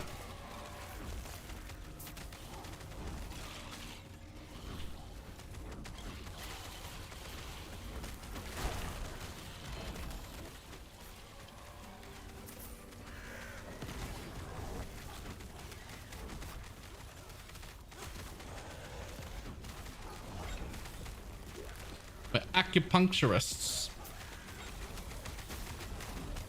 That doesn't seem like the way you say that word. There's some big ass acupuncture needles. Bigger needle, better person. Wait, what? Hang on.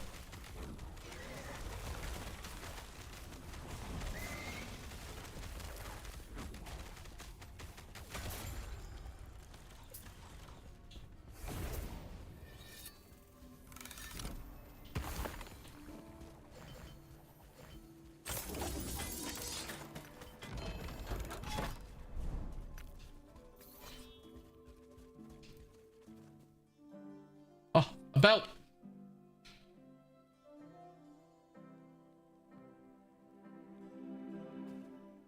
Have been asked about acupuncture. We could be my fear of needle stalking. Yeah, I don't go to acupuncture places. I don't even want to let a doctor put a needle in me. Gamepad can't target spires. How annoying. No, it's really, really inconvenient. I've gotten used to running past the spire and dropping totems on the wall behind it so that it can attack the spire. But yeah, as a problem. Damn it.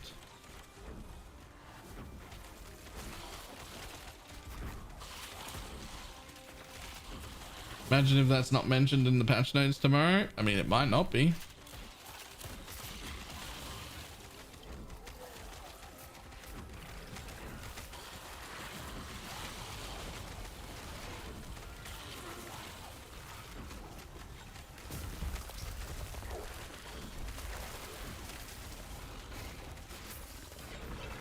It is so close to being really good. Yeah, it is.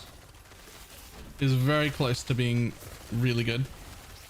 And I know for a fact that there are controller support improvements in 1.0. Don't know what they are. Don't know what they're addressing.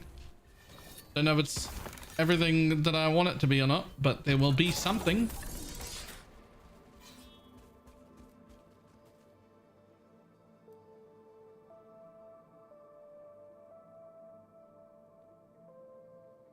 Here's my belt. This will be it. This is the one.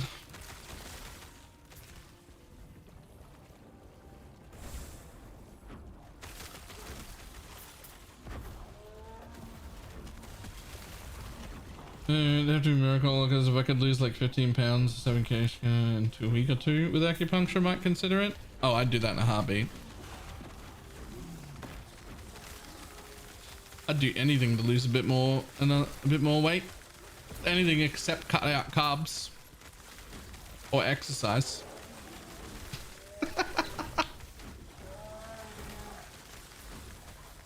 That's a lie. I'm gonna exercise. I've already ordered the treadmill thing.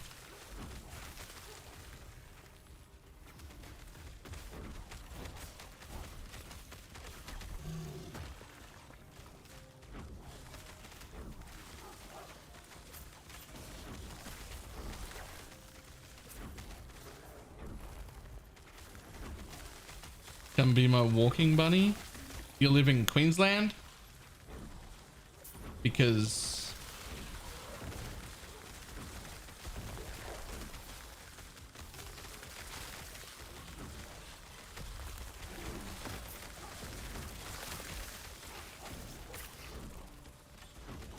specifically in the middle of nowhere in Queensland.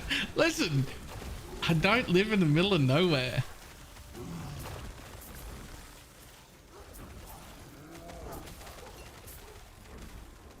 Yo, I just had to press a health potion.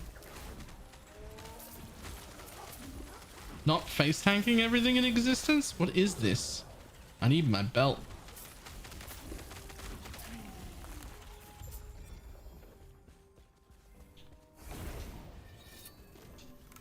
But here it is. No, here it isn't. Oh, look at that. I didn't find it. All right.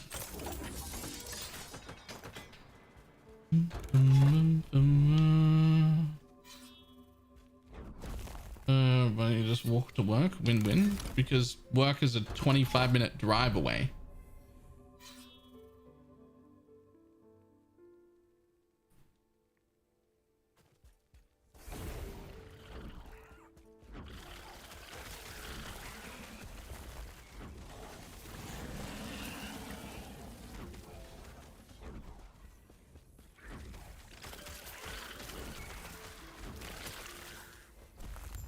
Sounds like the middle of nowhere to me. It's just where I work.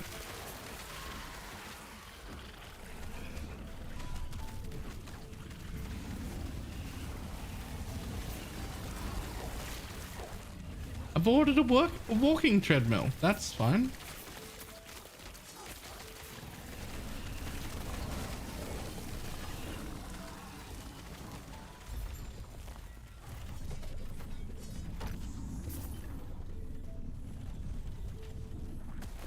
I walk 30 minutes to work and I want to die. I don't know how you're walking that. 30-minute walk is manageable, but I'd still rather not, but manageable.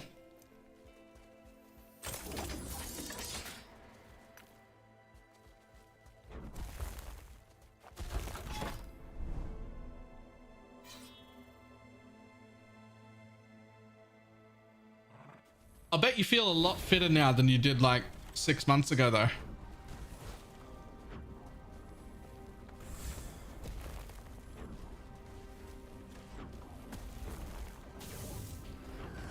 Do ya?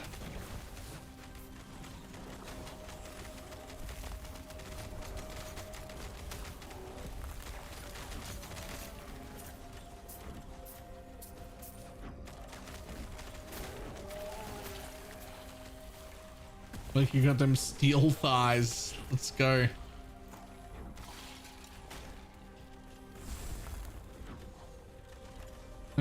Last way it says working, but I don't really feel it.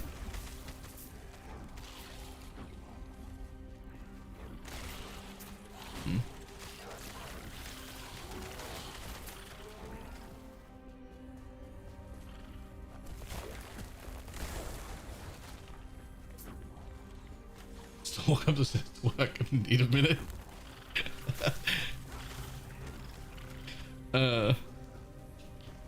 I need a minute sometimes when I walk down the stairs. So, you know. Gonna talk about unfit.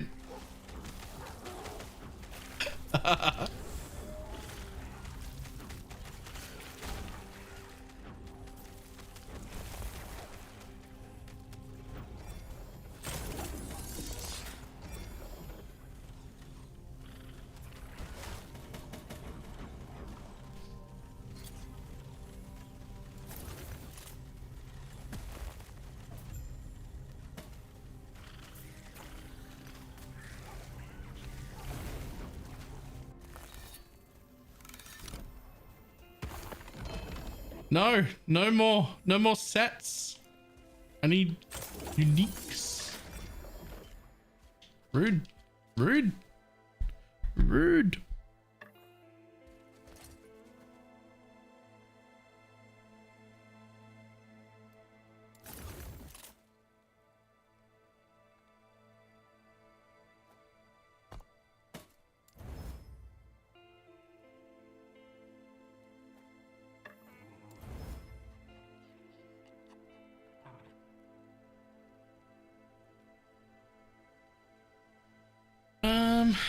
Physical necro.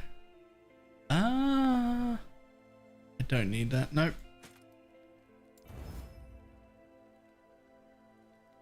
Biggest thing I noticed from walks is that I don't look like a ghost anymore. Oh, some amount of time in the sun. Huge. Huge.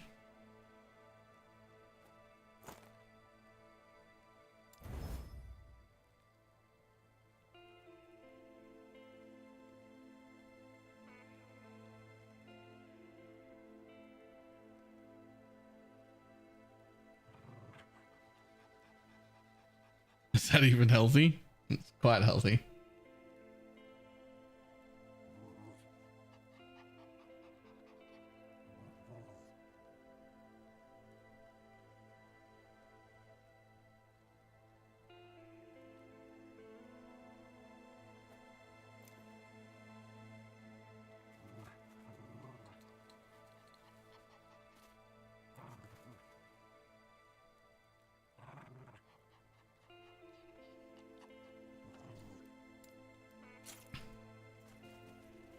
Speaking of quite healthy, I've got that boring but healthy dinner.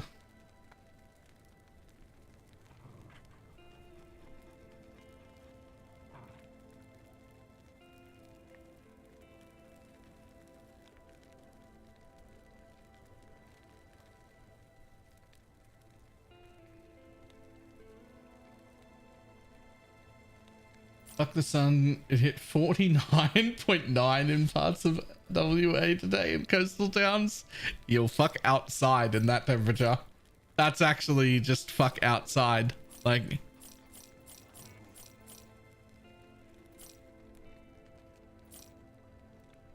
that's just not okay.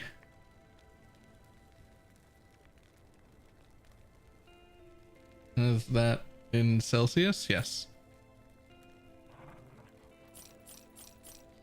We've been hitting above 40 regularly here, but not 49. I don't actually know what's happening right now because it's normally hotter here in Queensland where I am than where Shads is, but whatever's happening right now is like absolutely fucking WA something chronic. Like they've gone skyrocketed.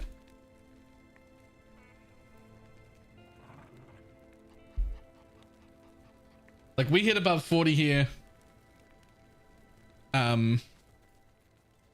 Like every year, but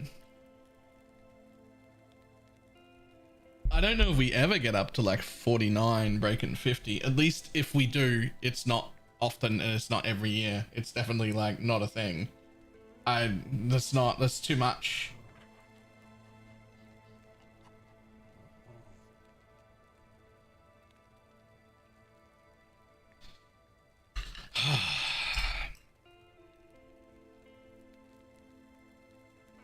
This is my dinner. One thin piece of cheese, some ham, one of these fucking healthy wraps that taste like shit, some lettuce, some mushroom, some of the string lettuce that I can't remember what we figured out that was.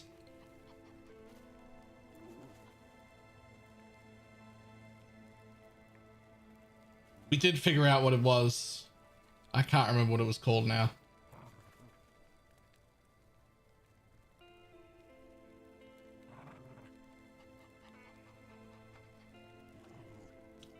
Alfalfa, that's the thing.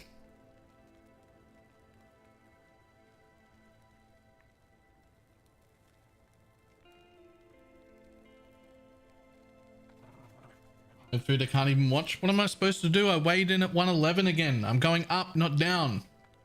I can't eat more pizza and burgers. It has to just be healthy shit.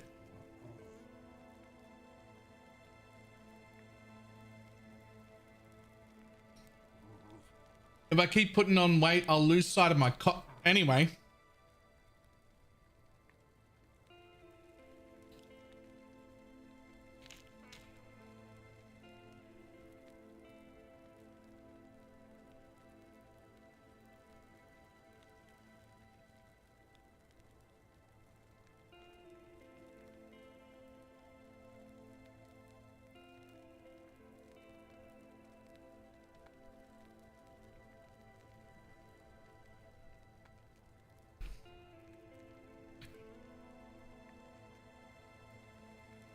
Beyond drinking any calories, I mean, I used to have about 6 to 8 coffees a day, and now I have 2 or 3, and I have them with almond milk instead of normal milk, and like half a teaspoon of sugar instead of a whole teaspoon of sugar.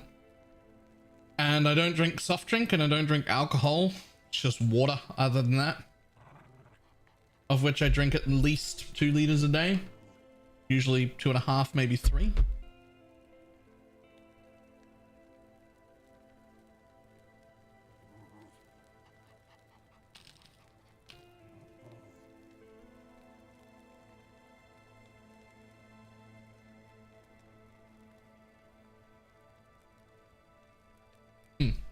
It's the lack of movement.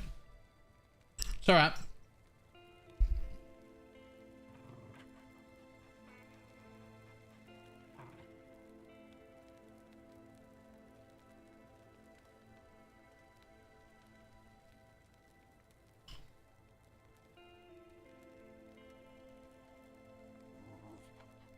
I get a dog. We've got one. That little tiny guy. The little mini dog. Need to account for an extra hour. You said an extra hour, like you spend an hour a day doing that already. And like you should be better at it than that. Like I've been practicing since I was 14. I'm an expert. I can get that done quicker than anybody else can get it done for me. Like I've been practicing that my whole life.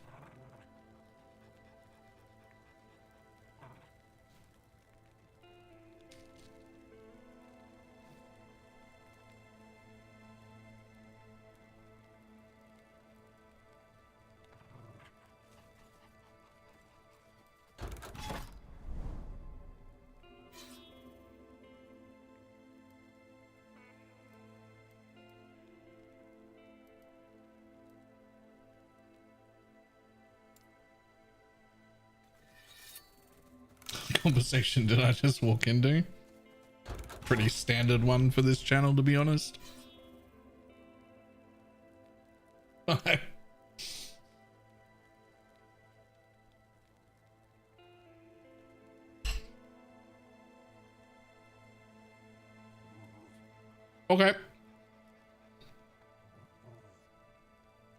It's not actually too hot at all, but I was absolutely not expecting a spicy sauce. And it just caught me real off guard. It's not that hot, it's fine. It just, I was expecting 0. And there's a spicy sauce in here, which I did not know we even owned. In fact, I didn't know my parents knew what spices were.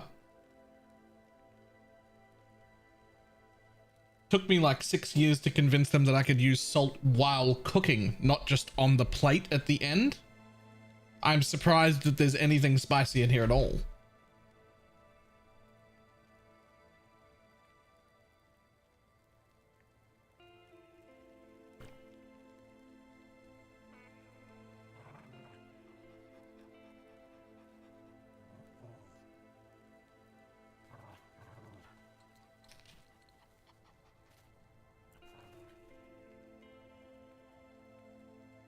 How did you push this build? I've been up to 250 corruption, but not past it yet. It wasn't encountering any issue at all, and I don't foresee any issues.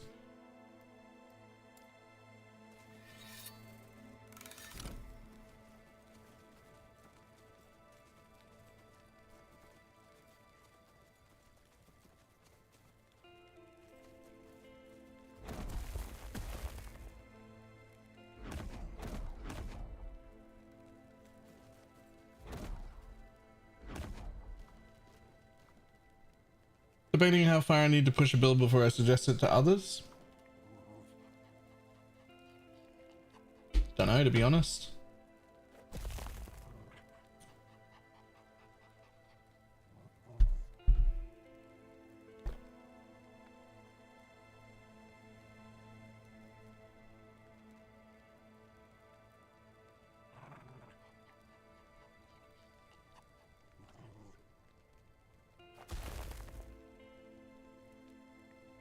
I don't even know what the fuck T4 jeweler means. I don't even know what that means.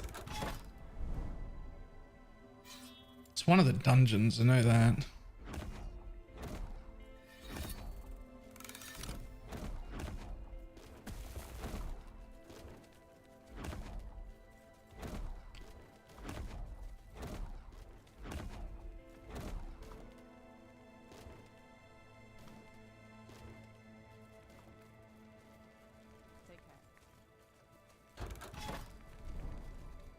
Boss for the LP4 crafting dungeon? Right.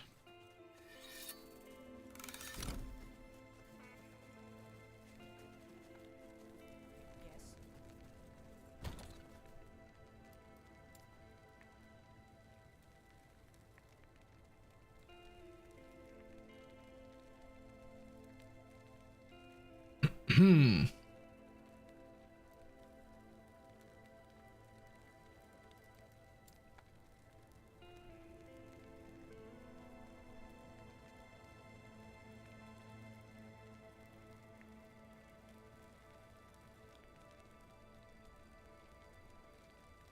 I don't do spicy anymore. It gives me heartburn. It just doesn't. I like spicy normally, but I don't know if spicy sauce suits like a ham and lettuce wrap. It's not a taste that goes with this. I don't.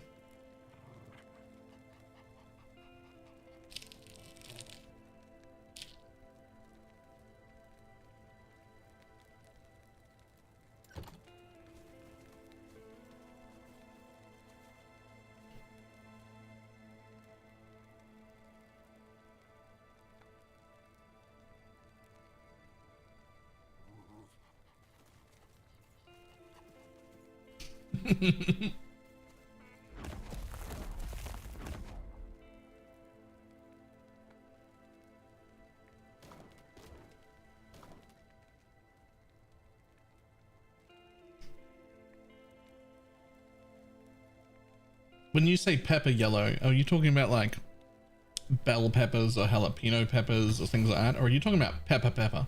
Like ground pepper is too spicy for them? Because that feels weird. Like,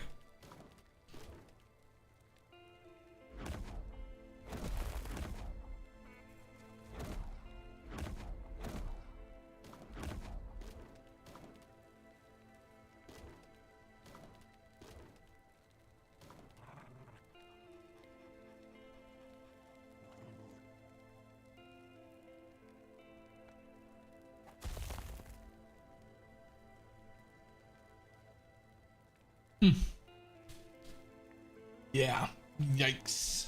All right, I'll be back in just a second.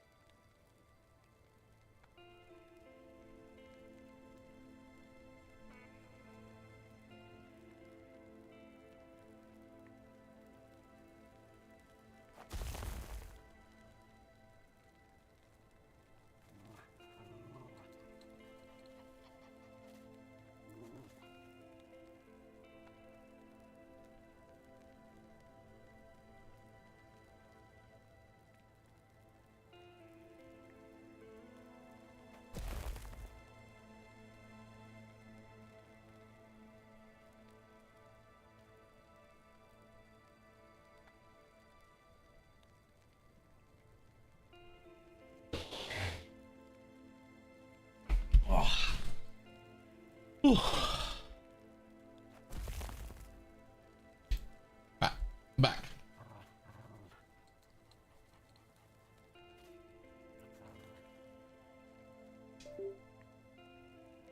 So you blew up? No. Alright. Where am I going though? Up. Up and looking for belts still.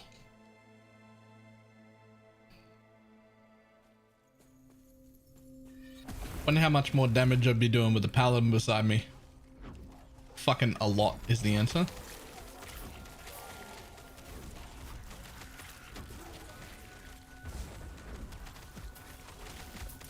Emerald,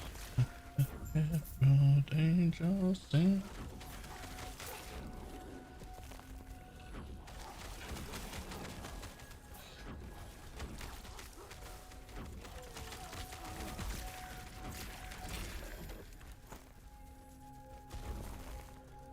That's not nearly enough chance for having. Oh, you're right. What type of paladin? A support one.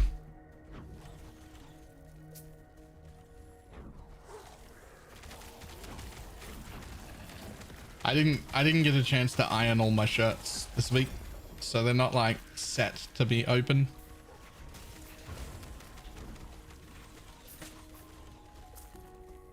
I usually iron them in like a small crease so that they sit open when unbuttoned. I didn't get time to do that this week.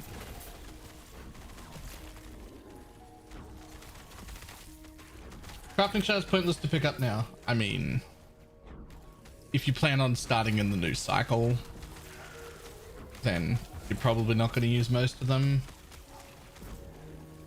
But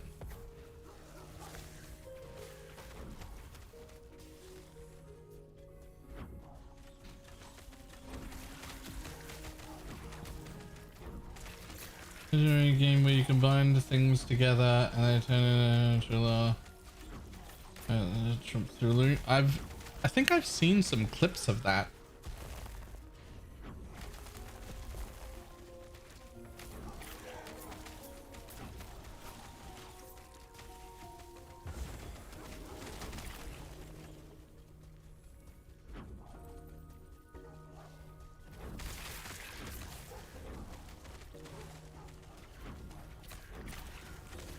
How many hours are we getting the 1.0 features until?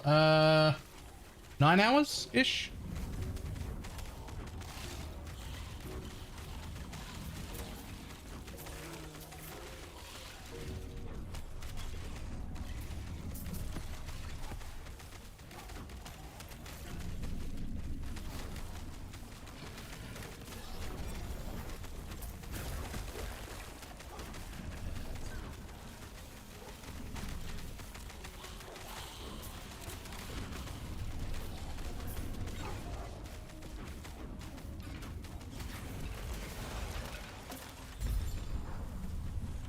Dropped. It's all dropped at the exact same time on each day, which for me is 3 a.m. It's also the time of day that the launch will happen, which is on the calendar. If you follow the calendar at !calendar, it'll be that time. And if you follow the calendar at !calendar, it'll show in your local time.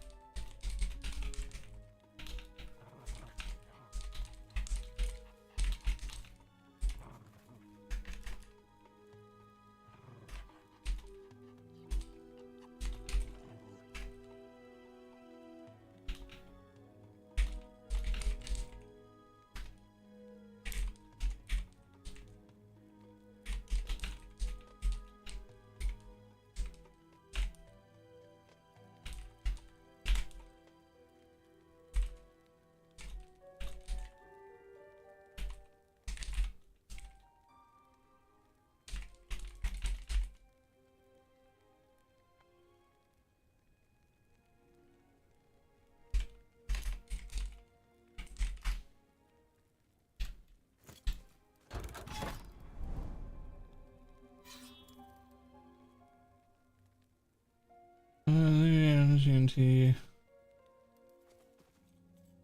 Okay. BalorMage used to be my first build years ago. I still have my old builder. Could share as a streamer. So exclamation mark build. I have like a rough builder with just the tree that I'm gonna use. Tomorrow after patch notes, gotta wait to make sure nothing changes. I'll be doing like a full build guide video and everything, and a much better planner that like has gear in it and everything as well.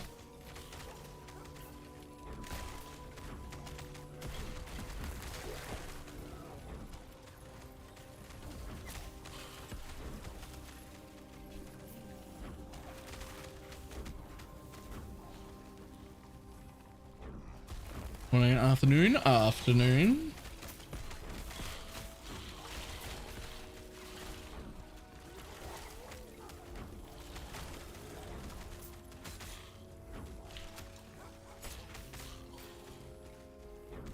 A happy time zone to you.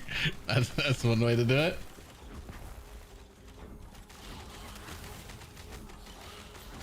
Last year, Felix at least. Yeah. It doesn't seem like any of the new stuff is workable for Spriggan form either. Like that little shaman rework doesn't seem to have any support for Spriggan. So the 5th skill is pretty much garbage. There's a few options. I'll go over them all in a video when I do the build guide, but all the options are bad is the TLDR for a 5th skill. The build is really good on 4 skills, so it doesn't really matter. But there's like, just like a few really bad options for the 5th skill. There's nothing worth having.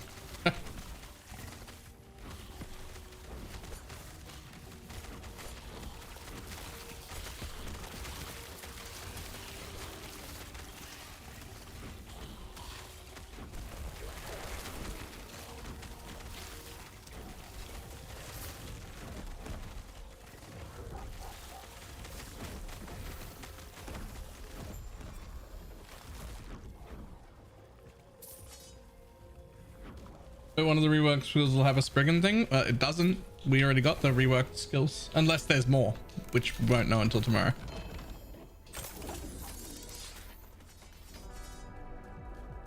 Something close to poison, SRS, and LOP. Never tried anything in the game much. Absolutely. Necromancer. Fire Wraiths, I think? I haven't actually played it, but that's the one.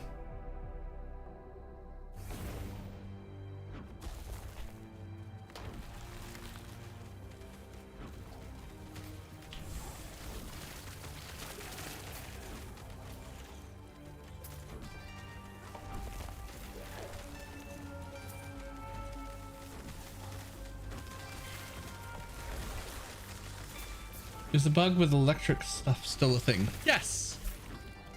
Switchblade, Swarmblade, Swarmblade form. It is still very good.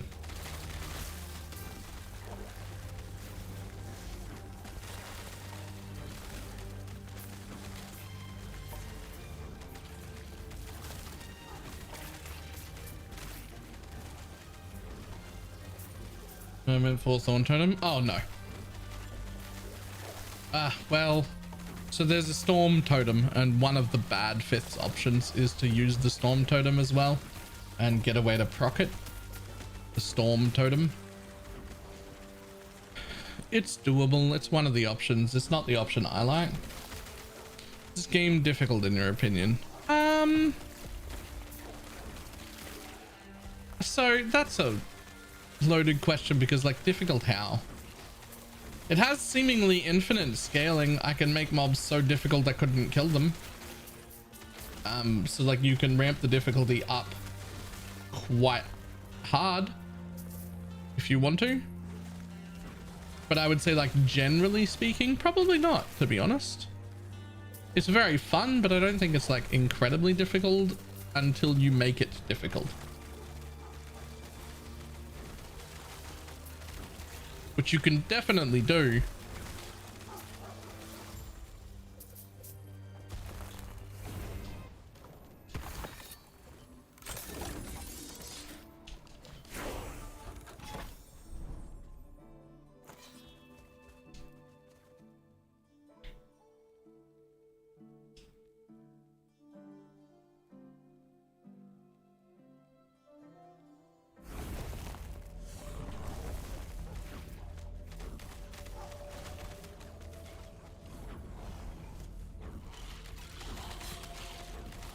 with a lightning. I don't even know what lightning stuff you're on about. But like, Shaman's still by far the best. Like, all attunement scaling. This is 80% totem damage. These are travel nodes to get here, which is flat spell damage to minions, which I should also take. This is flat minion spell damage. This is some totem and elemental resist stuff. Becoming a shaman gives you -5 total mana cost. 10 flat attunement and 50 all res.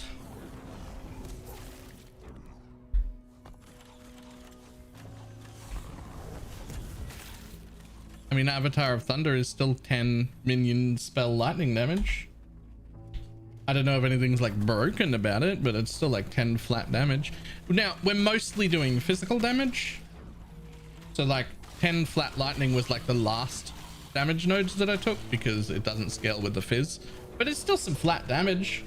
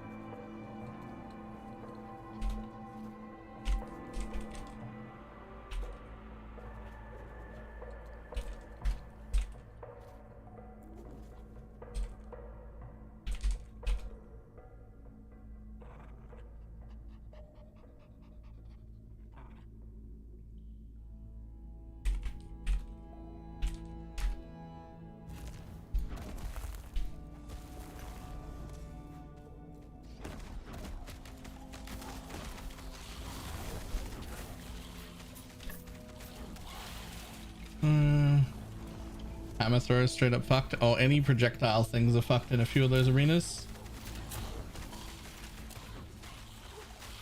Rambu, how you doing?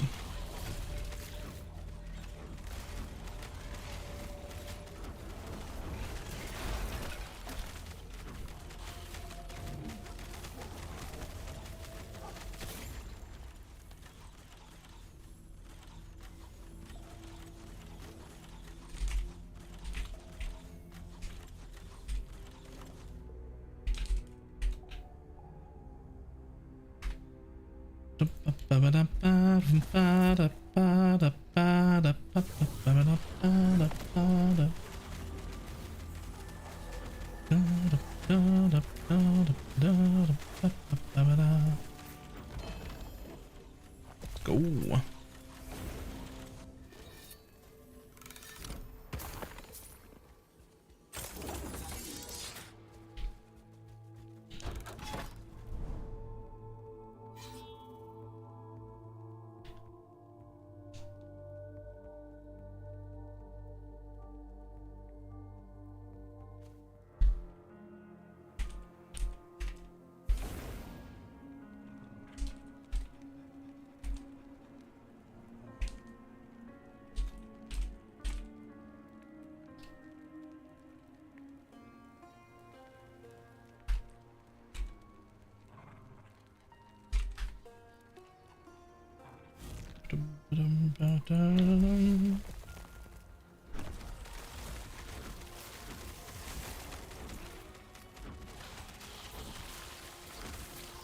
Bum, bum.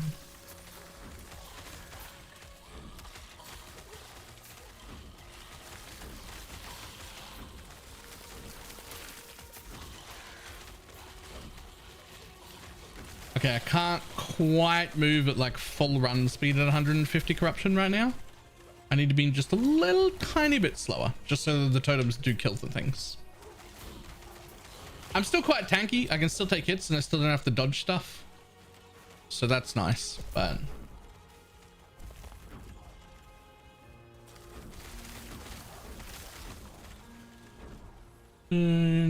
But I got there and he did 0 damage. Yeah, he also doesn't hurt me either. Like, at all. Like, I can stand in every ability he does every time I level. He doesn't hurt. His moves don't hurt. I don't. Good build is good, I guess.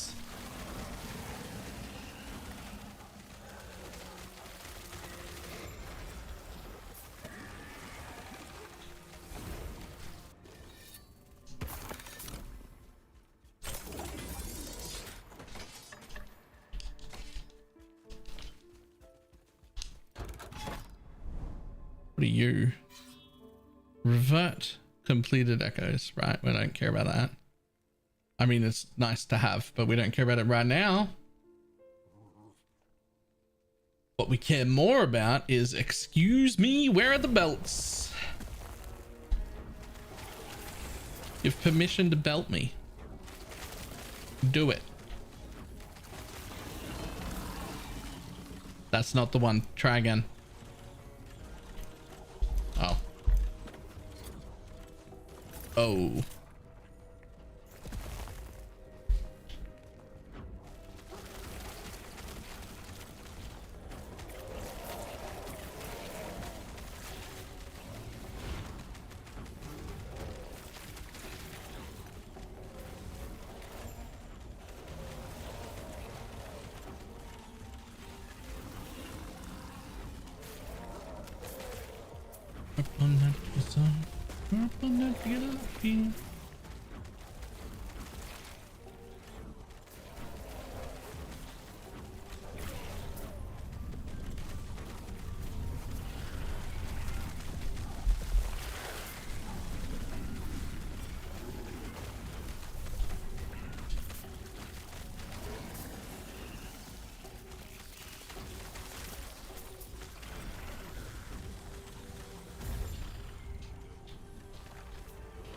I don't need that bone scythe anyway.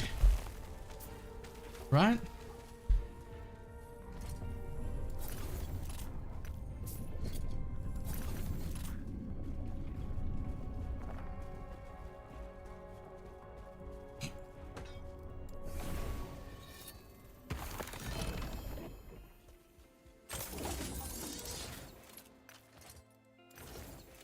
Okay, what do we got? Anything cool?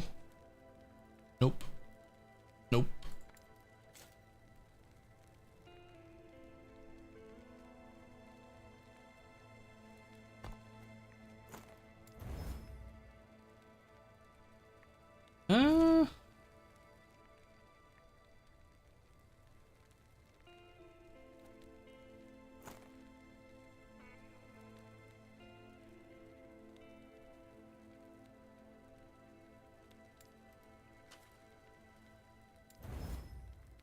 Why do you have to use so much?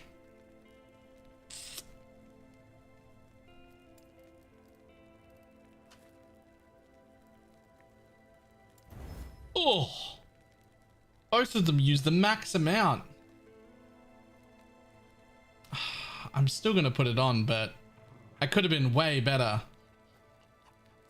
That could have been way better. Both of them used the absolute maximum amount.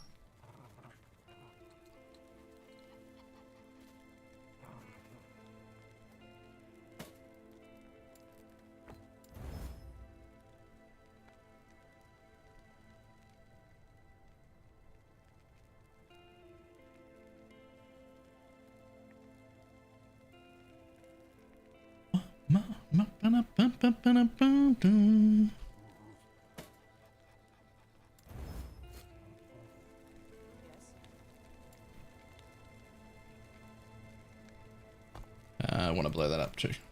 Boy. Yes.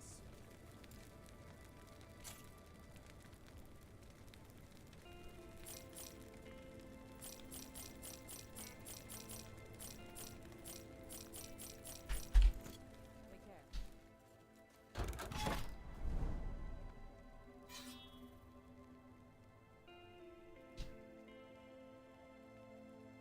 Bum, bum, bum, bum.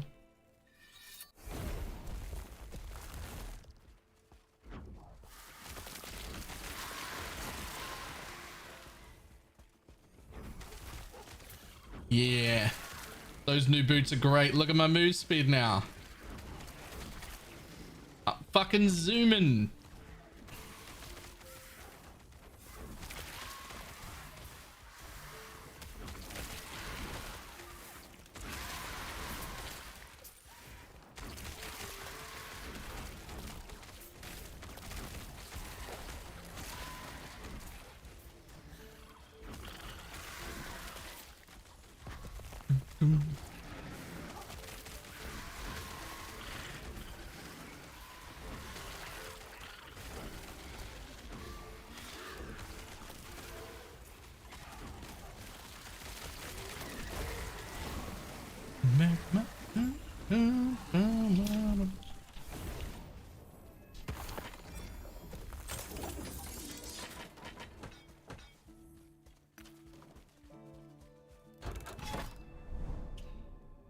Lots of rings here.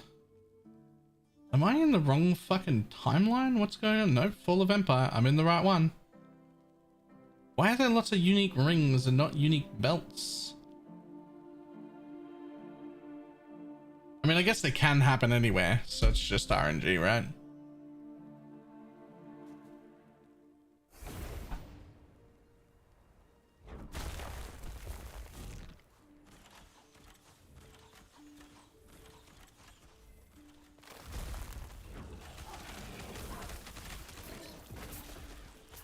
The good thing about the actual league start is in a party, there'll be 3 of us that could get the belt I want. And I'm the only one that wants it. And it's also like the only super important thing for my build. So like, if I find a belt, the whole party gets big, giant fucking AoE constant passive heals. And then we just move on to whatever the fuck else that anybody else wants.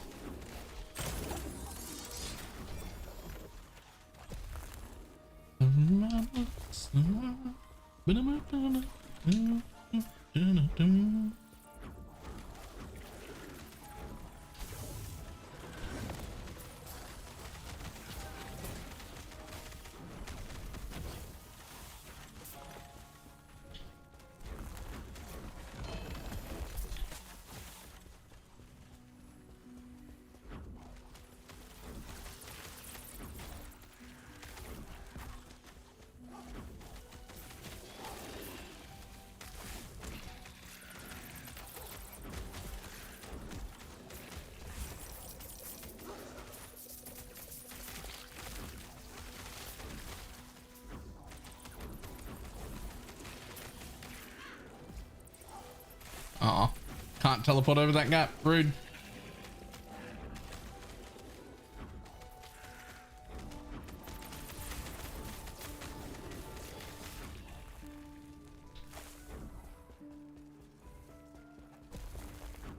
Rude.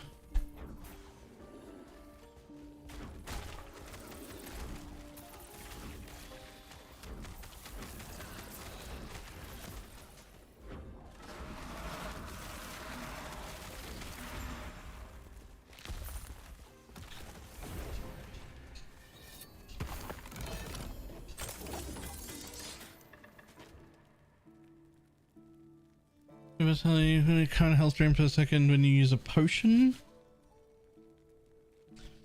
2 LP on whatever this garbage is. I don't know if anybody wants it. I don't know if that's a useful item at all.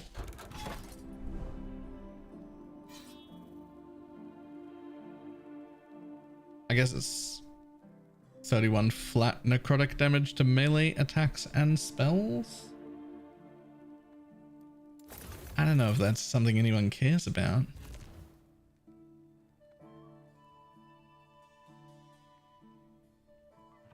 Well, that's an interesting helmet. Werebear form, summon thorn totems. Reduced bonus damage from crits and void resistance. It's on a really good base though. It just ain't it. Yep, I definitely can't read that. Sorry. Balor is not yet multilingual. But Come back at Christmas time and I'll have a second language. Still won't be that one though.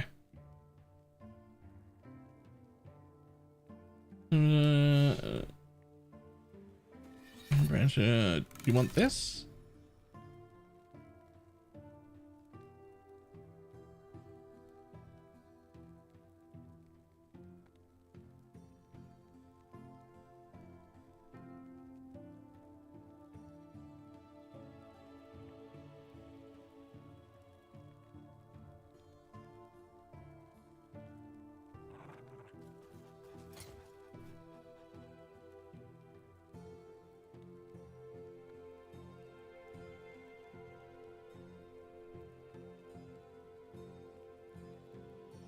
Exclamation mark build. I have like a very basic builder there.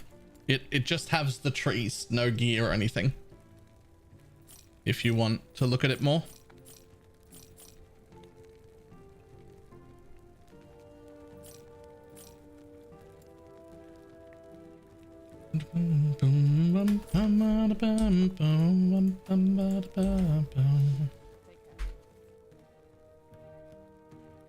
What is that?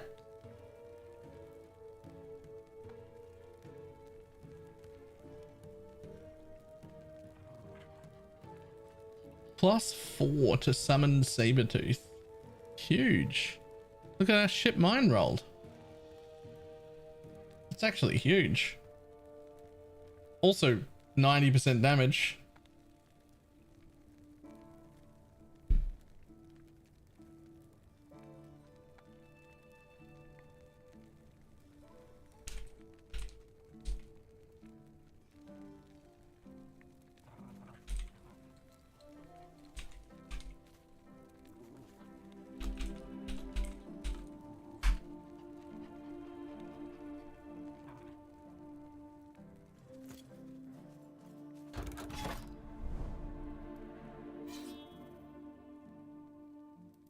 What I was in chat there, that is doing what?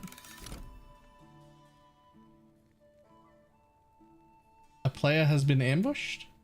I have absolutely no idea what that means.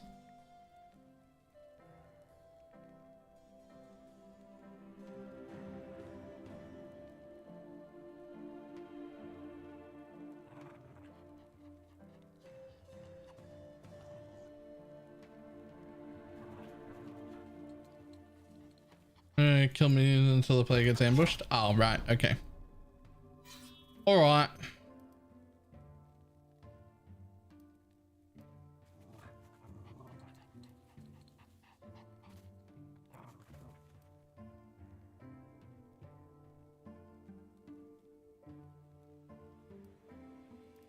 Why is everything leading to dead ends here? Here, I'll go this way instead.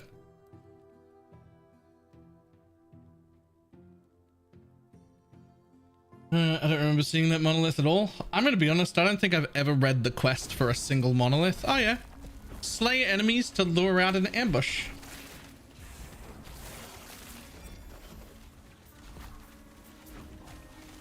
I don't think I've ever read what the monolith tells me to do, ever. So, like if I enter the place and there's a quest like marker, head to it, rush to it. And if there's not, run in a random direction and kill things until one appears. That's been my whole strategy. I don't know if that's the correct strategy, but that's what I do.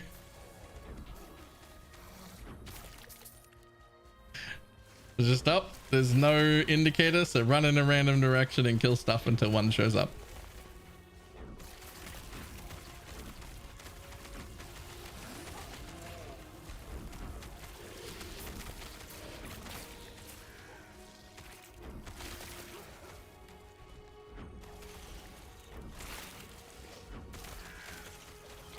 Oh, there it is.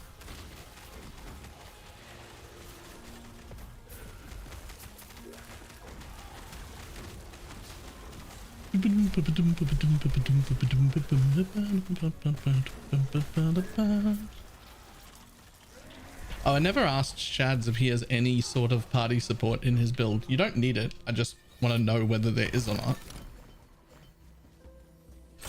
AoE buffs or things.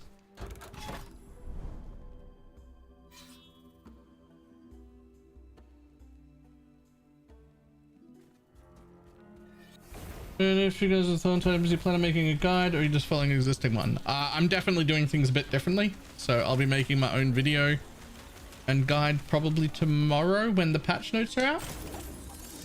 For now, I'd have just my tree at exclamation mark build, but I'll have a full guide.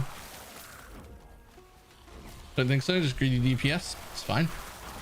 We definitely don't need it. Like between Builders and I, we've got fucking everything covered, but just worth knowing. I mean, it's mostly Eldris. I just have heals. That's all I do. Otherwise, I'm deeps.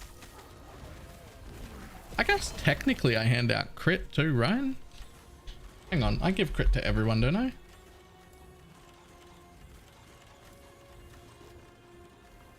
Yeah, 15 flat spell damage and 8% base crit and 72 crit avoidance and healing. That's it.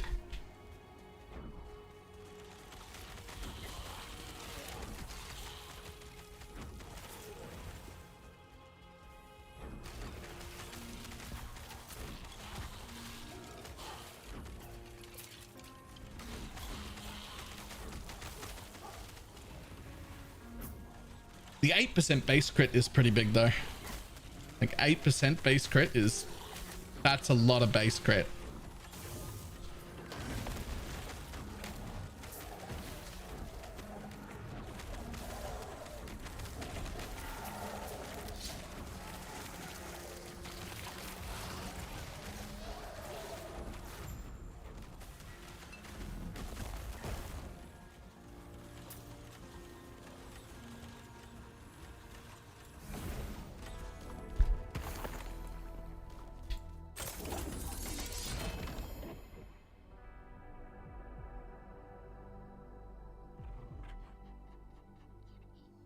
Interesting.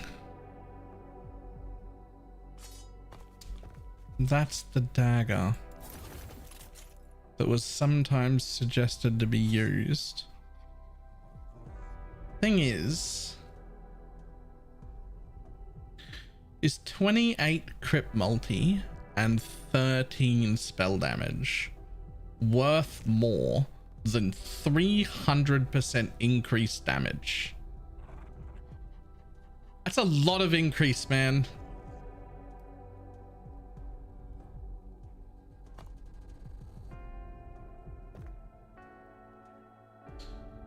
%1 critical strike chance for totems per intellect. Is that base or?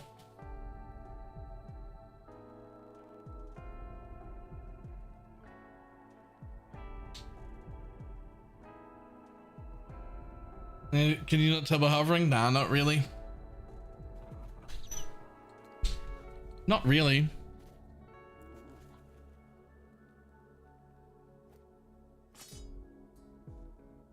The totem, I mean? Oh, there's a... As with all ARPGs you've ever played in your fucking life, there's no goddamn minion damage numbers in the whole game. You just have to guess.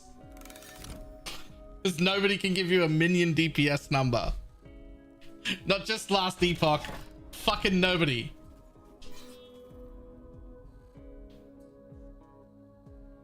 You have the ring? I don't think so. I don't think I've seen the ring yet. Nah.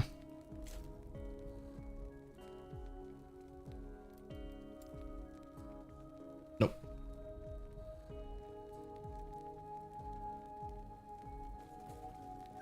D2 give minion this damage at least. Alright, there's a set ring right there. We'll go for it. Path of Last Epoch. Yeah, look, nobody ever gets minions. I don't know why. Minions just get left behind.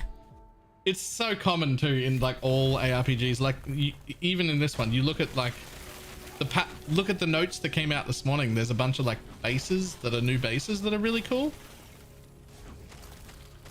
And you have a look at them all, and there are things was like 30% chance for this or 20% chance for that, and it's always to just you, not to you and your minions. You're like, oh, okay, so for me, all those new bases are trash. They're all worthless. Because none of them say and minions.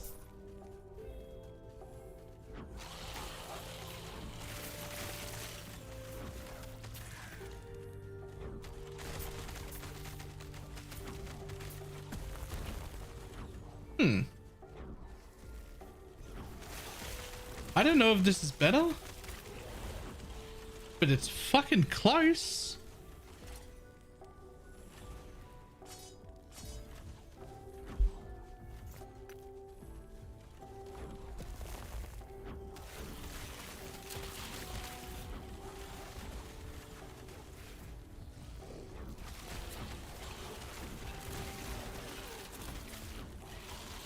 No, it's not.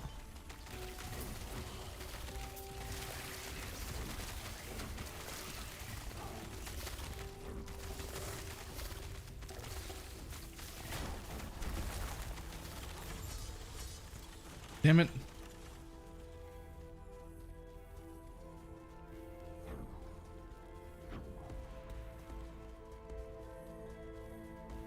Did you despawn all the mobs? What the hell's going on?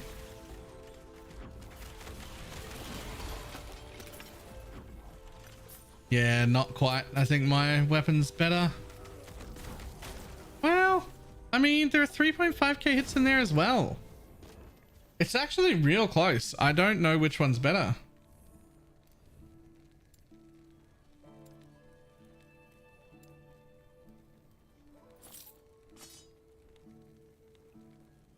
Actually, I have no idea if this is better or worse.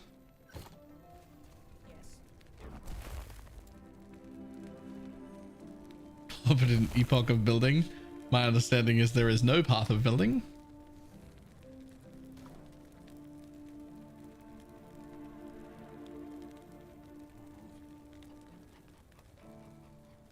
The next chance of doing something, let's say cold damage, and they have a ring that says why, etc. It's really hard to predict minion DPS. I mean, it shouldn't be any more hard to predict minion DPS than it is to predict my own DPS. What if I have X chance of doing cold damage and then get an affix that says 40% increased cold damage? How is my minion doing it any different?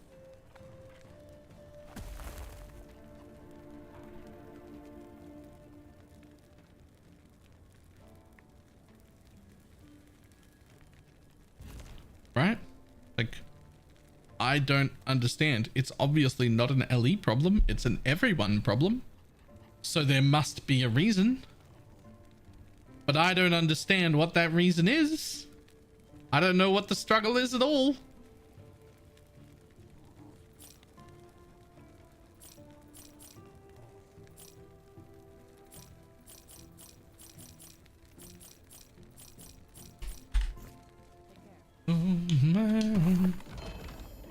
They just secretly hate minion builds? No, they just wouldn't put it in.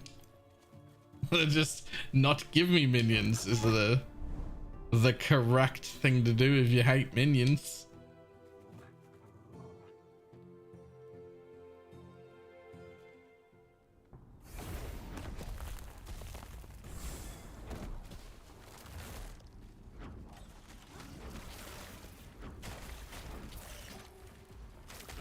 Obviously, they actually just hate minion players. Free.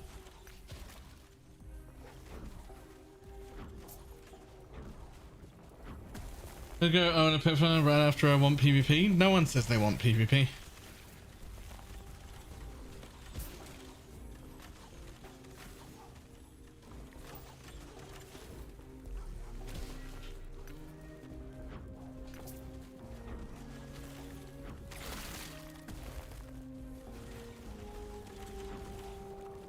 ARPG players don't care about PvP.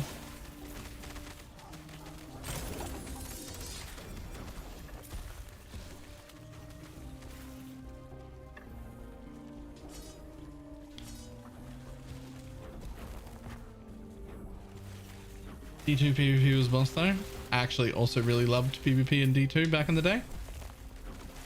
But I don't feel like I want it now at all.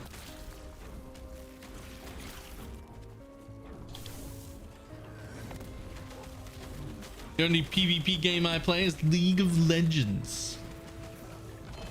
coincidentally, also the contraception I use. Wait, what? I...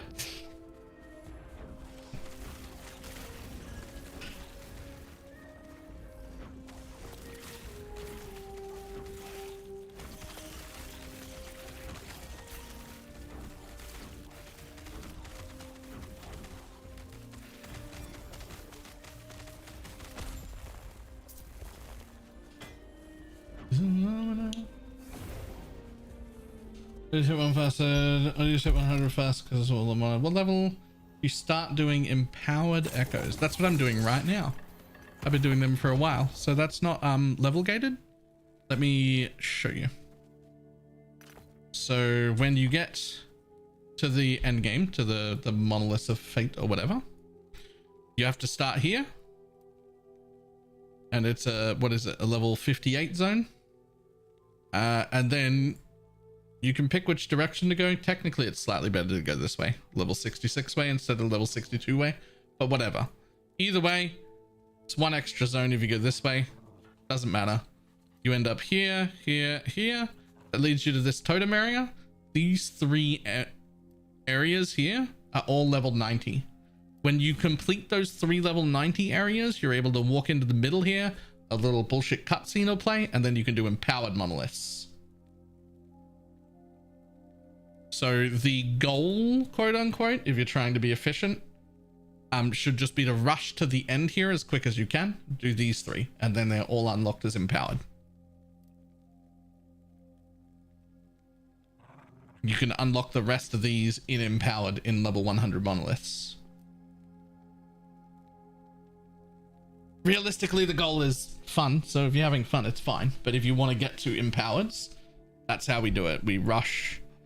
Technically speaking, the quickest way is into level 66, 75, 80, 85, and then the 90s. I did all of those 90s at level, I think I started at like 78. I think I finished at like 82 or something. I've been running level 100 since then.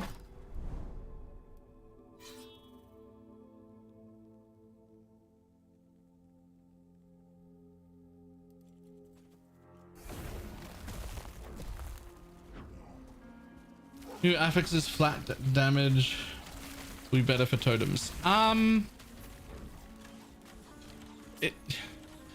think so, but without any tooltips or path of buildings, I don't really know, but I think so. I think the flat will be better.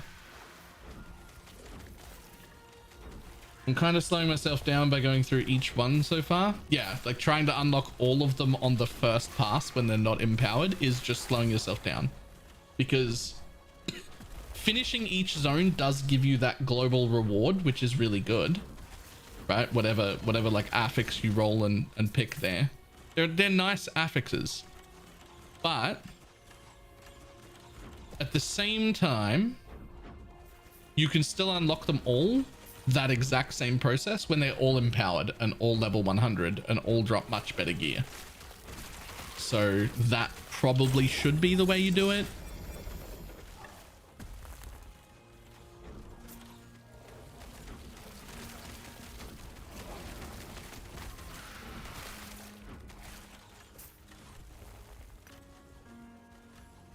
And doesn't reroll a low level buff? Yeah. Yeah, you definitely don't want to redo any of them at all. You don't want to redo any of them at all if they're not empowered, because they're just like lower level shitter buffs. You want to get into the empowered versions that are much stronger.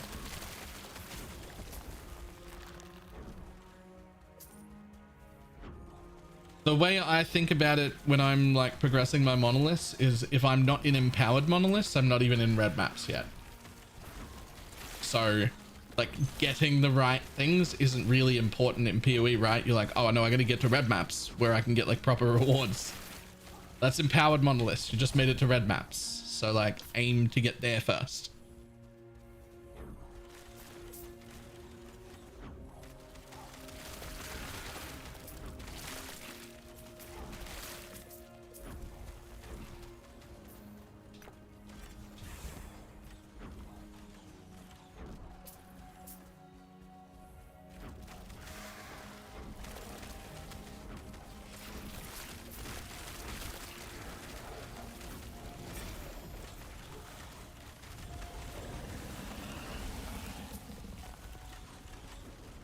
Doing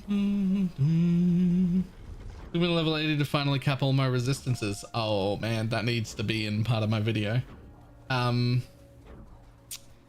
a PoE pitfall.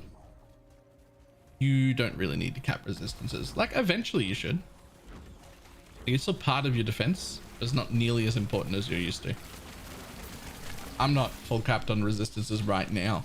I'm like level 90 something. I've been in empowered monoliths for like 2 days.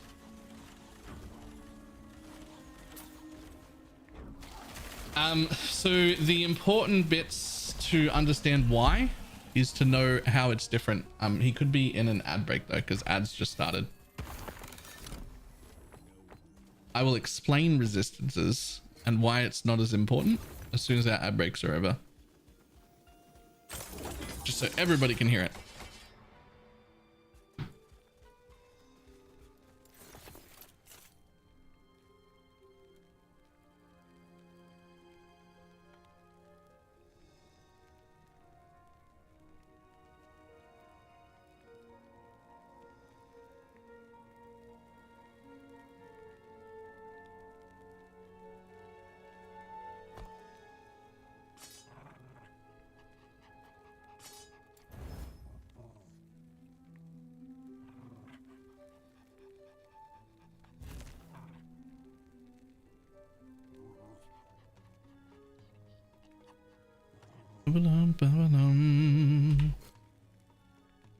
Just went broke gambling in PoE. Tempted to buy and play this game all the way for the next PoE league.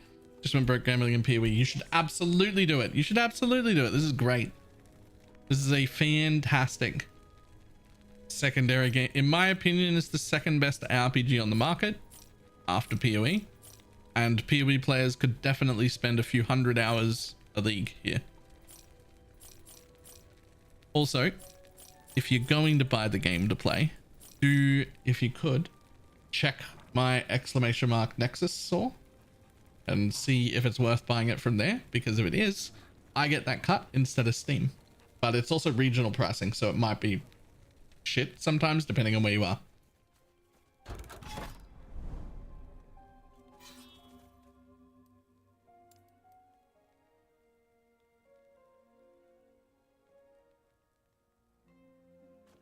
But yes, this is absolutely worth playing for PoE players. I guarantee it. I guarantee you will have some fun.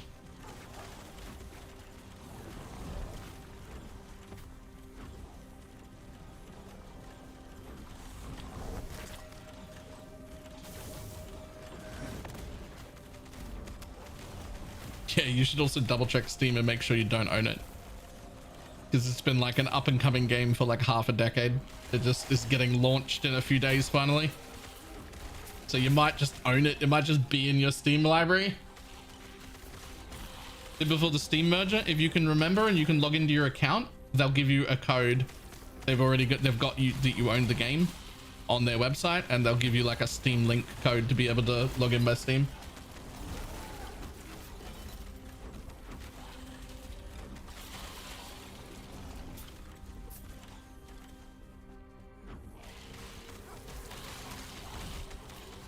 Otherwise, if it was years ago, I mean, it's only $35. You could buy this game 3 times for the amount of money you spent on D4.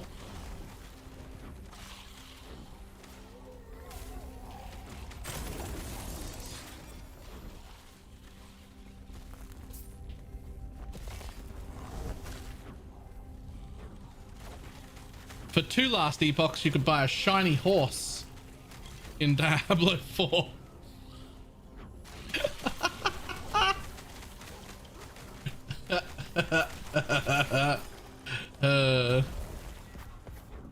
Didn't realize it was nail week. It's gonna be for me too. I chipped one changing a spark plug and I'm real mad about it. Which also, I'd like everyone to just take a moment to appreciate the sentence. I chipped a nail while changing a spark plug. Because that's probably not a sentence you've ever heard before.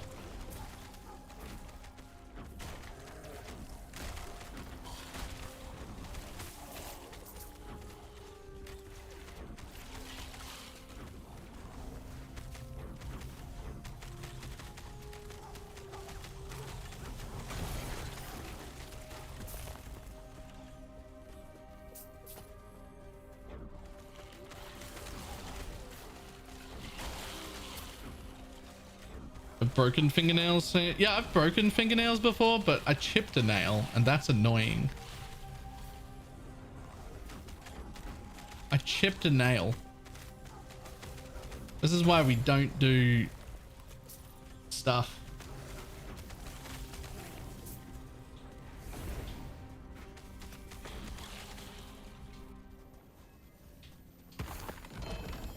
Belt?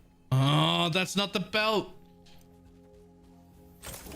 If you don't drop that belt soon, I'm going to come down there and belt you. You understand? Do as you're told.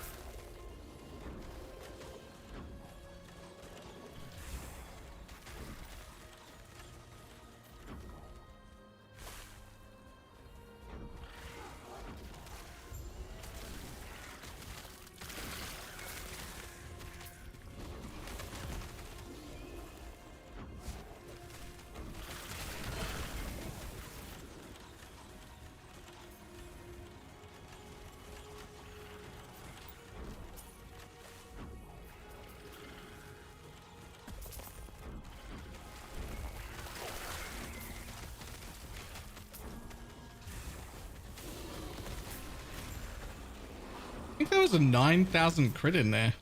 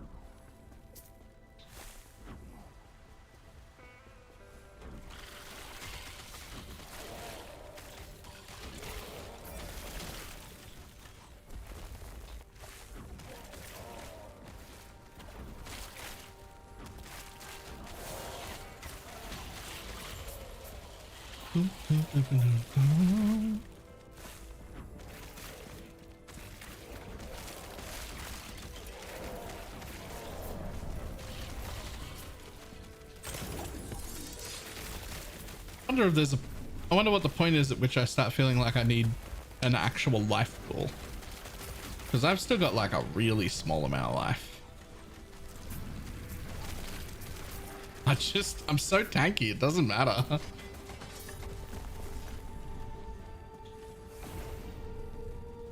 But like 3 or 4 life rolls on gear and I'd have like a good life pool. I just haven't bothered to even try.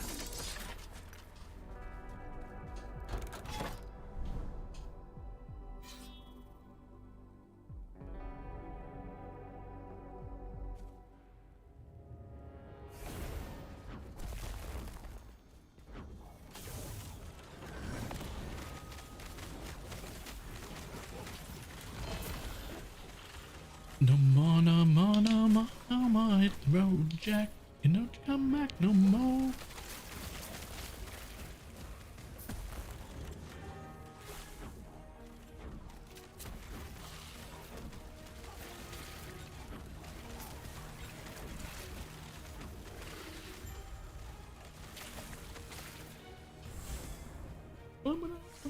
People told me you're the meanest old woman that I ever did see.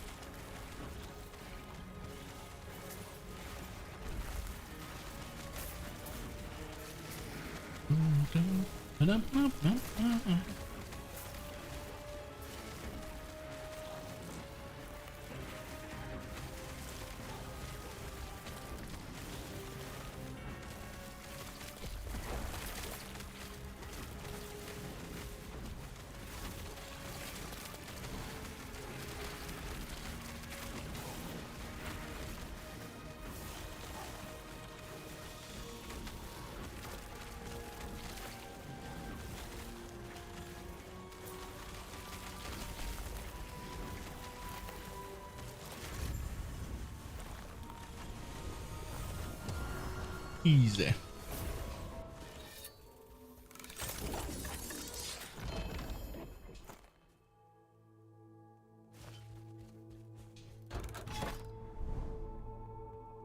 Okay, well, not much there. Oh, there's a belt out there though.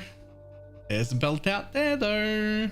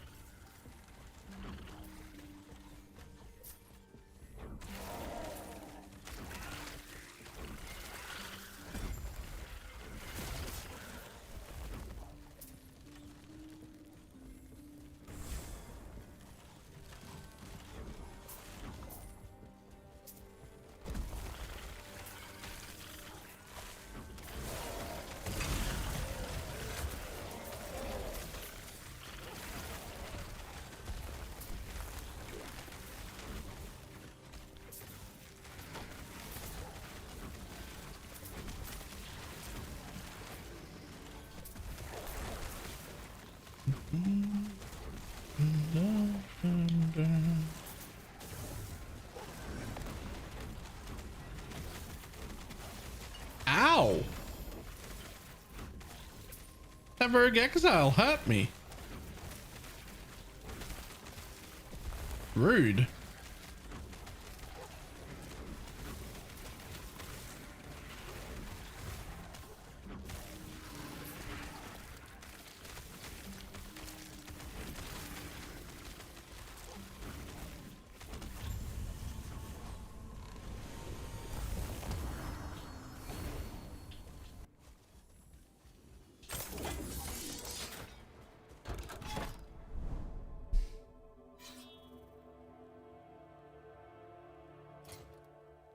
Oh, nearly full again.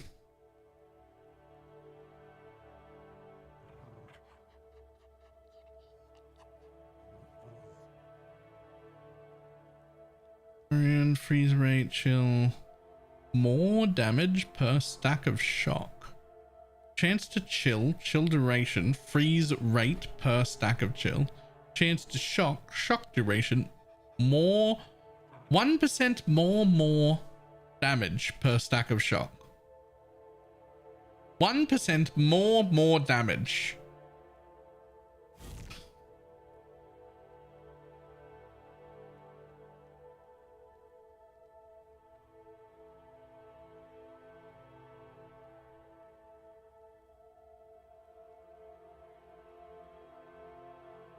More has to be better than more, right?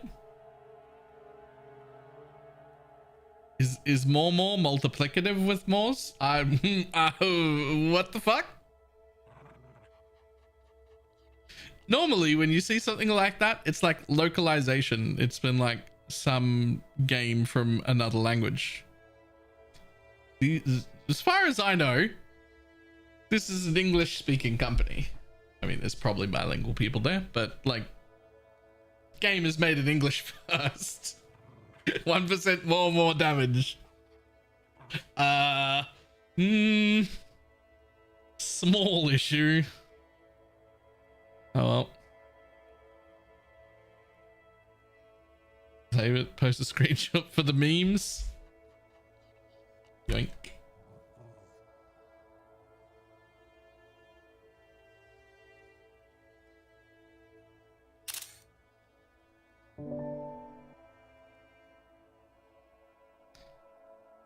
Pretty simple. Shock gives you more damage. You get more from shock. Ah. You know, I don't know if Pee-wee's broken my brain, but that explanation instantly made sense in my head, and I want to accept it immediately. Oh, you get more damage from shock. Absolutely. No problem. I instantly want to accept that as the explanation.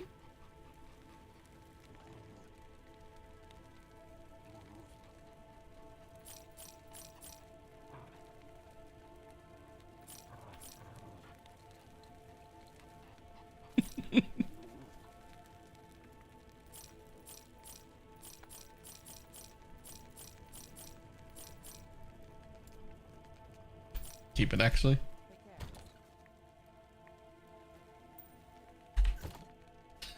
He has broken all of our brains, right?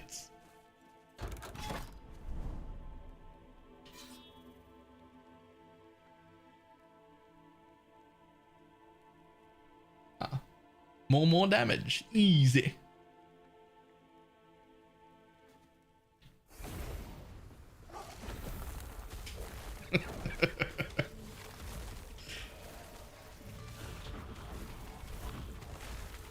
Hell, why can't I walk down the stairs here?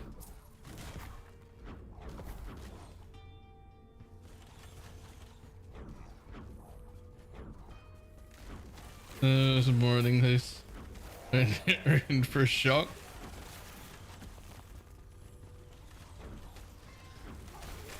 Is it more shock or?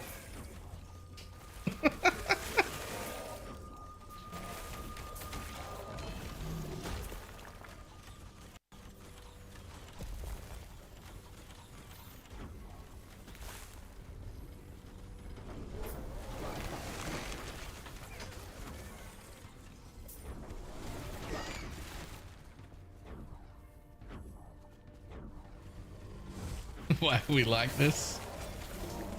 I don't know, but I'm okay with it. Haddock. How you doing?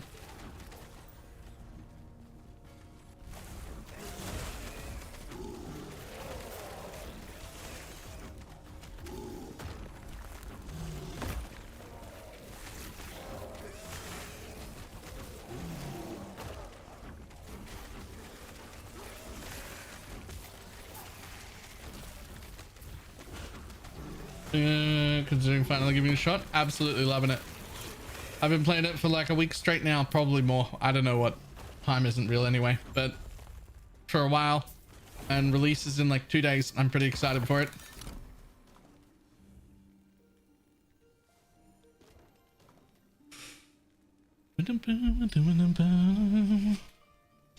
Trade my soul for the internet.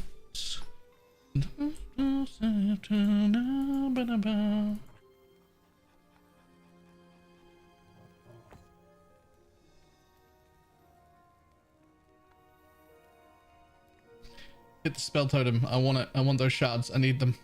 Hit it. Hit it again. Yeah. Nice. Pros and cons versus PoE for somebody that enjoys the zoomy playstyle of PoE. What should I look closer at? You're not going to get the same level of super zoom speed out of this game as you get out of PoE. It's nowhere near as slow as default. It is in the end game very objective rush style rather than full clear right now. Crafting is, if you are someone who really enjoys PoE's crafting right now, like loves it, like you're a craft fiend, you're probably not gonna love the crafting here. If you're somebody who's like, PoE crafting is like something I'm willing to do if I have to, or something you're not willing to touch at all, this is way better. You're gonna love this. I love the crafting here. It's way better.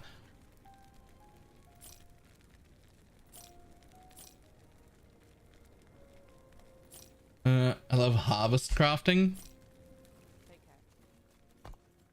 This is definitely closer to that. Do I have anything with forge potential on it still?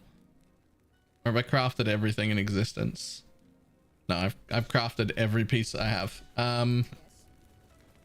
Crafting's great though. So let's just grab an item back. From anywhere, you can just put it in the forge. You can just decide to tier up the thing that you want. You'll be like, I want that. I'm going to tier it up. Then there are a bunch of modifiers you can do to that make it like use less forging potential or more forging potential or seal it or all sorts of stuff.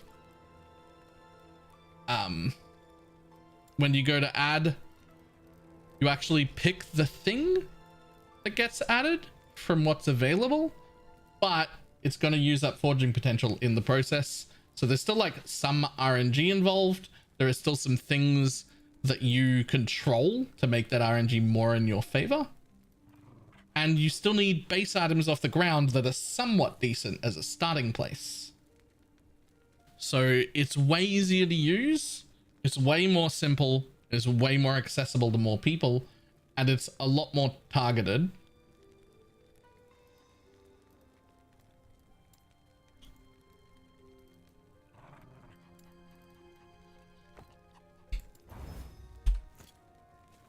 Yes. Take care.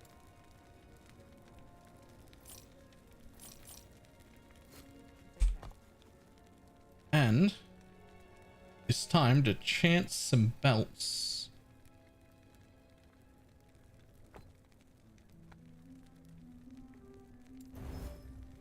That's not the one.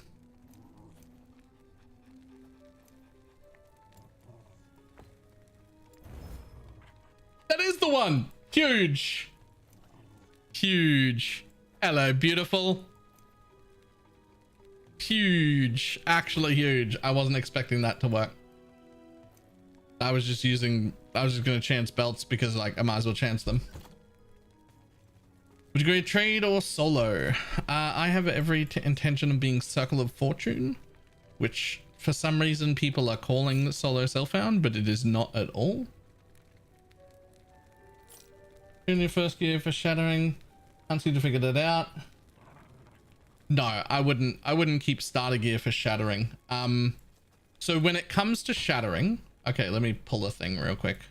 Yes. Let me grab 2 things out real quick. Here you go. Right. So there are some things you might want to keep for shattering, like plus level of summon thorn totems build is like pretty rare. Plus level on your helmet is like a very specific affix that you only need a few of, so you might want to blow those up. But when I go to blow stuff up, right, this is a tier 6 affix, this is a tier 5 affix, this is a tier 6 affix, this is a tier 2. So there's just some random chance to get 1 shard per tier that I blow up here. So when I'm blowing up this high level gear, I'm almost certainly going to get some of these 3 high tier ones. Maybe I don't get 6, maybe I do, but I could easily get no physical because it's only tier 2. So like blowing up low level stuff is like spending a 2k rune of shattering for the lowest tier. Yeah, tier 1 is the starter tier, lowest.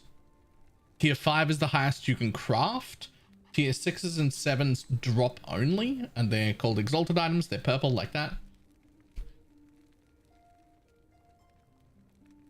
The idea usually is to get an exalted item with a tier 6 or 7 drop and craft around that. You're like, that's one of the mods I want as an exalted affix. Let's see if I can craft the rest of the piece around that.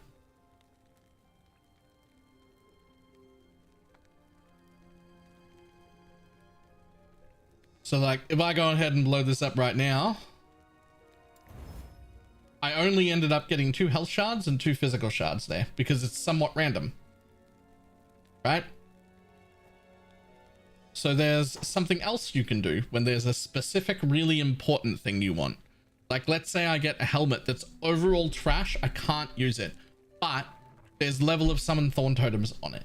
and I really need that thorn totems on it, and I can't take the risk, well, you get less of these, but Rune of Removal is a different thing you can use. And what it'll do is remove a random affix from an item, returning that a number of shards equal to its tier. So it's actually much better, but you get less of them. You can't buy them from the vendor. Also, it's random which one of the 4 it removes. So let's say I want endurance, right? I want that endurance. Wow, that actually worked then, but that was 1 in 4. So like, then you have to do it again with the forging potential. Say I want the armor. Oh, didn't hit the armor. So now I got to spend another one. Oh, didn't hit the armor again. Now I got to spend another one. But it guaranteed that I got 6 shards. So like we blow up stuff that's useful when we're like, oh, there's a bunch of mods on there I want. But when something's really important, you want to be using Rune of Removals. You still don't want to use a Rune of Shattering on the last one, even if it's the last one, because that's creates a random number of affix shards containing its power. Well, it's not truly random. It could have rolled 6. It could have also given me 1. Right? It could have also given me 1. Whereas this will give me all the shards, but these only drop. I can't buy them at a vendor. I'm not going to have as many of them, and I may have to use 4 on 1 item. So when it's something important, we're going to Rune of Removal it. And when it's just generically, I do need more of all of these shards, I'm still trying to get them, then we're going to just blow the piece up with the Rune of Shattering.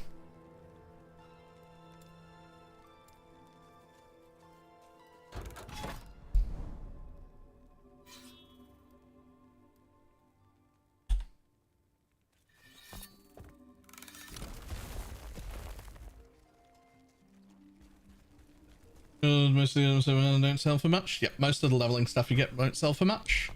And my first 2 rules is from level 3 and above, hide all white items. And then from level 8 and above, hide all magic items. Those are the first 2 rules in my loot filter. Just straight up hide all normal items past level 3 and all magic items past level 8.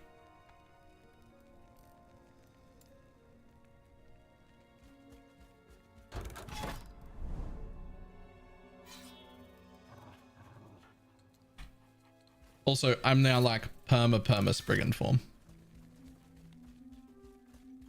Perma Spriggan form is very nice.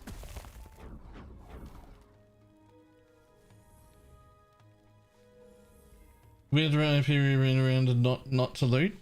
No, it's not. Because you already set up very strict filters in PoE. Like, if you pressed Alt in the map, well, it's just, you just got to learn the loot filter system. It's not picking stuff up, it's hiding stuff you don't want.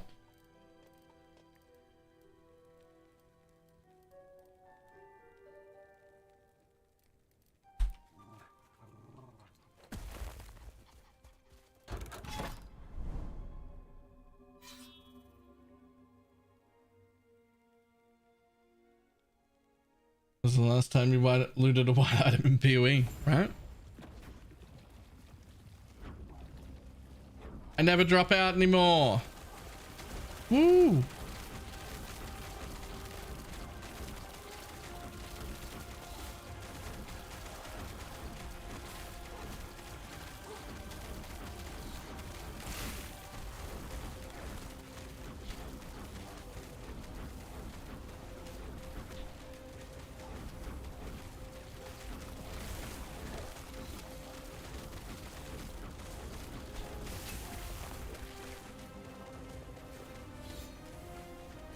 Just now.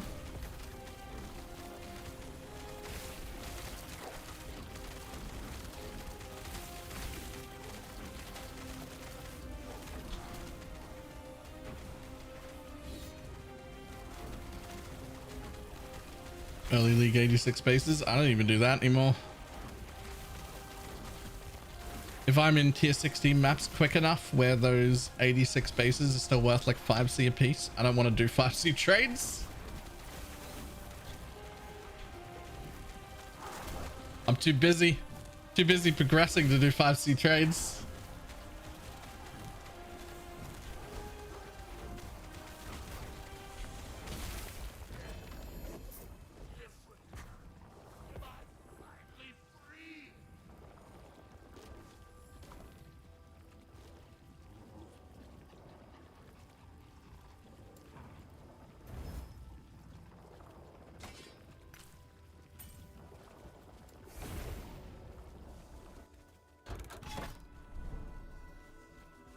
No,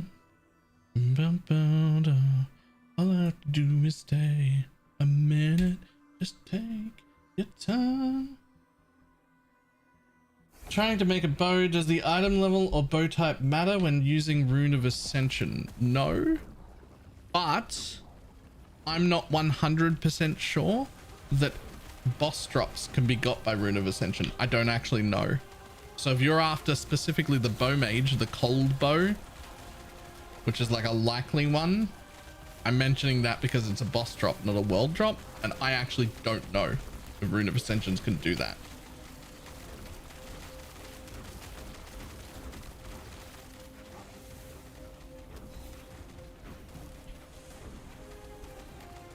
Pros and cons on Cycle 1 versus Legacy. If you have any intention of using the Merchant Guild, almost everybody who's using that will be in the cycle. Also, if you have any cool achievements that you make, cool builds or progression that you make, and you try and share it with anybody, and you're like, I'm in standard, nobody will care. But otherwise, nothing, they're the same.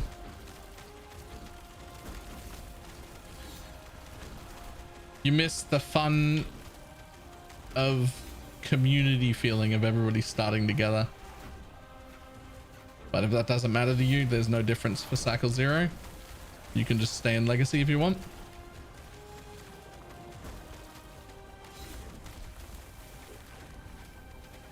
It does not work for boss drops. Okay, cool. I did think that might be the case.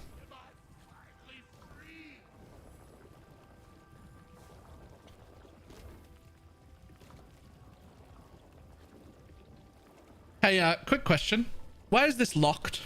Why is this last one locked? How do I unlock this? Anyone know?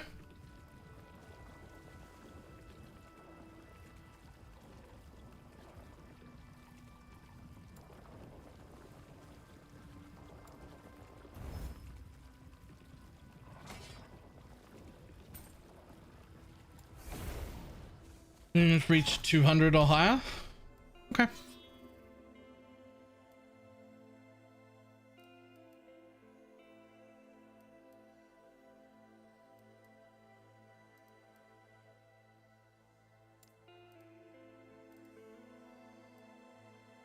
In each zone, or unlock it once and it's unlocked for everything?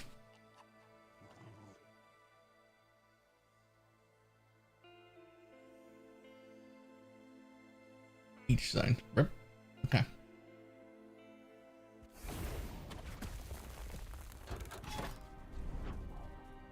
No postcode envy, and every song's like. Whoa. Okay, sure. Yep, that's fine. I can see that. Okay, I've never seen either of those two moves, but that was cool. My favorite thing about this boss, this Shade of Orbis, he exists in like every zone, but he has like a huge move set, and I think he picks, I don't know, 3 or 4 of those moves at random, and has that mix each time you fight, so it's like a different fight every time.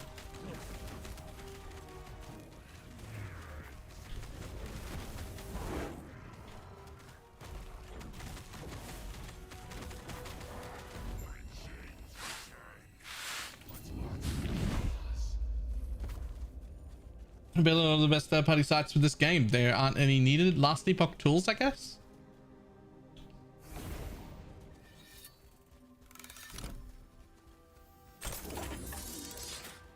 Last Epoch Tools has like a bunch of build guides on it as well as like a build planner, and that's about it.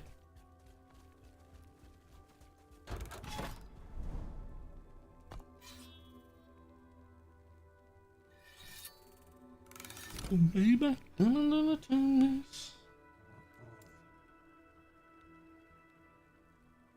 and bought the game 2 days ago. Nice. You enjoying it so far?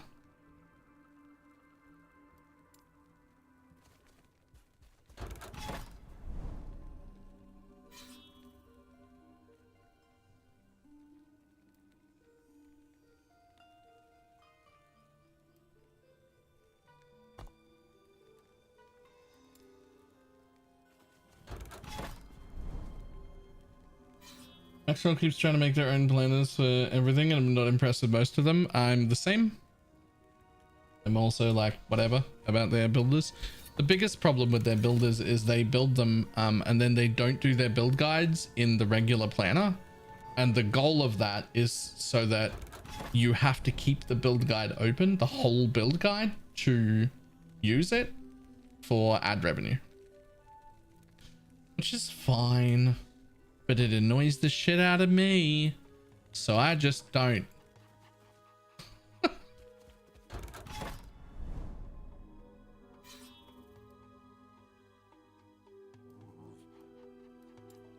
That's why when you go there, they've got the build all laid out on the website, but there's no link even to their own build planner. The build planners are like integrated with the site so that they can build it and then show you it on the build guide. But you have to keep going to the build guide. You have to keep going back to the build guide page, because every time you visit, it's ad revenue, which is fine. I don't like it. I get it. It's a business. It's fine. It just annoys me. Like it's not that bad. But if I'm gonna use a planner, I'll just build the planner myself in the Last Epoch Tools instead of in Max Rolls On. You don't need that.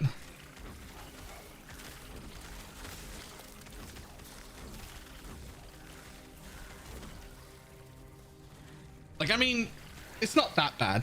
Like, I mean, like, it's not that bad. Like, I'm farming you for ad revenue right now. Another 20 minutes, there'll be an ad break. If you're not subbed, you'll see the ad.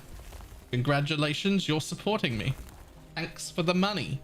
Right? Like, that's how everything works. It's just, you know, I just don't want to go back to the site over and over again. That's all.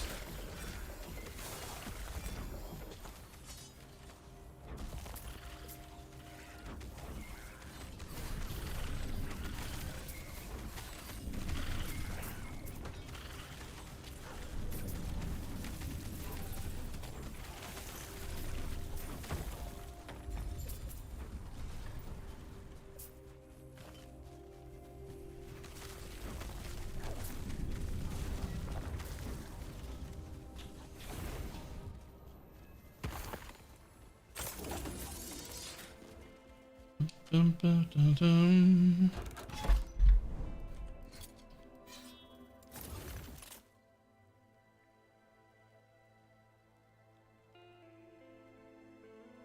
Sure.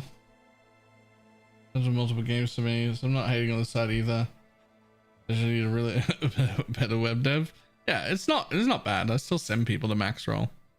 I just, you know, it's just if I'm gonna make a guide and there's a real builder instead of theirs, I'm gonna use the real builder, because you can read my whole build guide and you can, you know, figure out what's going on, watch the video or whatever, and then just have the planner open as like the reminder to help out. You can just the planner, not like a whole site, not like back to the video over and over again. Just there's the planner. You've already seen the video or read the guide. You don't need to come back. Hopefully I'll make more ad revenue from you next time you come back to me for a guide again, because the guide is good. Right? That's my version in my head, is like, hopefully you had such a good time following my build that you come back and follow a different one. Great. I'll get more money that way, hopefully.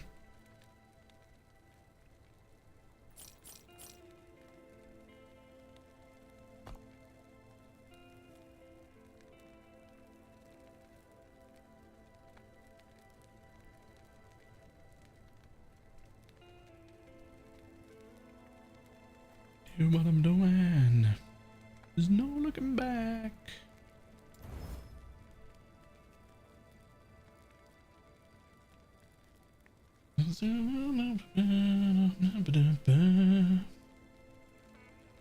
Enjoying builds on PoE plus Epoch isn't like PoE or Diablo, is a game where you can play and trade etc all the time. So it's going to have seasons, leagues, whatever you want to call them. In this game they're calling them cycles, but as far as I'm concerned we can all just keep calling them leagues forever.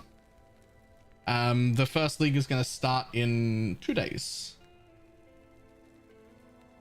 That being said, there is no league content in this launch. This is the 1.0 launch, which means there's a huge patch, like 60-70 pages worth of patch notes, tons of new stuff going in, but it's all going in standard and in the new league at the same time. So the only thing you get out of starting the new league is a fresh start with everybody starting on 0.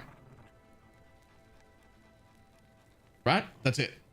Fresh start, everyone starting on 0. Otherwise it's exactly the same in the standard. So if you wanted to start right now and continue playing your legacy character, you could this season, but there will be seasons like normal ARPGs. And in the future they will have league content, though maybe not immediately, but they will have league content in them eventually.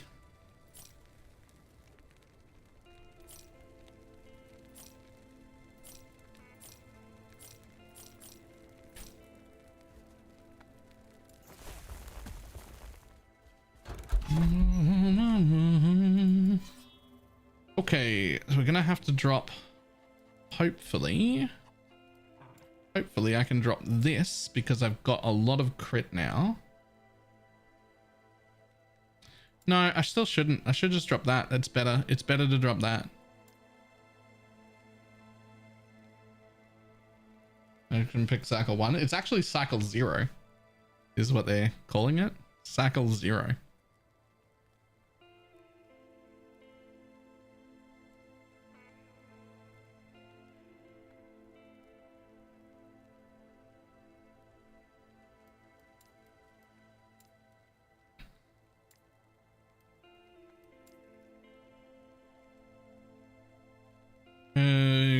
Use cycle 0, cycle 1 in case I'm calling it cycle 0. I was calling it cycle 0 before I heard that they were calling it cycle 0. There's no league. It's league 0. There's no league. It's the launch of a game. It's huge. There's lots of new stuff, but like there's no content for the league. There's no league content. It's cycle 0.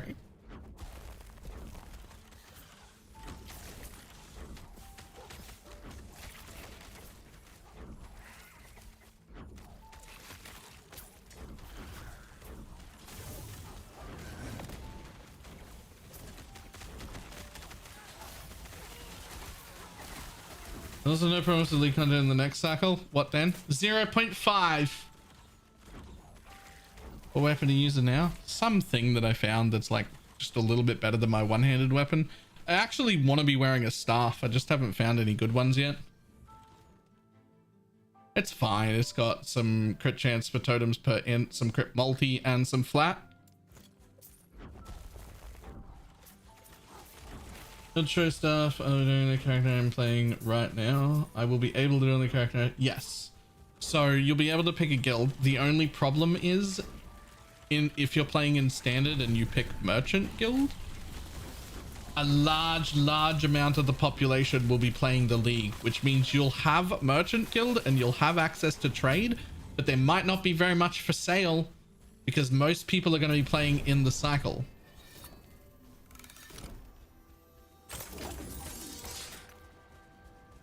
Leagues are not starting on release. I mean, they sort of are, but sort of aren't. They're still running the league or the cycle. There's just no league specific content. That's all.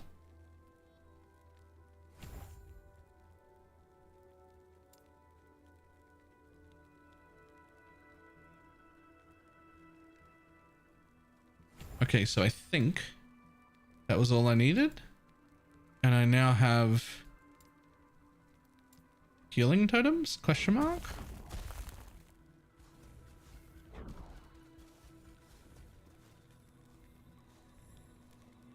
Is it not enough?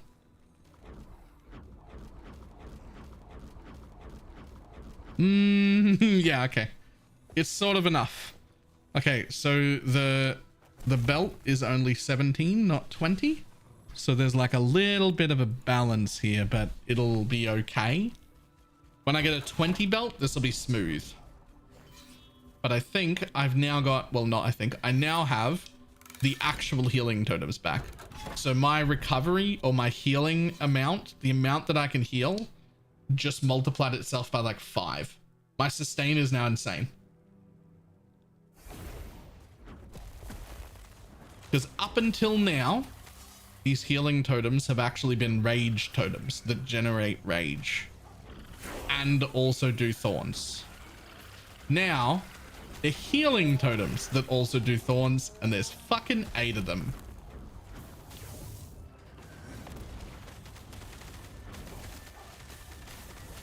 Look at how quick I healed just then.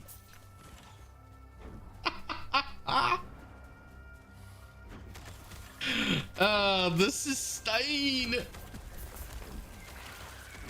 One shot me or you can't kill me is the answer.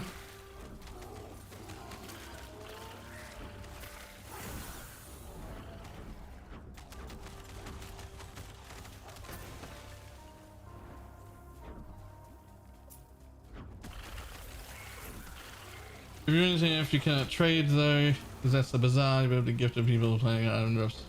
You get it? Yeah, so that's I mean, gifting, trading, whatever, it's the semantics and how you call it. If you're in Circle of Fortune, or as we've been calling it, Circle of Friends, you will still be able to trade with your friends that you're playing with. You just won't have access to the bazaar. Oh, it's not trading, it's gifting. Semantics.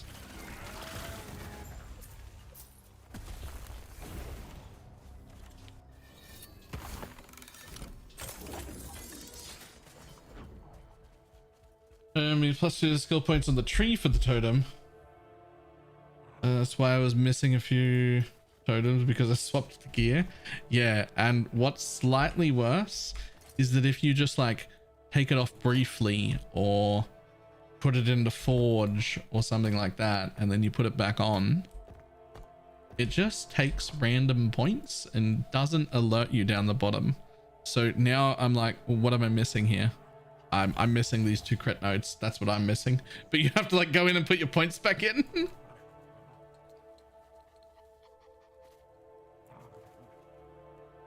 More healing. The semantics, they mean different things and it's important. They don't though. Not in practice. Not in practice. Because when we say, oh, you could still trade with your friends, and somebody says, it's not trading, it's gifting. When we say trade with your friends, no one ever drops a rare item on the ground with a friend they're actively playing with as like a duo. And is like, oh, I found this item for you. If you give me 10 chaos, I'll give you the item. No, nobody does that. They're like, yo, this is for you. I got your thing. And then we just drop it on the ground so they could pick it up. That's what we do in PoE. Right? Completely new to last epoch. Does it have a class that works with throwing weapons? Technically Paladin, but that's not what you're after. Rogue. Rogue has some throwing weapons, shurikens and a few other things.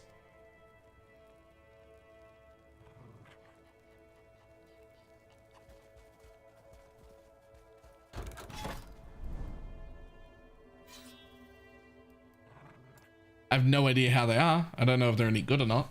But rogues is the answer. That's the thing you're after.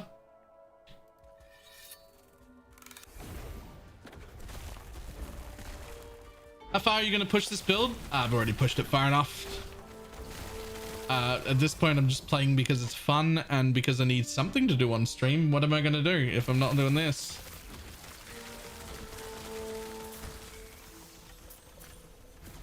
We're just waiting for league start right now.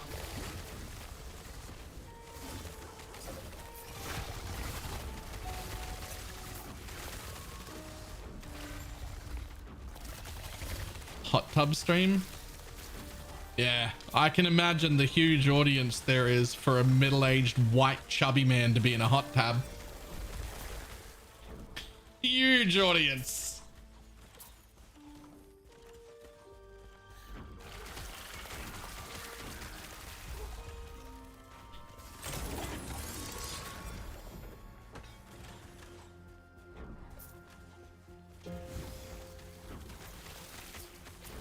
So I finally got to Lagoon and I have died 6 times. Any advice? Yeah, get hit less.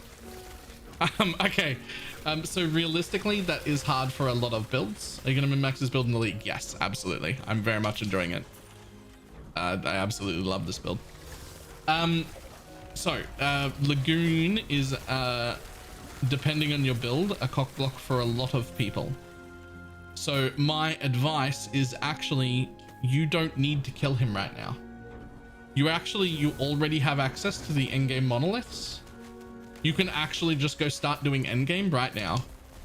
And you can just go get 10 levels and some good gear from monoliths and come back and finish later. Basically, you just hit M and you go to the end of time here. You port to right there. And you can actually just walk straight over and start the first Monolith of Faith right now. You don't actually have to kill Lagoon. You will want to eventually. But you could go get some better gear in 10 levels and come back.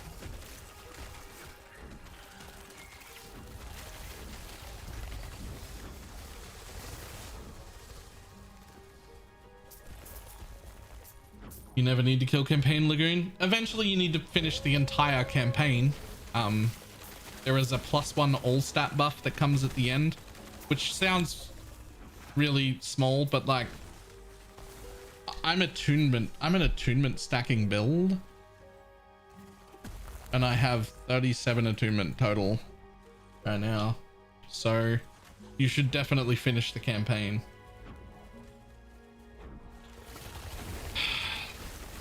Look, Shadow, technically you're correct.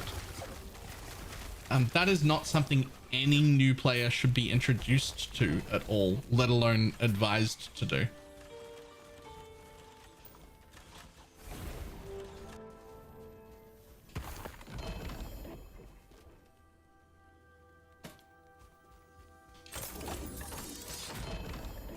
Like, campaign skips are not something you should be doing until you're already familiar. It's just not. Like, the campaign is great. The bosses are really good introductions. You need to kill them anyway because they're part of endgame stuff repeating anyway. Like, you need to get better at this. So like, you do not want to send people on skips unless they're already experienced players.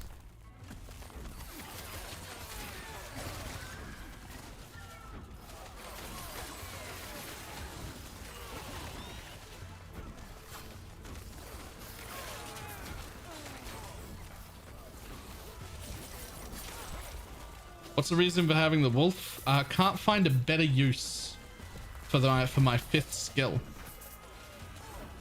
There are no good 5th skills for this build. The very best option is Icy Thorns, which is getting removed in 1.0. And none of the new skills work with Spriggan form at all. So I'm not even convinced that having the wolf is the right option, but What I do know is that having the Storm Totem is not the option that I want. That's way too much investment and awkward, and I don't like it. You do get 40% movement speed, which is like something, but you have to press extra buttons and do extra stuff, and I just don't want to do any of that.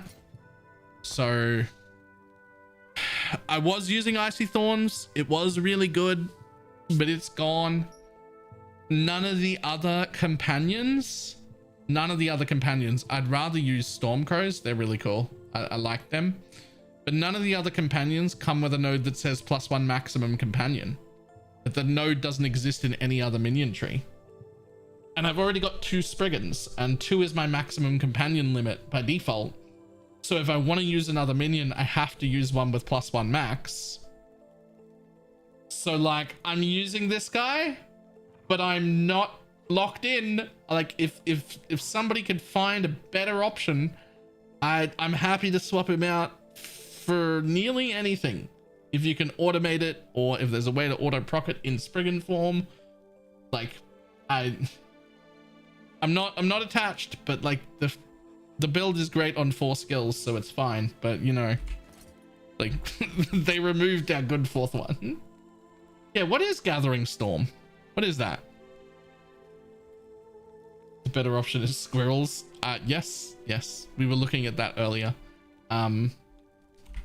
Here's the big trick.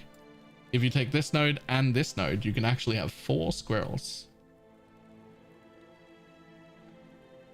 So the trick would be get a Squirrel helmet with legendary potential and get +2 or +3 to Thorn Totem on it.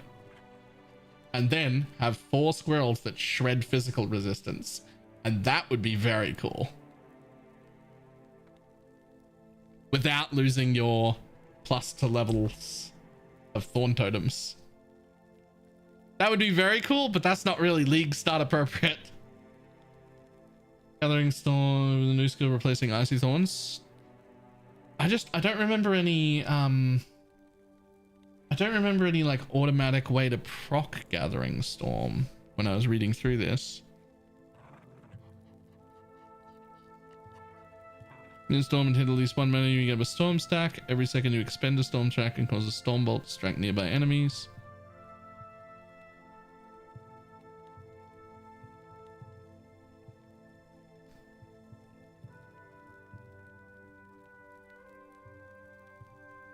Yeah, I don't remember seeing anything about auto-procking it in any way, or being able to even cast it in Spriggan form.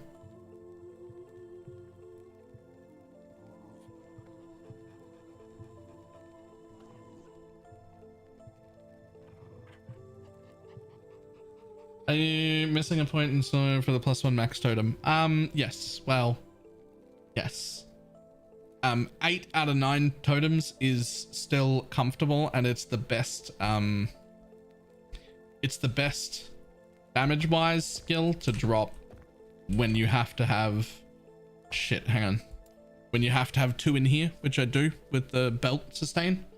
But I also only have a level 23 totem right now, so that'll be eventually 25, because there will be a +1 staff and +1 more on my helmet. So with that I plan to get this 1 more point here, and then I'm a little torn between the extra pierce or the extra 18% more damage but with less spread, or the extra 18% less damage but with less cast speed. One of those, I don't know, but certainly this one, and then one of them.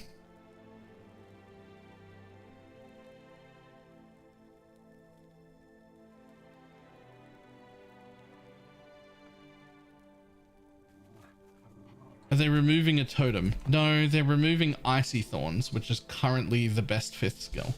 As far as you can take the Relic from Lagoon and take the Mastery Storm Totem, you can. And I have seen people do that, and I've tried it as well, but the playstyle is a little more awkward. You have to manually cast Spirit Thorns occasionally to hit it and keep it up, which is an extra button, which I don't love.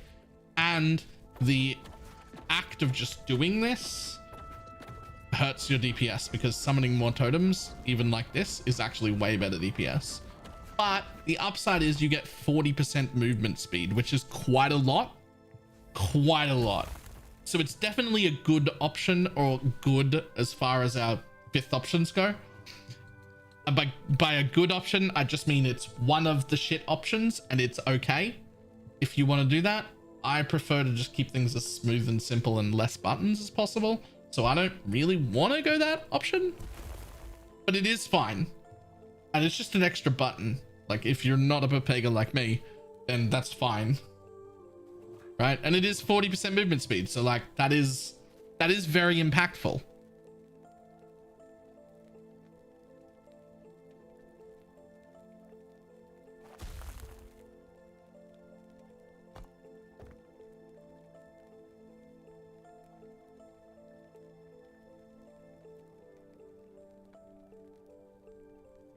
Who uses companion ability?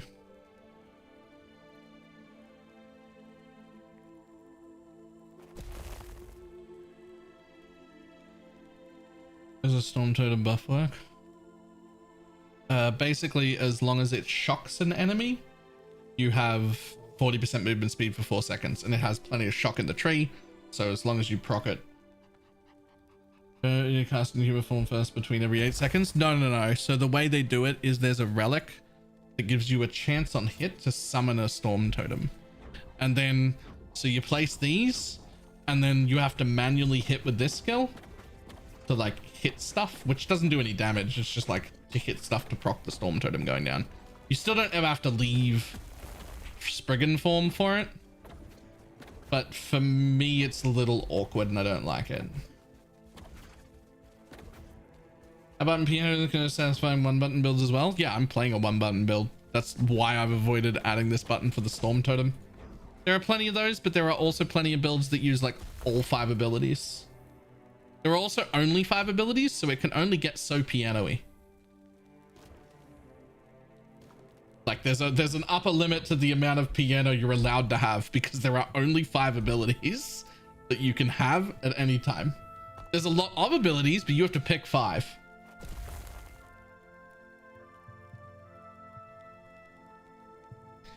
This is the one I really wanted. Where are you? No. Here we go. Totem support. Your totems get a random amount more cast speed when blah blah blah. Removes the melee attack. Tempest now creates Tempest totems. What I really want is for a way to get these Tempest totems into my Thorn totem build. I want like a relic, and all it does is you place a Tempest totem whenever you place healing totems. And so I'd just place 3 healing totems and 1 Tempest totem and put that in as my 5th skill. That would be the dream. The dream.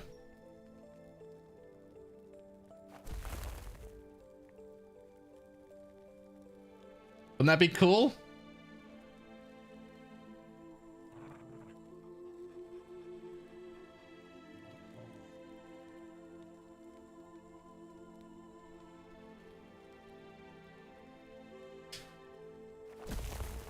Just send it. We need it. I don't get to make uniques, man. I don't know how other people got to make uniques. Did they give a bunch of money? Were they just like big enough creators? Like, what was the thing? How do I get to make a unique?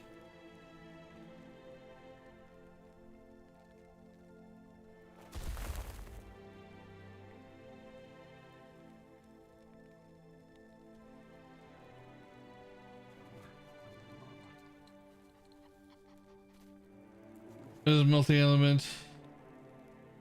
So it would need to pick a default. Ah, fuck it. It can do all 3 elements. I don't care.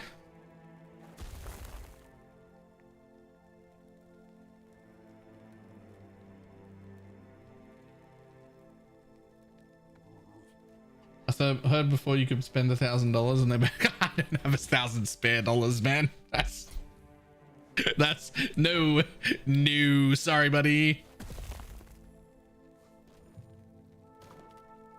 That is not on the. I do not have 1,000 spare dollars.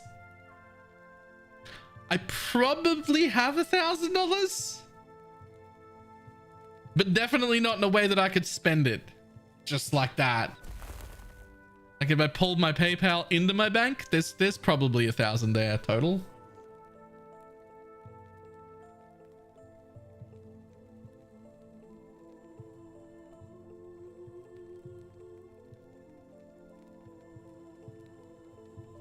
Ellie the puppet, how you doing?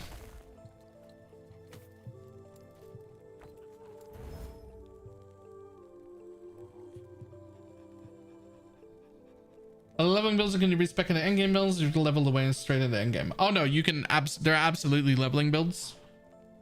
You also don't have to use them. I don't. You can just level the way you're gonna play. But it's also super easy to respec. Especially if you're in monoliths before you start. It's a little awkward to respec in at like level 30, but only like a little bit awkward. It's still fine. The later in the game, the easier it is to respec.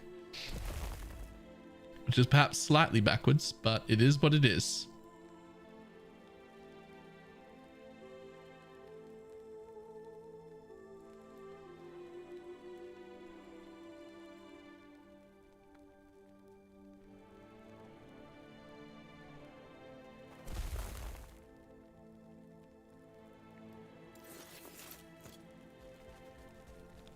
Yes.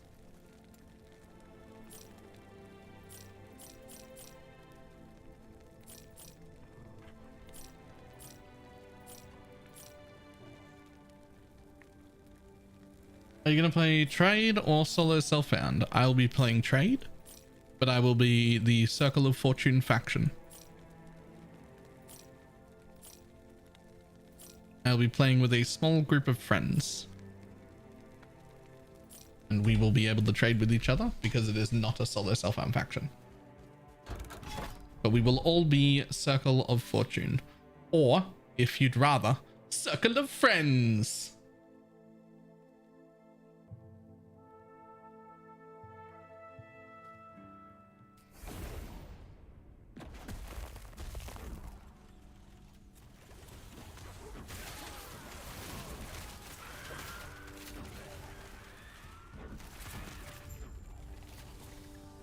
I really like Circle of Friends as the thing for COF, because also the friend panel in this game is H, which is weird. Until somebody said easy. It's H for homies. Instead of like social or friends or something like that. It's H for homies.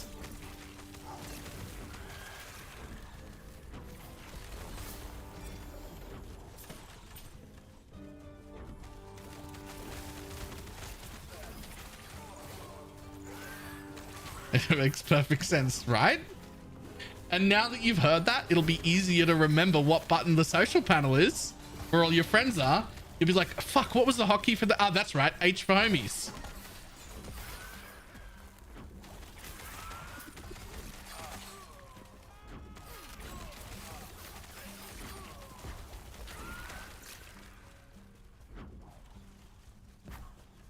I know you need Wolf to get a second companion, but anytime I cast Spriggan, I heal. How do you get the second Spriggan? So you can only have one Spriggan by default, no matter what your companion limit is. So the way we get a second Spriggan is Spriggan forms tree down here. You summon an additional Spriggan when you enter Spriggan form, which does not count towards your Spriggan limit, but does count towards your companion limit. You will not summon an additional Spriggan if you are already at your maximum companion limit. That's why we can only have one wolf. 2 Spriggans as long as we're in Spriggan form. And if I leave Spriggan form, one of my Spriggans goes away.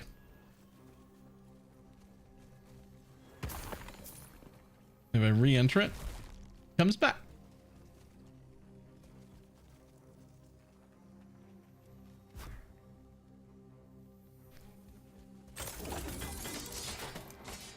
Luckily, you never have to leave Spriggan form.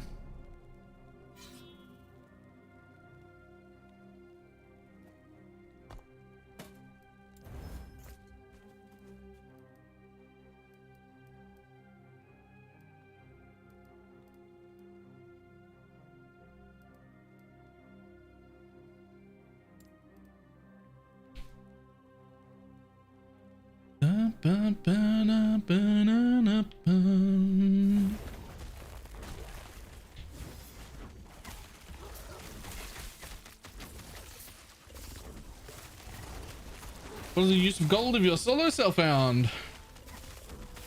You mean actually solo cell found? Or do you mean Circle of Fortune, which is not solo cell found?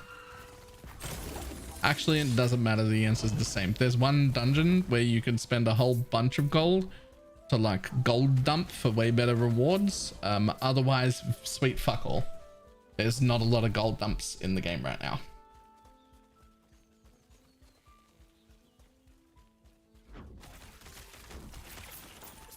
Right at the beginning, like day one, you'll be spending a decent portion of gold buying the explosive runes from the vendors. Maybe day 2 and 3, you might have to worry about gold while you're buying a buttload of stash tabs, depending on how many you use, depending on how you are as a person. I'm going to buy like 100, so I'll need a lot. And then once that's done, that's it. There's nothing else. That's it.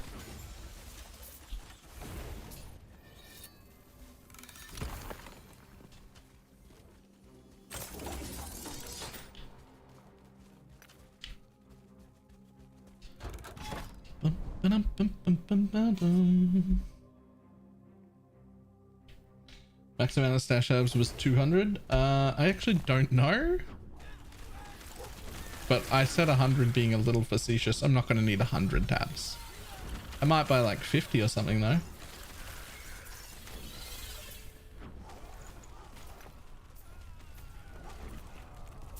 They have such a good organization scheme for the stash tabs too.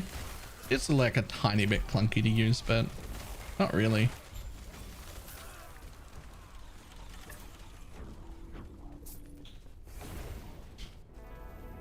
200 and people are asking for more. I mean, you've got way more when you play Diablo 4.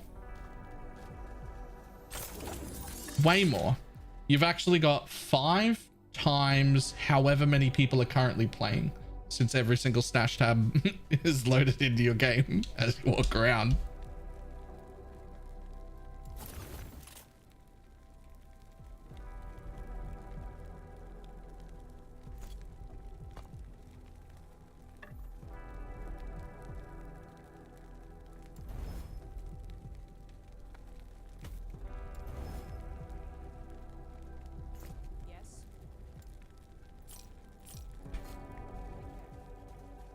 Don't care for decor, did enjoy the last tail end of D3. Any recommendations based on that? You will absolutely love this game. This is way better than D4. Way more in depth than D4, with way more build options and build customizations at a third the price. With developers that know how to make video games, but less confusing significantly than PoE. So it's like somewhere in the middle. Also, it explains stuff in game as you go, like you'll learn by playing. It even has a help page that actually has all the information that you could need on anything. Like, what exactly do critical strikes do? And you can literally type it, or you can look through the menus and it's a full explanation. All hits have a chance to be critical strike or crit, dealing much more damage than normal. Damage over time effects cannot crit. All hits have a base critical strike chance of 5. This can be improved by items or passives or skill tree nodes.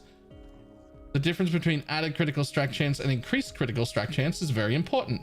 Plus 1% critical strike chance will result in the final chance of 6%, assuming you have no other modifiers, while 1% increased critical strike chance will result in 5.05.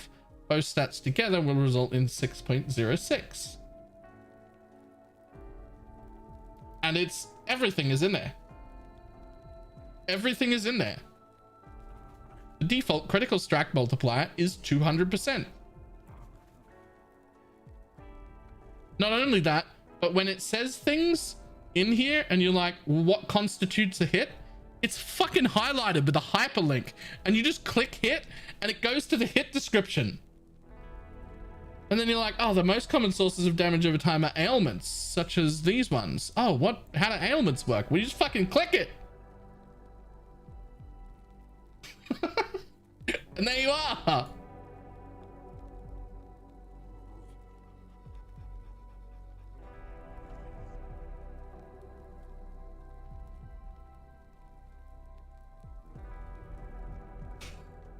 I know this shouldn't blow my mind, but it does, okay?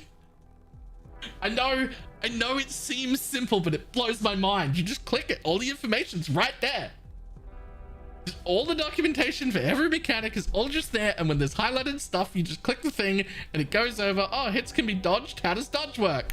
Oh, dodge cannot protect against damage over time, but it can protect over hits. Okay, cool. Fucking, it can be blocked. Oh, how does block work? I'll just click on block. It'll fucking tell me. What's glancing blow? We'll just go over here. Like, fucking, it's all just there.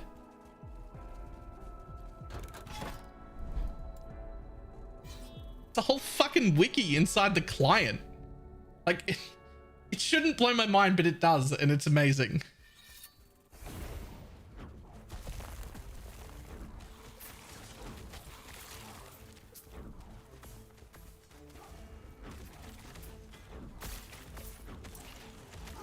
Every skills the Kelly show, it increases damage reductions, cooldowns, etc. Oh, it's so much better than that though. Hang on, because you open up the skill tree, right? And first of all, at a glance, there are damage types, which you can just learn the symbol of, so you know what kind of damage scales your skill. If you don't know what they mean, you can mouse over it. If it's a minion, it'll say stuff differently. So like, here's an attack that I would do myself, and it says on it, scaling tags, physical, melee, area, strength, attunement. You want more information? Press Alt. You'll get 4% damage per strength and 4% damage per attunement. Plus it'll scale with melee, phys, area, and strength. When you change a skill with the passive tree, like this is just a physical minion. There's no lightning or spell in this minion or area. Maybe it has area. There's no lightning or spell in this by base. I took lightning and spell damage and lightning nodes in the tree to add lightning damage to it. It's not there by default. And now when I mouse over it, it says minion tags, physical, lightning, spell, melee, area, because I added it to it. Because I added it in the tree. They're not there normally. They're not there when you have no points in it. Because it's just physical, melee, and I think area. I'm not sure whether area is there by default or not. But when you spec into lightning, it gains a lightning tag. And it shows you on the skill. It doesn't tell you what recently is. Oh, it really doesn't.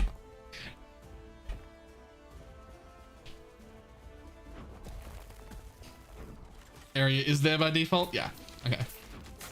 But like, how fucking cool is that system?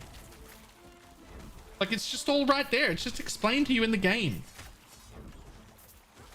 They're adding an auction house. They're adding a bazaar, which is similar, but not quite the same. Exclamation mark LE Guild is their post on the Endgame Guild factions.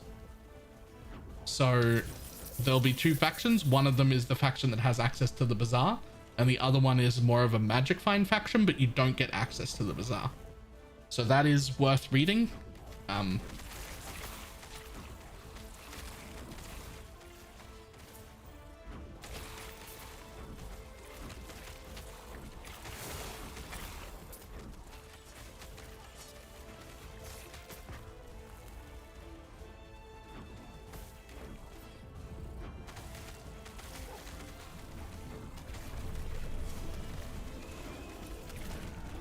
Do you share your filter? So yes, but filters are also very build specific. So I will share the filter with the build, but you really shouldn't use this filter unless you're running this build.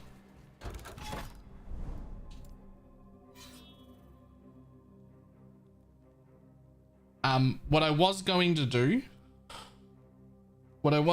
that I don't want to guarantee because I've been having some pretty big executive dysfunction problems the last week or so, and they're not getting better. But what I really would like to do is make the outline of a basic general filter,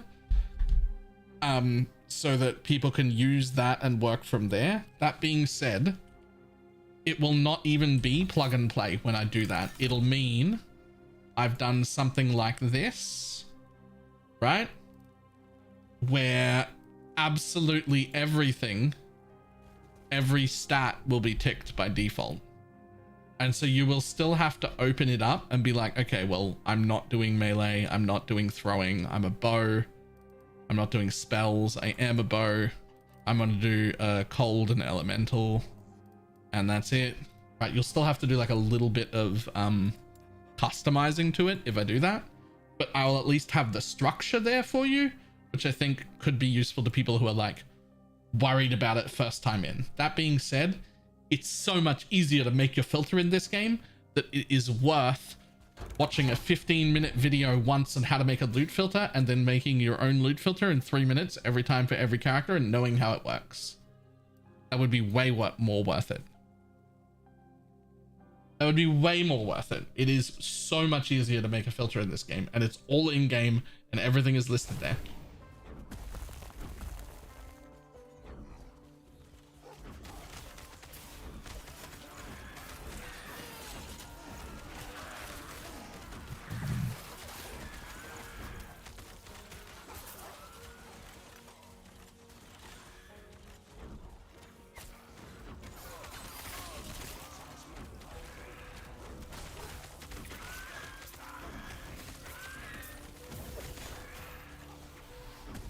Had to tell him I had to go.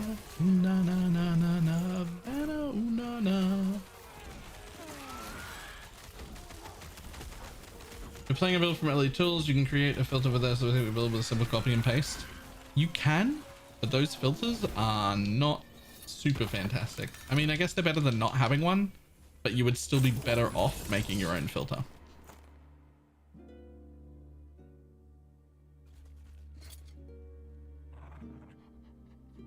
2 LP on an arrow guard.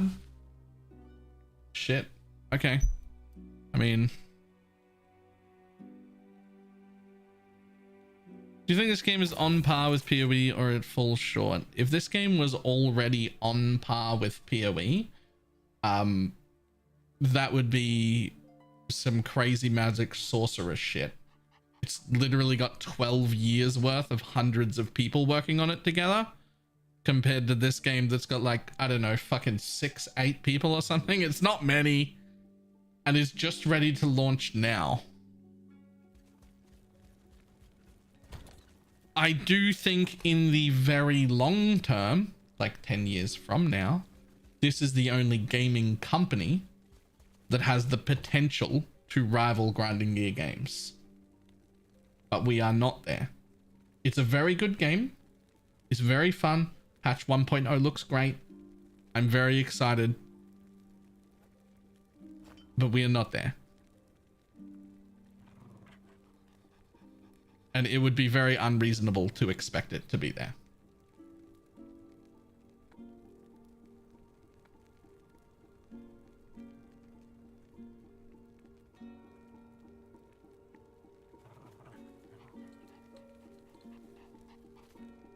Do we launch on Steam with how many acts? 4, I think. Yes.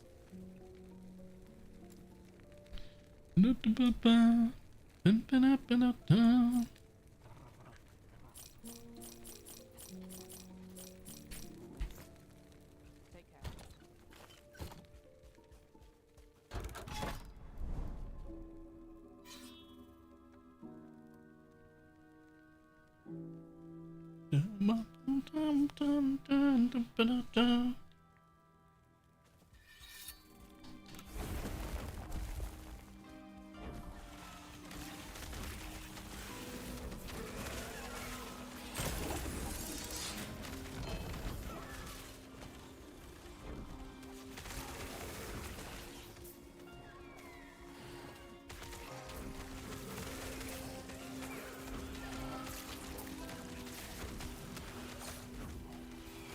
D3 is better than D4. It's true. I would be more excited to play D3 than D4.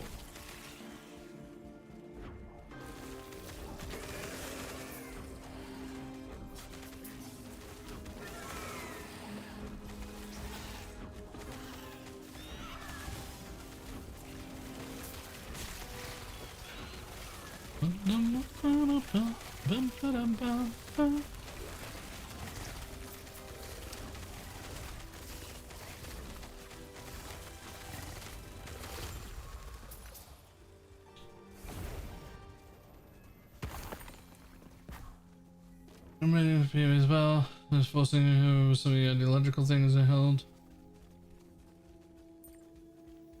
Maybe.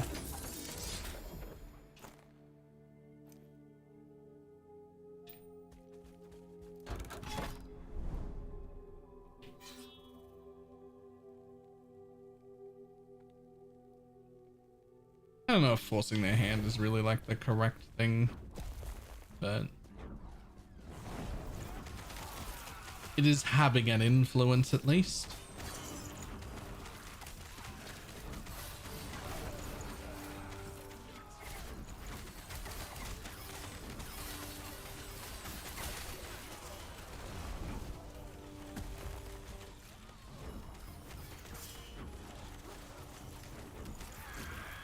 Also, as much as I am also happy to shit on D4, we gotta remember real quick, D4 is not a failure. They did not make mistakes. It is wildly more popular than every other ARPG on the market put together, and makes significantly more money on its own as a standalone project than every other ARPG put together. It is not a failure. It is a huge, huge success. It's also absolutely trash for hardcore ARPG fans, but that's not the market. That's not what they wanted. That's not who they went after. We're too small of a market. We, the ARPG player base, are too small of a market for Blizzard to give a shit about us at all. The game was never aimed at us, and the people it was aimed at has been a huge success for.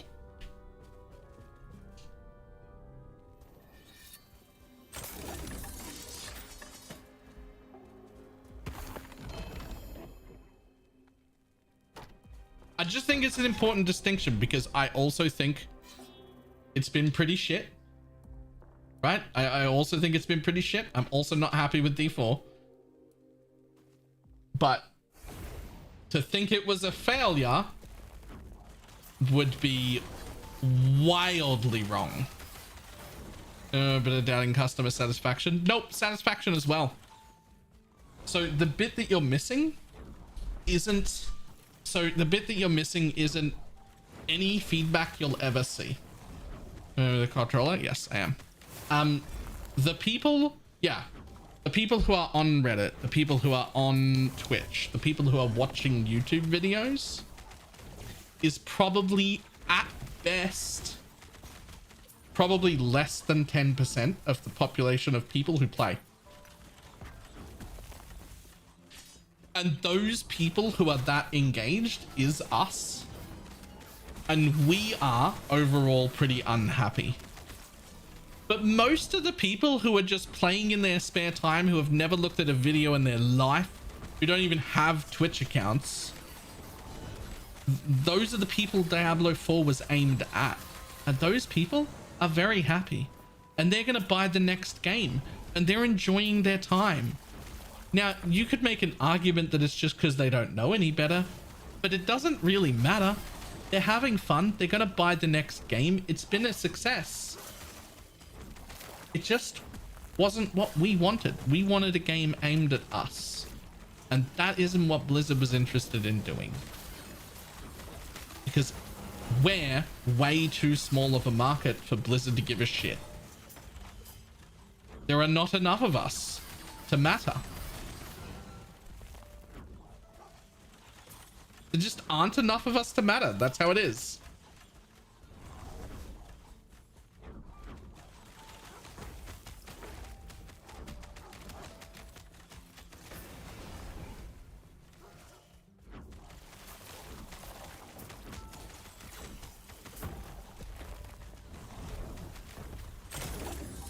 Yes, both Last Epoch and PoE are passion projects. In fact, I have absolutely no doubt in my mind that PoE currently right now could be 10 to 20 times as profitable as it is if they decided instead of making a good game that they wanted to play, they would instead make a game for the masses that would appeal to the casuals and change things appropriately more in the direction of what D4 has.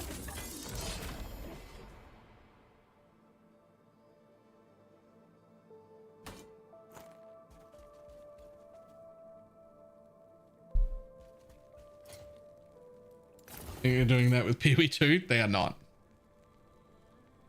They are absolutely not. They are trying to make things a little more approachable still, but they are going nowhere near that.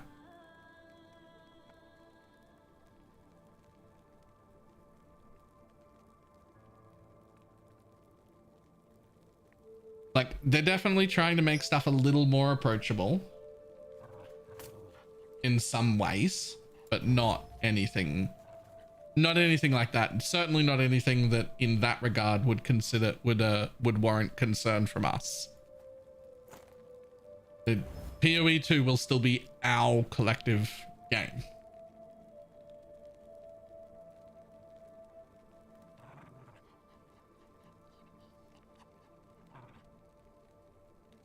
You think Blizzard can save D4 or they don't care? It doesn't need saving. It's the most successful ARPG on the entire market. They're incredibly happy with it. It's just not for us.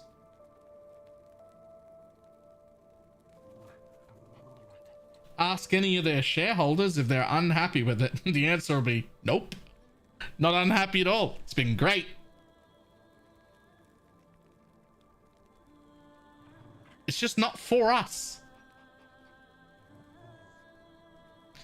The people who care about gaming in general or ARPGs specifically enough to ever show up in this stream, that game wasn't aimed at you. It was never for you to begin with. That's a pill I had to swallow, and I don't like it either. I don't like it either. It wasn't for us. It was never made with us in mind. They don't give a shit about us.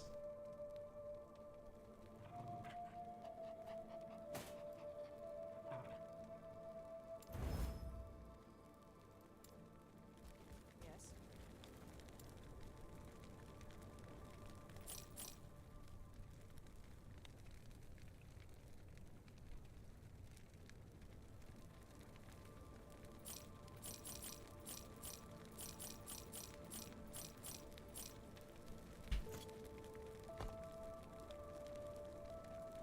I think that's why it hurts so much, because we love the Diablo franchise, but the game they delivered did not satisfy us. Yes.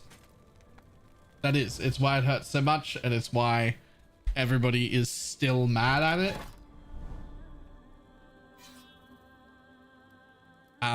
But what am I going to do about it? There's nothing. Like, it was a success. It made a ton of money. Tons of people are still playing it. People are still playing it now. Tons of people are still playing it now. Like this minute.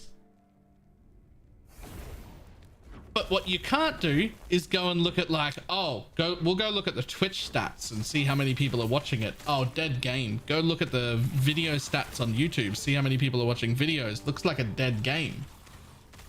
It looks like a dead game. But that's because the people who are involved in video games enough to watch streams and watch videos on it, it was never aimed at you. It's casual George at home who's got 4 kids who gets to play 2 hours a week video games on a Friday night when his kids are out and his wife's gone to some, I don't know, fucking taekwondo lesson or some shit. That's the person who gets to play it, and that guy's still having fun. Loves it. He just got to World Tier 3 this week from the season. He's loving it.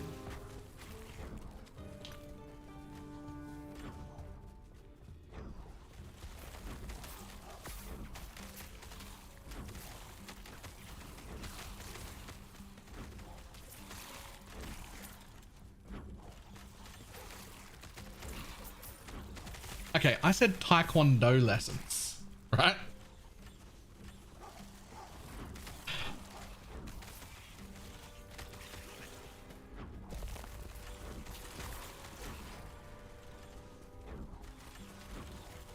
Right, it's a hard pill to swallow. I don't like it either. Like, we all, I don't know if everybody here, but we all like collectively grew up on Diablo 1 and Diablo 2. It was the introduction into the market. It was the game. Like, Diablo's literally the first ARPG that ever existed. They invented the genre. But like, D4 is in our game.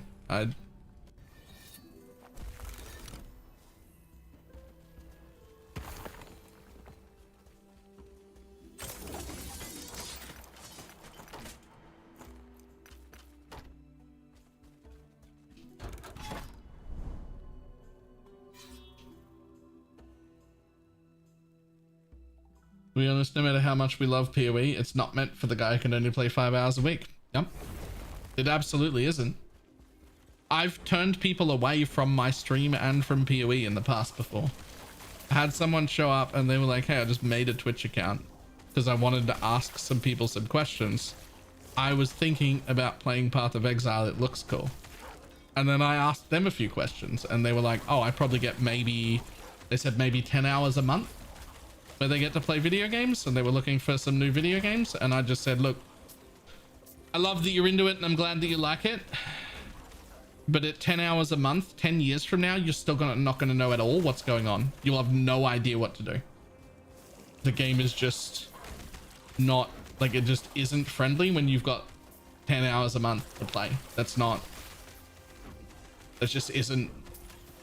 Like, I'm just like, you need to look at a different game, man. Close it down, never look at PoE again. If that's the kind of playtime you've got, I'm sorry.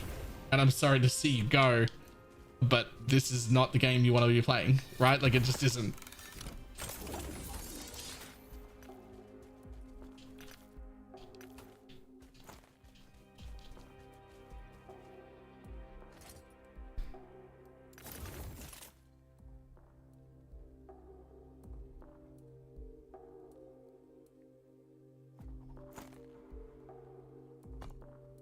Why do you show up? Oh.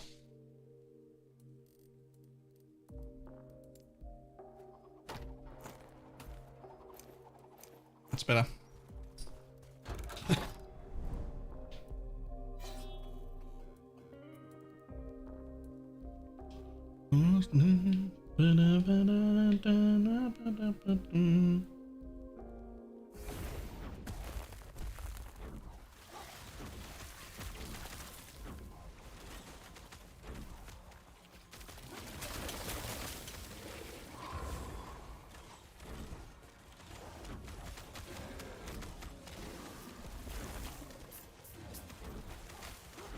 Yeah, 6 hours a week is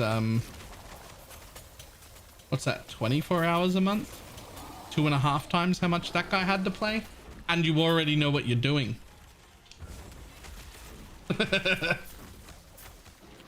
Like, that's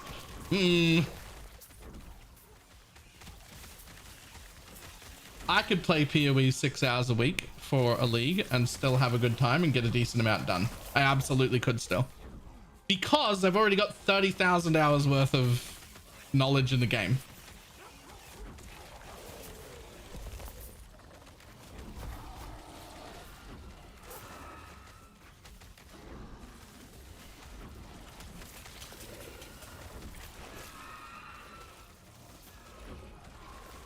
Point there. Oh, right.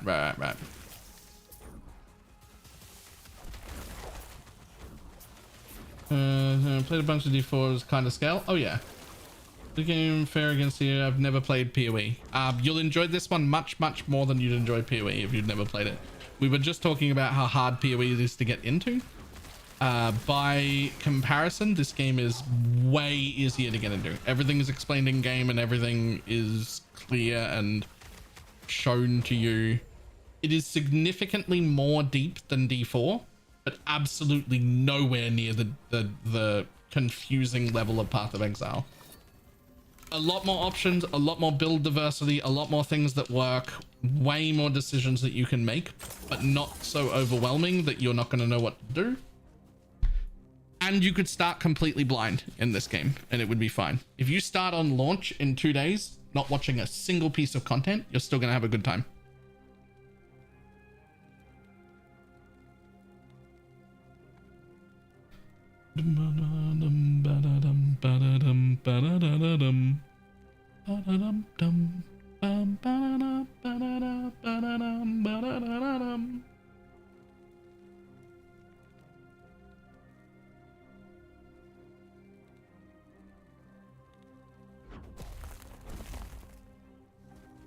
So if you got your PoE degree during university/school days, you can get by with fewer hours now that you're adulting. Yeah.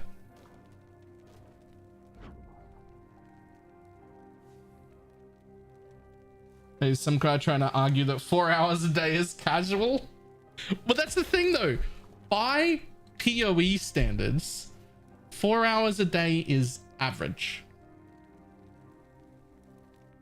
4 hours a day is pretty average. I don't know if I'd call it casual, but by PoE standards, that's average. By any other game in existence, that's fucking ridiculous. Like, it's obscene.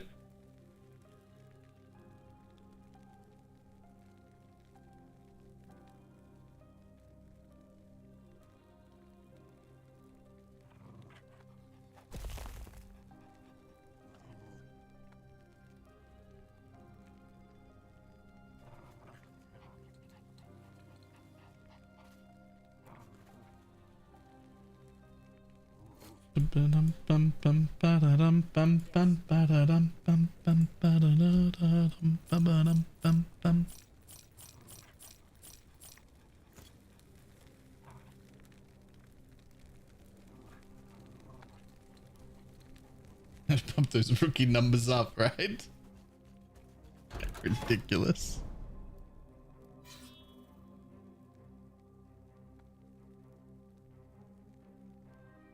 I have 750 hours in PoE and I would consider myself casual. I have never done a pinnacle boss. Yep. Yep, that's like barely dipping your toe in. That's dipping your toe into PoE. Is that if you play 750 hours of this game, you'll be an expert in at least 3 different builds and you'll be pretty comfortable with at least the surface level of most mechanics in the game.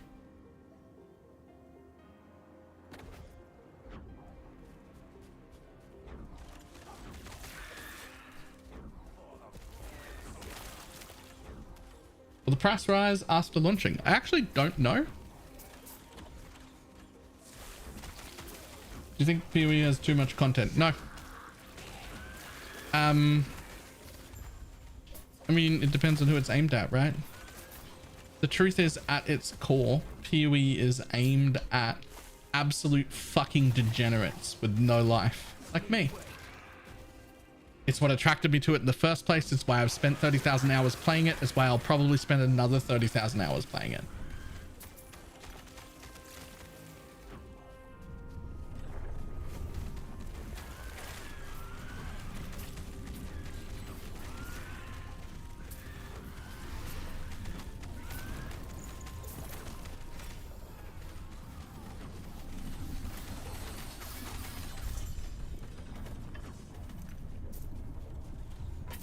I have 400 hours in PoE, said literally nothing in the game. Yep. Yep. That's standard. Don't feel bad. That's normal. When I was 400 hours in, I knew fucking nothing. I didn't even really understand the builds I was following. I was just clicking on things they told me to click on and hoping it worked. Like at 400 hours? No, nothing.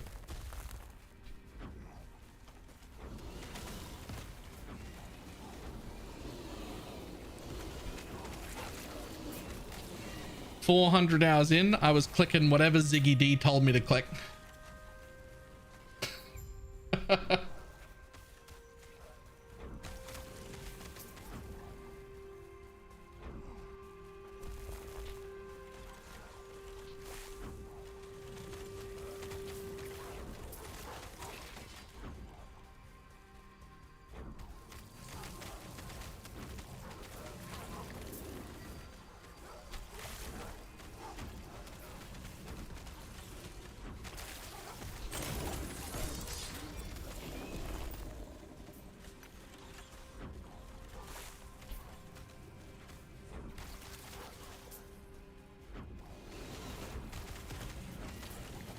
$30,000 in PoE, damn, you could have 4 PhDs by that point. Don't say shit like that to me. It makes me feel like I wasted my fucking life. I've got a PhD in Path of Exile. If that helps.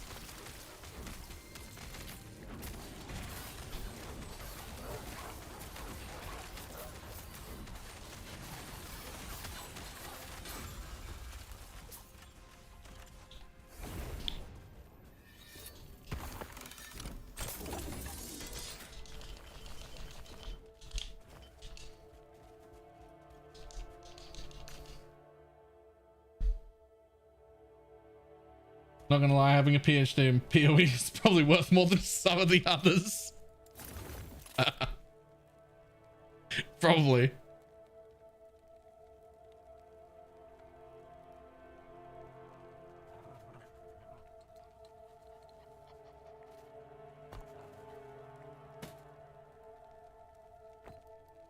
Need that spell damage. Thank you.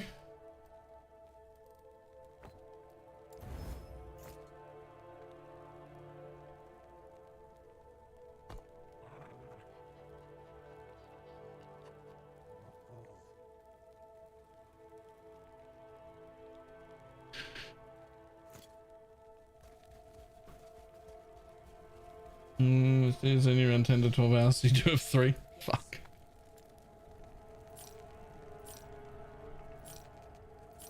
Guys, I've wasted my life.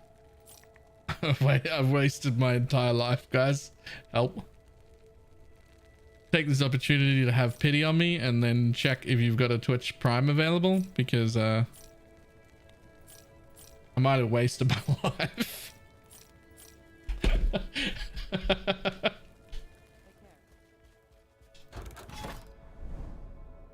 You find PoE on their own.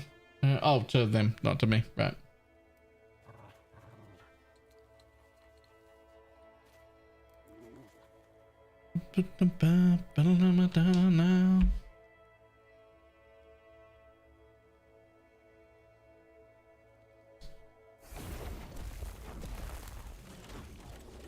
Hours of enjoyment isn't a waste. YOLO. To be fair, a lot of the time that I spent playing PoE has been spent streaming it. So at least I'm making something. At least I'm making content.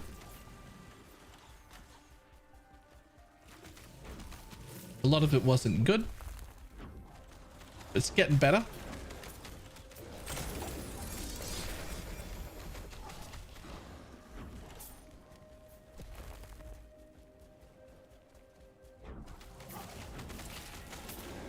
Some of the content I was making 4 or 5 years ago was pretty shit. But we're getting better.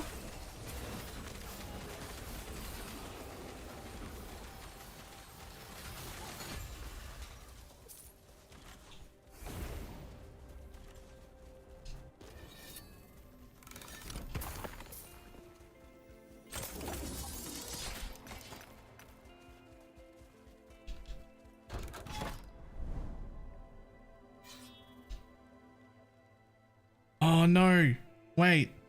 I don't want to do this yet. Oh, I've screwed up. I shouldn't be here. Can I leave without starting this and don't ruin it? Or I don't actually know how this works. Can I just leave?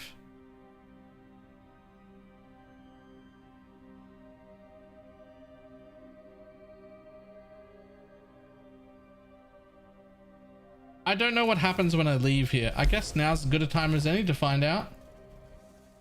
Bye. The reason is I want to do this first.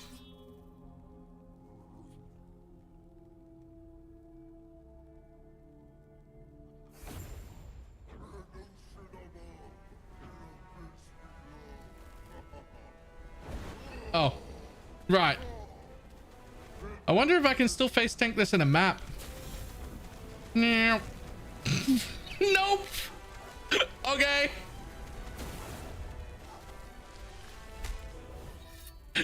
Okay.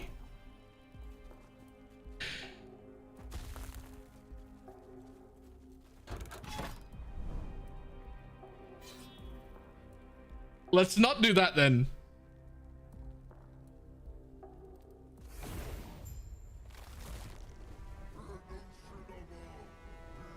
Was that 2 ticks? Yeah.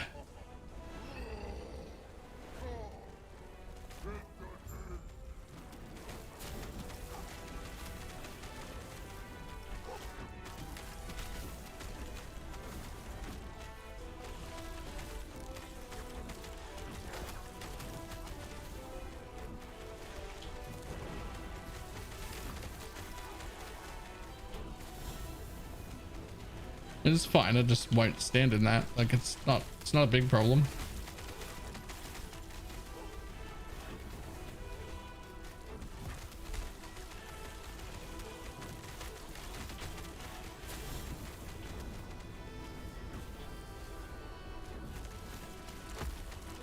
Oh shit. Why am I out of Spriggan form? What the fuck happened just then?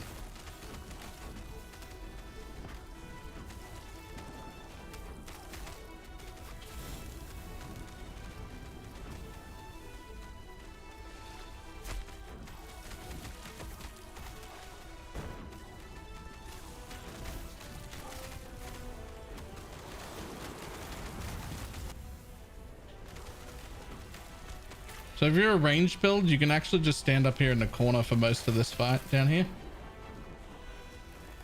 The more for minutes to get as much stability in this echo. I'll do more echoes and leave. When I only gain 7. I'm pre-empowered monoliths. You shouldn't be worrying about so there's 3 quests on the left hand side. Your only job pre-empowered is to get enough stability to run those 3 quests, run them, and then move on to the next zone. Quick as you can. You don't stick around there at all. You want to do those 3 boss fights, get your reward, and move on to the next zone. You want to get to empowered monoliths as quick as possible.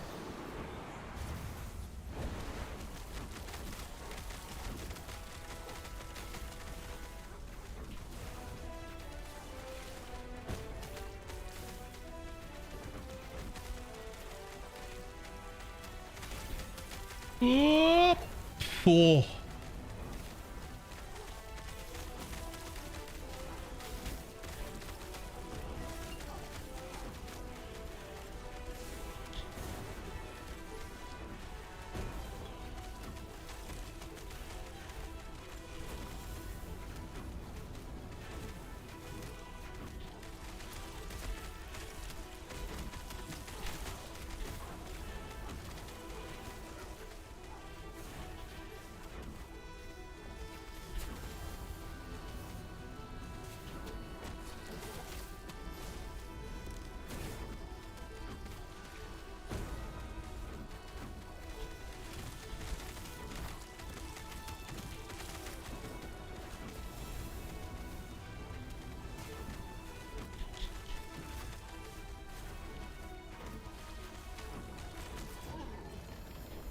Easy.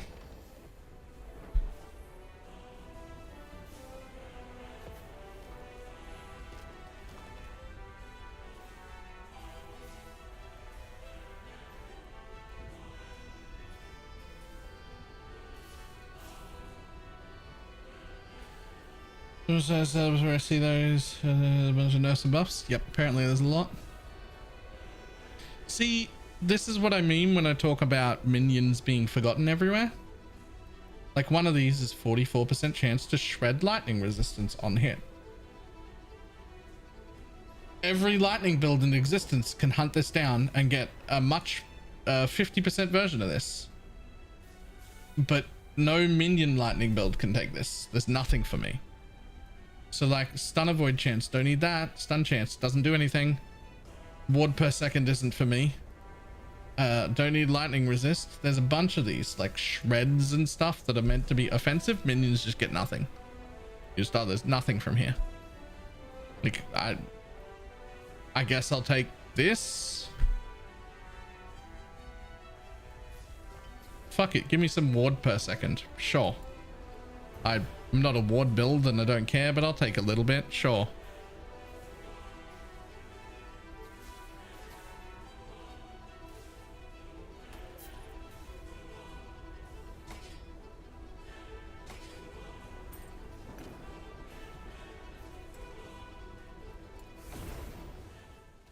Minions get forgotten everywhere.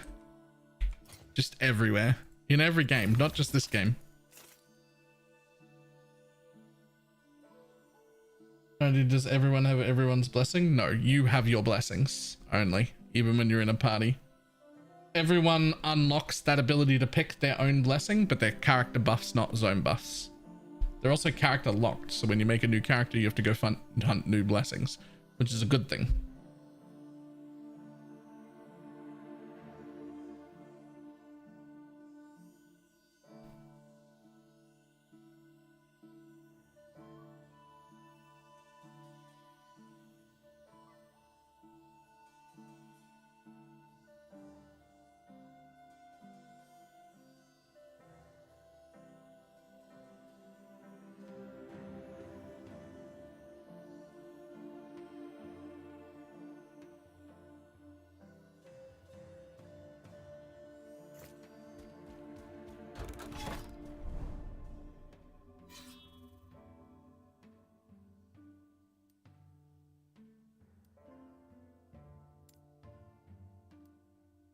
Now I want to go here.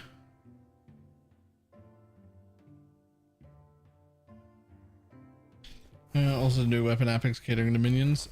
I did see that. I do think those will be slight improvements. I'm just saying, like, not just this game, like every game. Minions seem to be forgotten at like almost every turn.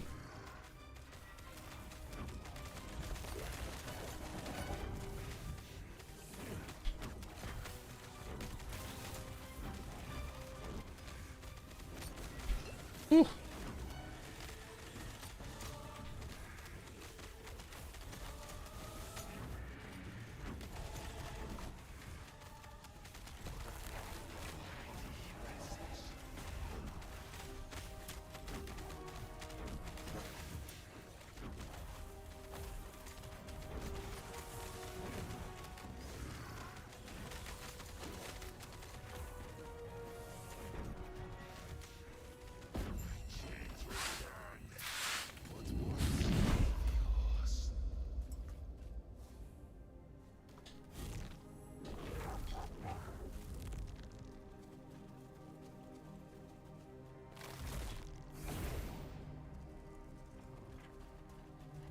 Not as many affix situations, so maybe they're touching on blessings too.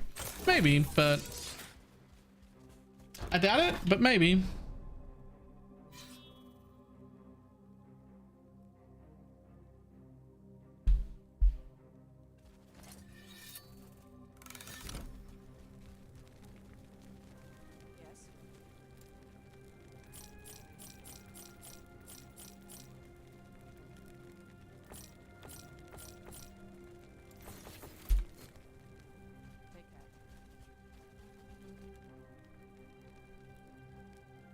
Does moving glass half full? I would love it if some of those things like shred, armor shred, cold shred, shit like that, even if it had like half the number, it was like 44% chance to shred physical resistance and then like 22% chance for minion or something. Fuck, make it a quarter. Make it 11 for minions and 40 for people or something. It's fine. Just like, don't forget I exist. Don't forget minion players exist. That'd be great.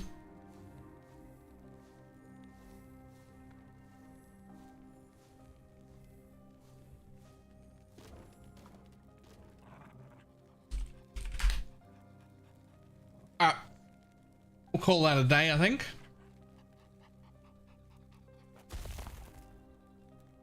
Let's send people over to Catmaster, who's playing this for the first time today. And he's also gone in blind. I mean, we had a podcast, so he knows like a little bit because we were talking about it, but like that's it. Let's see what he's playing. Rogue. He's playing a rogue. Looks like he's relatively early in leveling too. Yeah, real early. Looks like he's just started. Looks like he's just started. That's the glade point in figuring out allows to cast spirit thorns for our healing totems, so we can automate storm totems. So yes and no. This node right here, Wrath of the Glade, you're also gonna want to take one of these, so that you have like a little bit of pierce chance. Otherwise, you won't be able to hit enough to generate them. And then what'll happen is you have to press spirit thorns yourself, which is another skill in our Spriggan form. And some of these will also fire from the totems. And you have to use this to proc the chance on hit to spawn Storm Totem. I don't like that. I didn't enjoy it. It made the build feel more clunky and like I had to worry about more things. But you do get 40% movement speed. So like if you're willing to press an extra button and invest a little bit, put that one unique on, take the points in the tree, you can get 40% movement speed. So it's not a bad option, it's just not the one I like.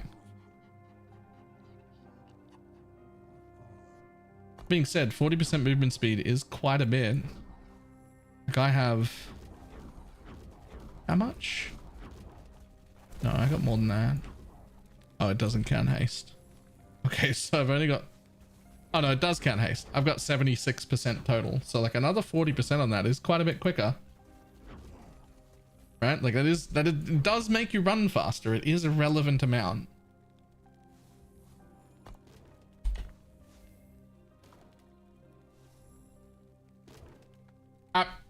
I will see everybody tomorrow. Bye.